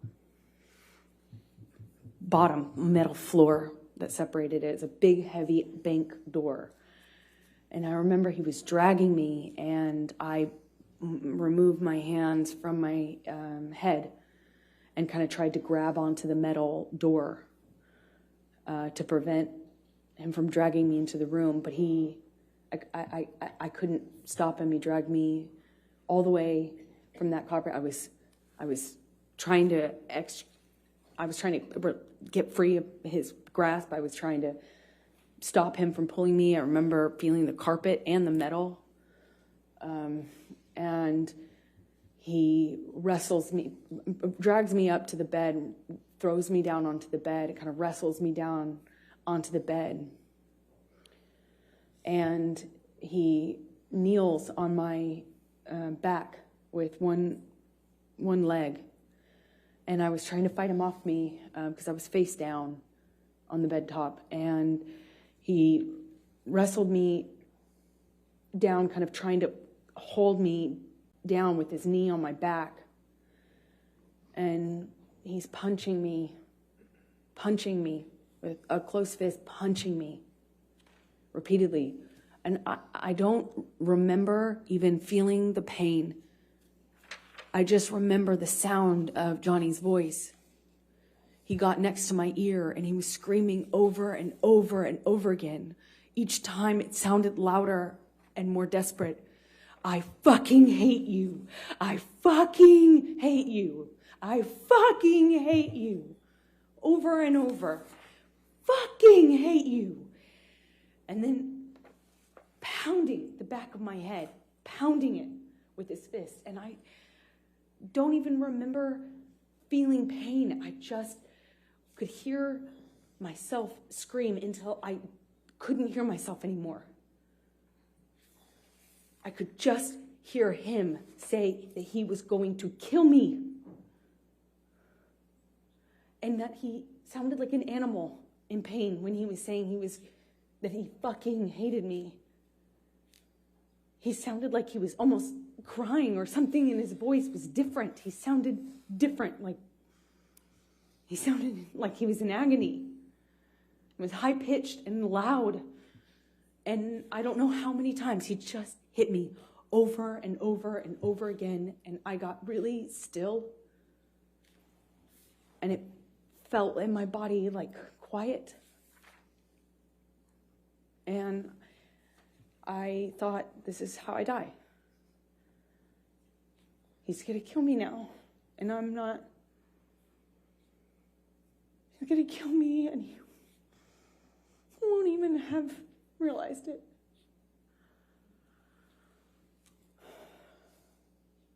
I couldn't breathe. I remember trying to scream, and I couldn't scream. I was suffocating in this pillow top with him holding me down, punching me over and over. And I don't have any memory after that until I woke up. When you woke up, was there anyone there?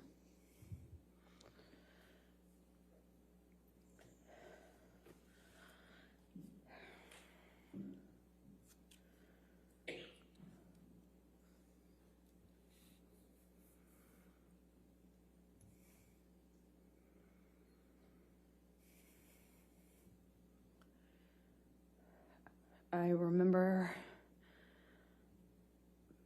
hearing my best friend's voice. I felt like it came, felt like it was like on a speakerphone, like it came from everywhere. I just heard her voice in a weird way. It felt like it was coming from two directions. And I realized that I was sitting on the edge of the bed, on the carpet of the floor against the broken frame of the bed. And there was a low-lying bed with a really thick wooden frame. And it was broken from his boot trying to get a purchase on it while he was... Objection, Your Honor, calls for speculation. I could feel it. Overruled. Thank you. Please continue. I was there for it. And while he was on top of me, I could feel that. I could feel him trying to get balance. I could feel him slipping. I could hear it. I don't know how I got off the bed. I don't know what happened to me from the time I stopped hearing myself scream. I don't know what happened to me. It's a really weird feeling because next thing I remember is leaning against the broken part of the bed and on the carpet, and my friend saying, "Oh my God, oh my God." Objection, Your Honor. Hearsay. Sustained. Okay. Go ahead.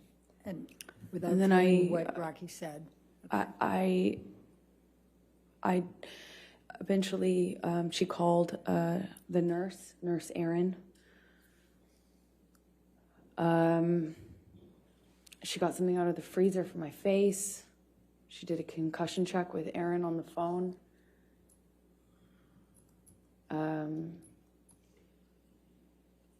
I thought I probably had a concussion, and certainly thought I had a broken nose. There was blood everywhere, blood all over those pillows. My head was bleeding from the ripped out hair, chunks of hair on the floor all over the place, actually. It was just all over the apartment. He after leaving me, had written on the countertops in Sharpies.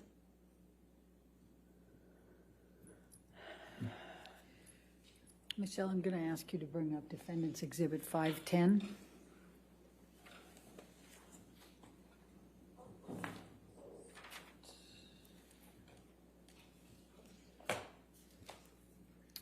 Do you recognize this photograph? Yes, I do. And does it accurately depict the scene portrayed? Yes, that's the next day, I think. Your Honor, I'm going to move the admission of Defendant's Exhibit 510. No objection. All right, 510 in evidence. You can publish it, please. Thank you. And could you describe to the jury what that is? It was chunks of my hair that Johnny ripped out while dragging me and punching me. Thank you. Michelle, could you bring up 513, please? Defendant's 513.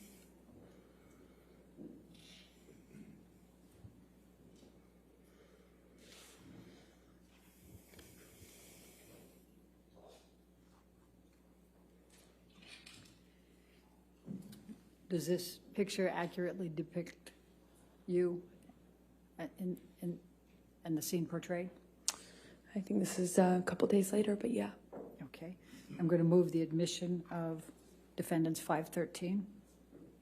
No objection. All right, 513 in evidence. And could you tell the jury what this is and what it depicts? This is my face with a busted lip, which it's difficult to see in this picture, but my two black eyes, one is worse than the other. Like I said, maybe a day or two later. And my broken nose. All right. Thank you. Michelle, can you bring up Defendant's Exhibit 514?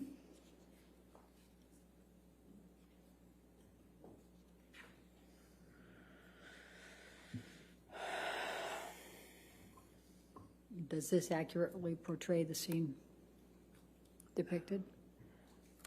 Yes, that's my face sometime after. Your Honor, I'm going to move the admission of defendants 514.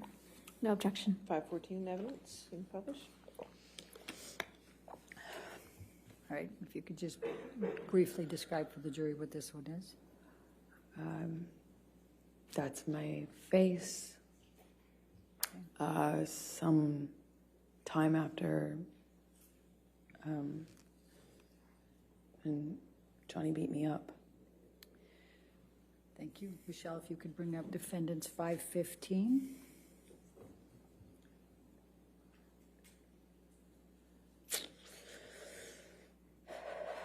Does this accurately portray the scene depicted? Yes. Going to move the admission of exhibit 516. No objection. 515 or 516? 516, I'm sorry if I misspoke. You said 515 Oh. before. It's 515? 515. No objection to 515? Okay. No, Your Honor. 515 in evidence, you can publish. And what does this depict, Amber? Could you tell the jury? This is my face sometime after. All right. Let's look at defendants 516, please.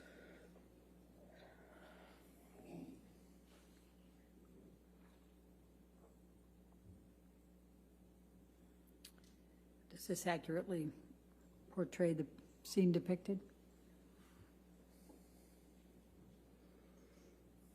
Amber? Yes, it does. This I'd is maybe. Wait, let me move it first. May I move Sure. the admission of defendants exhibit 516, No objection. 516 in evidence?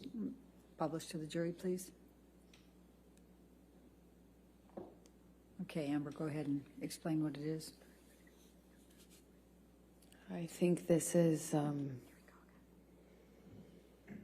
maybe that night or the next night after Johnny left me on the bed. Let's go to 517.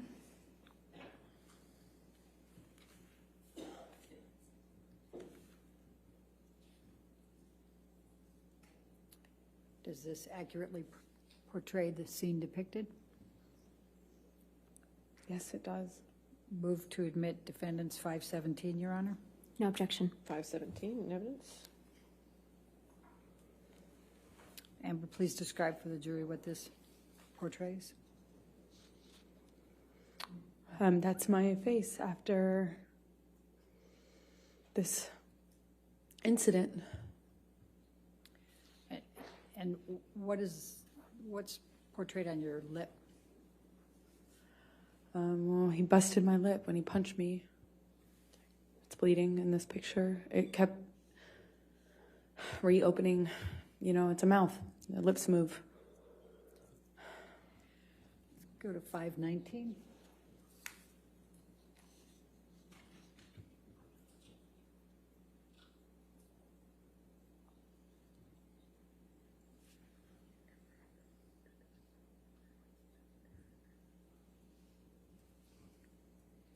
Does this accurately portray the scene depicted?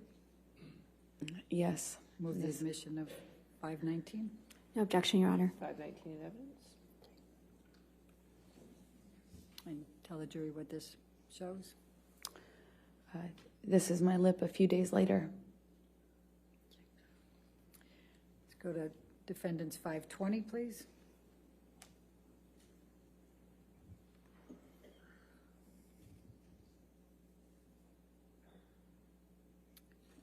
Does this accurately depict the scene portrayed? Yes. Move the admission of defendants 520. Is it 521 or 520? 520. No objection. 520 in evidence?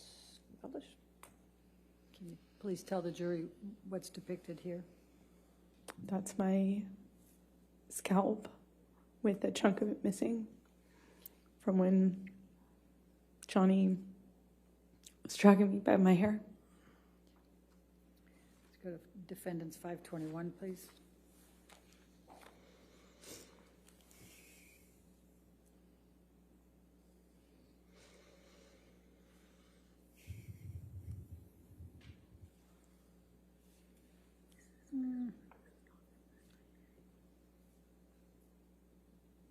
think that's the same. Let's take that one down. Let's go to 522.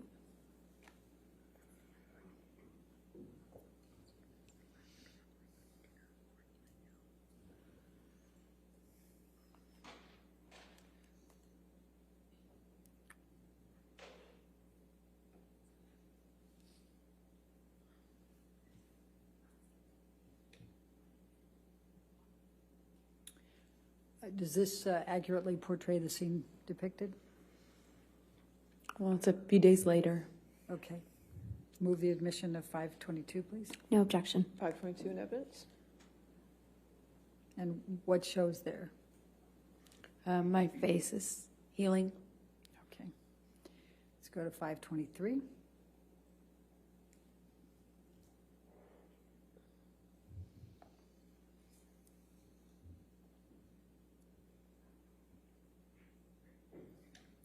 Does this accurately portray the scene depicted? Yes, I think this is day or so after, maybe longer. I can't tell, but yes, it does. Move the admission of 523. No objection. 523 in evidence? And I'm just going to draw your attention, Amber, to an area up here. What, if any, bruising did you sustain in that area? Objection leading. What, if any? I'll sustain the objection. Okay. It's What, if any, bruising did you sustain? I'm Same sorry. objection. I'll sustain the objection. Did you what injuries did you have? I had bruising on my temple, my chin, my neck, the back of my head. I had swelling and pieces of, my scalp kind of ripped, torn. They were gross, pussy. But this is of the bruising around my temple from one of the blows, several of the blows, I don't know. Let's go to 524.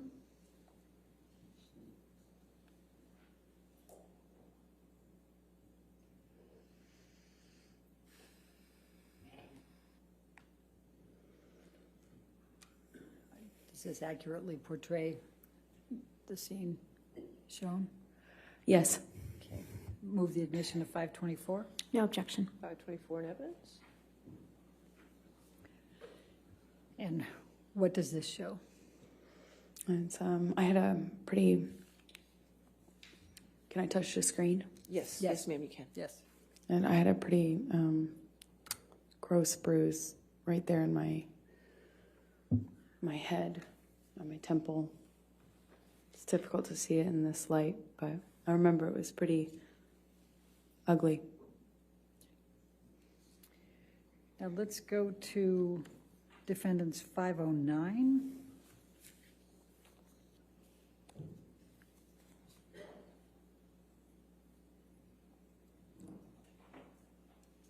Does this accurately portray the scene depicted? Yes, it does. Your Honor, I move the admission of defendant's 509. No objection. All right, 509.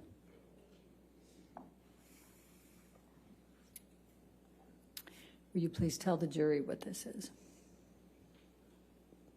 That's the bed that Johnny broke. Well, on top of me.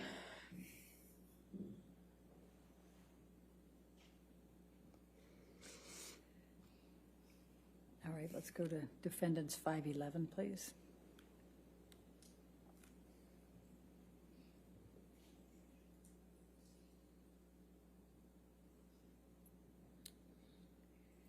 Does this accurately portray the scene depicted?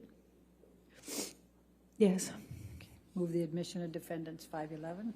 No objection. All right, 511 in evidence? What do you see in this picture, Amber?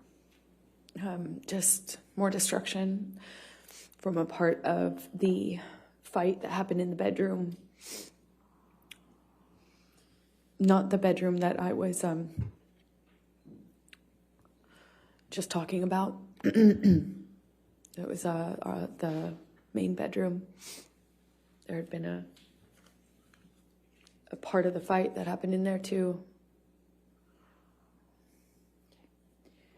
go to defendants 512, please.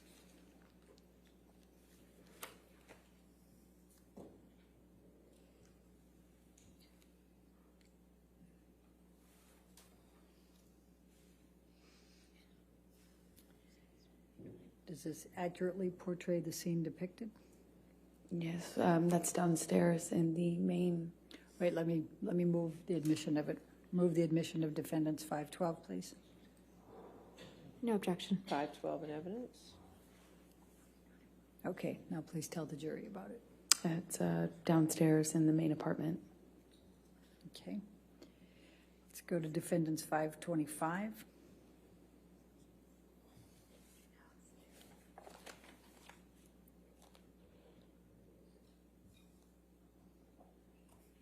And does this accurately depict the scene portrayed? Yes. Move the admission of 525, please. No objection. All right, 525 in evidence. And please tell the jury what this is. This is Johnny's graffitiing on our kitchen counter that he left on his way out, I suppose. All right. And I think defendants 526 is already into evidence. Could you just bring that up? Yes, 526 is in evidence. Right. All right. Now, Amber, as of December 15, 2015, what were your plans for Christmas that year? Well, up to this point, the plan was to have our families join us. We would go with the kids and celebrate Christmas together, as a married couple. And we would all go to Johnny's Island, and he had invited my best friend at the time, Rocky, and her family, meaning her mom and her fiance, and my parents, and my sister, and we were all going to go to this island I've told you about that Johnny has in the Bahamas and spend it together. And that was the plan leading up to this. And what, if anything, changed as a result of this night of December 15, 2015? After they saw my face, no one wanted to go to the island anymore with Johnny. They wanted me to leave him. Did you have to appear, were you scheduled to appear on the James Corden show on December 16? That's right. I was promoting The Danish Girl, the film I had done earlier in the year in London before going to see Johnny in Australia. So I was promoting that film that had been completed, and they asked me to make an appearance on a night show called The James Corden Show. After this happened, and I did the first concussion check with Aaron on the phone, I got worried that I wouldn't be able to hide the bruising and swelling. But I iced it all night, and the next day checked in the mirror to see if I could get away with it, meaning hiding it, so I could make an appearance. And I gambled and thought maybe I could pull it off. I had my hair and makeup team come, and they worked around it, meaning worked around the lesions on my head with the hairspray, because that stings, and worked around the bruising by covering it with heavier makeup than normal bruise covering makeup. And I remember my lip was still bleeding and swollen, so we did this like really thick, super heavy, matte red lipstick. I remember very well at the time that we had no choice in color, and that was a one of my favorite colors to wear, and this occasion we had no choice because nothing else would hide my busted lip. And I went on the show, did what I always do. I told people I had an accident. Objection, Your Honor, hearsay. Sustain the It's not objection. offered to prove the truth of the matter, but, Sustain. because you didn't have an accident. but- Your Honor. All right. I'll sustain the objection. Okay, please continue. So did you appear on the show? I appeared on the show. Okay. And did there come a time that you changed your mind and went to the Bahamas with Mr. Depp for Christmas? Eventually. 2015. Eventually I did. Okay. And you went there with whom? I went with Johnny's kids. I was, obviously I didn't see Johnny after this because he didn't face the damage he caused in my experience. He was never around for the cleanups. And so he wasn't around for a few days. And I eventually heard from him, and he said he wanted to talk. And then he understood that it couldn't go back, like almost as if he understood that I wouldn't forgive him. Made it easier somehow to talk to him. I didn't feel so bad about myself in that case because, how could I put up with this, right? But with the understanding that we were done, I could, allow for us to have one last conversation, I suppose. But I just, it's like,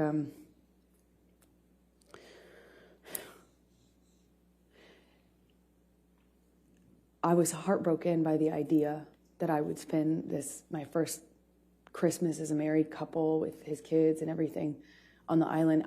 I was heartbroken at the idea of missing that. And, it's the best I can describe it is it's like for every hit, every instance of violence, every time I was choked, every single one of these instances was like a heavy coin put into a piggy bank. And you think, okay, well, each single one of these is like... Objection, Your Honor, non-responsive. I think it's responsive, Your Honor. The question was, with whom did you go? If we could ask the question. Tell us how you felt and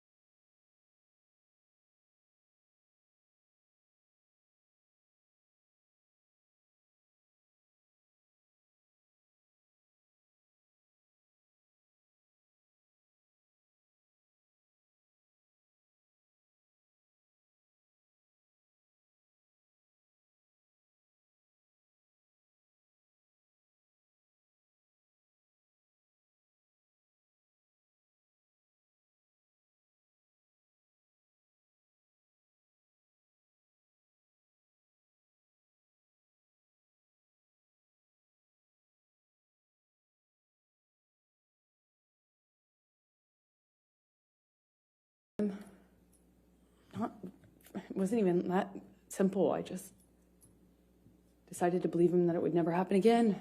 Clean and sober once again. This time was the last time because it couldn't be worse than this, right? It couldn't be worse. And part of me thought that maybe it just needed to get this bad to get, like now we can't go back. There's no way this could happen again.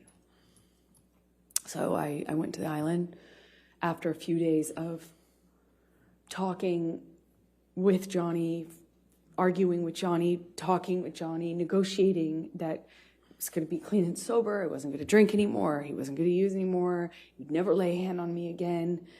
He'd rather die than do that, is what he was saying. And I was scared. My friends were scared, but I decided to go. After a few days of having the plane and the kids waiting, not knowing what was going on, they were at Sweetser, the main house, kind of just waiting to go on this Christmas vacation. And eventually I got in the car with Johnny. And we picked his kids up and left for the island. So let's go to the island for the Christmas holidays. And what, if any, arguments did you have with Mr. Depp at the island over the Christmas holiday? Towards the end of the trip, the trip itself was pretty nice, but towards the end, he started drinking again. Started with wine, and we were on the couch in the main house, a cabin. It's like a one-room kind of cabin. And we were sitting on the couch, and Johnny, what I perceived as nodding off. I don't still know what it was, but he was kind of passing out or nodding off or something like that. And I'm sensitive at this point to the clues that I can pick up on to know what pattern of behavior I'm dealing with, because they made a huge difference in my life. So if I knew what he was on and what he was doing, I could react accordingly. So I'm picking up clues. I'm sitting next to him, and he's nodding off, and every single time he kind of like nods off, he dumps this glass of wine on my lap. And I say every single time because it happened like 3 times. First time, whatever. Second time, I'm like, Johnny, are you all right? And I probably say it like a little weighted.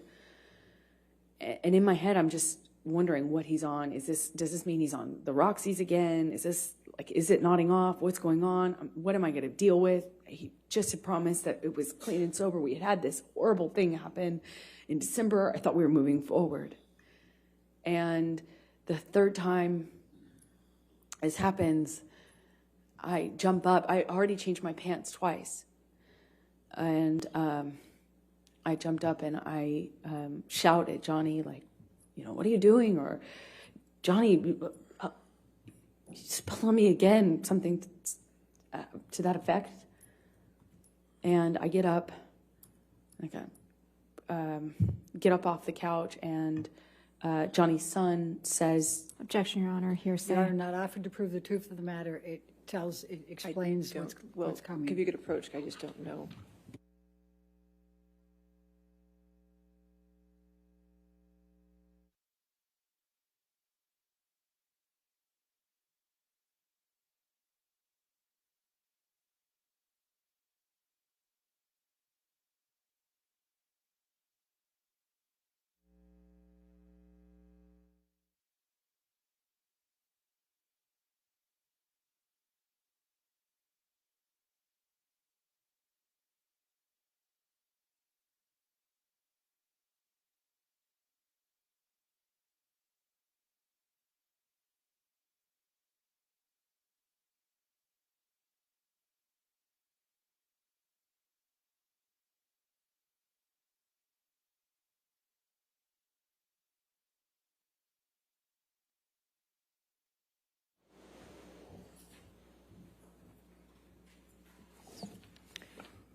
Amber, please continue. Jack said. It says, are you okay or can I help? Something to that effect. And I pointedly say to Jack, but really to Johnny, like, thank you, Jack.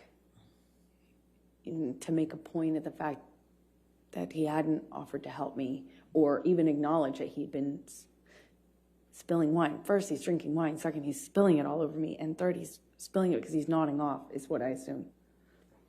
So I kind of say this in a pointed way at Jack, thanking him for offering.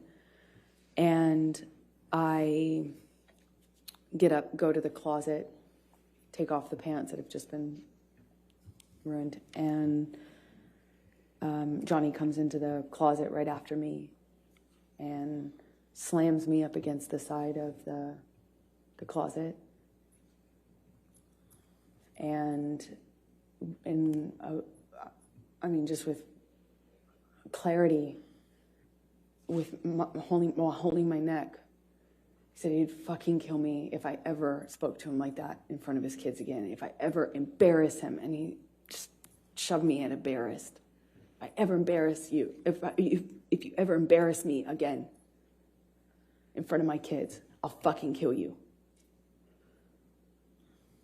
And I don't recall who told Jack to leave, or I don't really recall having an awareness of where he was at this point, but I leave the closet, go into the bathroom, which is right next to it, and he comes barreling into the bathroom behind me.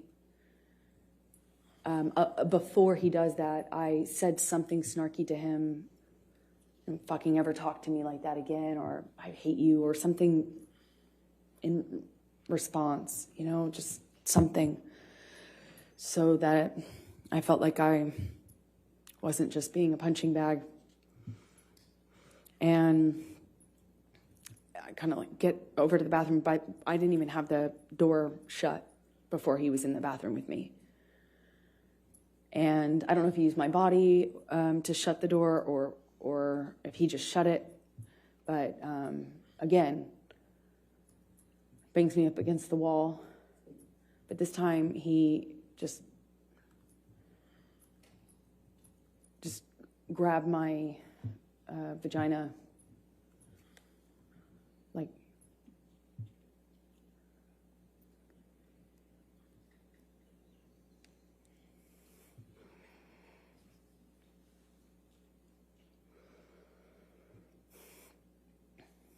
I was wearing this peach, kind of like netted kind of style swimming suit underneath. That's what I had on from the waist down, and he just grabbed me. Best I can explain it with his shoved his fingers inside me, but through my bathing suit. He didn't move my bathing suit out of the way, and just kind of held me there and asked me if I was so fucking tough. If I thought I was so fucking tough. Said, "Oh, you tough like a man now? You some man now?" He's kind of taunting me while jerking me around. And he kind of seemed to do this thing where he was smiling, just like teasing me. "Oh yeah, you think you're so fucking tough, now what? Now what?"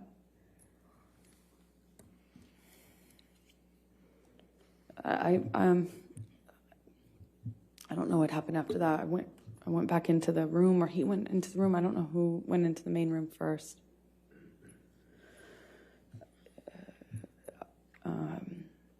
I just remember his hand landing on the back of my shoulder neck area. I remember trying to get him off of me. I don't know. I don't know what the next thing that happened was, but I do remember I knew I needed to get away from him. At some point, I ran. I ran out of the back door, ran out onto the patio. At some point before I ran, he swung at me, but I don't even remember how much of an impact it made. But I remember running. I threw something in his direction when I was getting away from him. I ran down the deck, ran out into the kind of like parking lot area, it's gravel, parking lot area outside of the house. And that's my estimation of when Johnny reached me.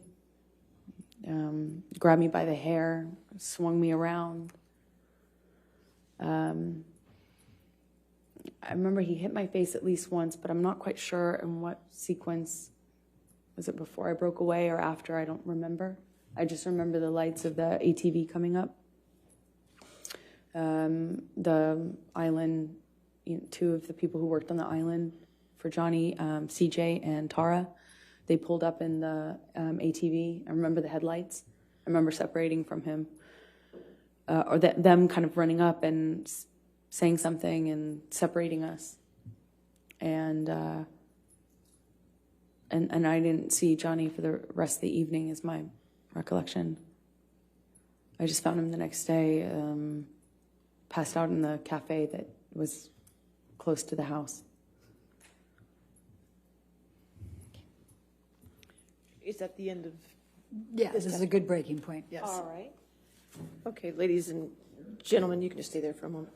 All right, ladies and gentlemen, we're going to be breaking, again, this is the time that we break for a week, okay? So I won't be seeing you until May 16th. But I wanted to talk to you a little bit about how the remainder of the case will progress, okay?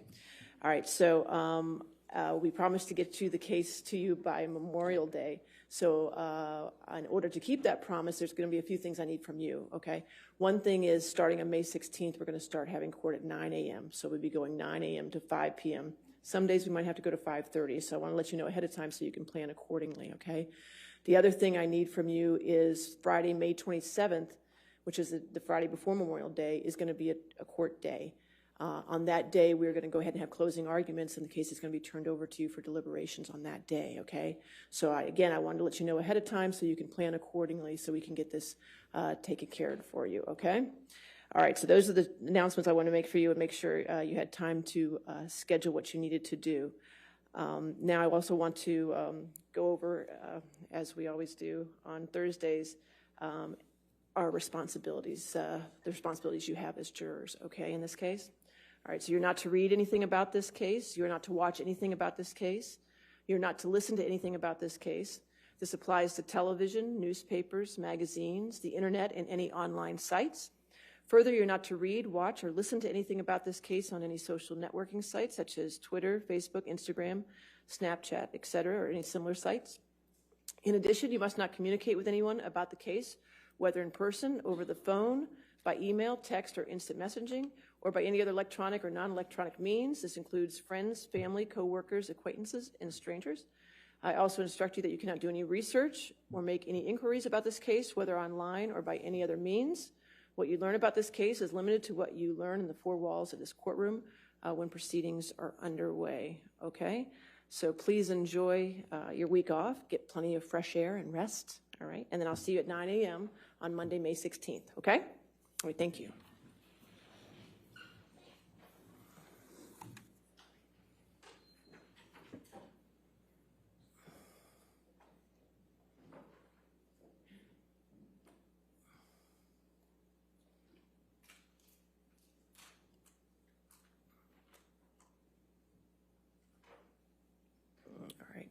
And again, ma'am, since you're still in the middle of your testimony, you can't discuss your testimony with anybody to include your attorneys, okay? You can step down, though, and have a seat with your attorneys. I have a few housekeeping matters I want to take care of before we finish.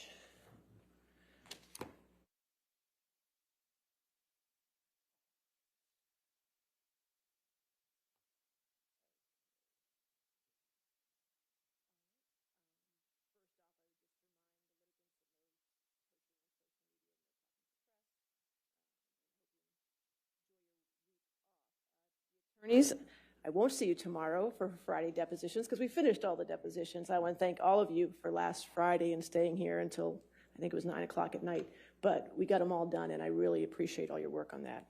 It does mean a lot. And now you're rewarded because you don't have to see me tomorrow. So no more depositions. What I'd also, for planning purposes, though, since we're going to be going 9 to 5, the day is going to be a little different, so we'll start at 9. We'll probably break for a morning break between 10:30 and 10:45. we're going to break for lunch between 12:30 and 1:30, so I want you to plan accordingly for that. Our afternoon break will probably be between 3:15 to 3:30, maybe even a little later to 3:45, we'll see. And then we'll try to break at 5. There may be times when we might go to 5:30, as I told the jury. So I just want to make sure you know that. Since I won't see you tomorrow, I wanted to go ahead and give you your times as of this very minute of what you have used and what you have left, okay? Are you ready? Okay, Mr. Chu's going to try to use it with a highlighter. Let's wait. That's There why we we're go. here. There we go. That's right. Okay. There we go. All right. So plaintiff has used 35 hours and 6 minutes. Defendants have used 36 hours and 31 minutes, which means the plaintiff has 26 hours and 9 minutes left, and the defendant has 24 hours and 44 minutes left, okay? And just a reminder, as we said from the very beginning, once your time is up, your time is up. If it's in the middle of a witness, I'm going to stop you, okay? So make sure, the 9 to 5 schedule, when we start back on May 16th, will give us a little buffer, but not much. So I will be keeping everyone on task for those last 2 weeks, so keep that in mind as well. Enjoy the next week. I don't anticipate I will hear from you for this next week. If there's an emergency, I understand that, but just remember what my definition of an emergency is. Okay, we all remember that? All right, great. So other than that, does anybody have anything else for me? Yes, sir. It's just a math question. I'm thinking we have 25.44. Sammy says 24.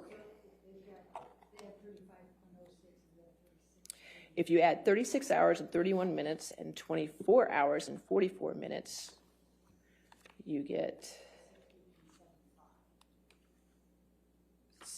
what? 60 and 75. What is our allotment? 61. Well, you can get with Sammy when we're done, okay? Is it right or wrong? What's the total? What's that? 61 hours and 15 minutes. Does that add up then? That is right. Mr. Ronenberg says I'm right. Okay, so that's the right time. Sammy did it 3 times over, so I thought that was right. You made him very nervous. Okay, so that's good. Everything else? Anything else? Yes, Your ma'am. Honor, we do have our updated exhibit Okay. page that you requested. Oh, perfect. From All right. plaintiff. May All I right. approach? That's fine. I think that's something Jamie needed. Okay. All right, we'll get that. All right, anything else? No, Your Honor. We're good? All right, we'll see you Monday, May 16th, 9 a.m., right? All right, thank you.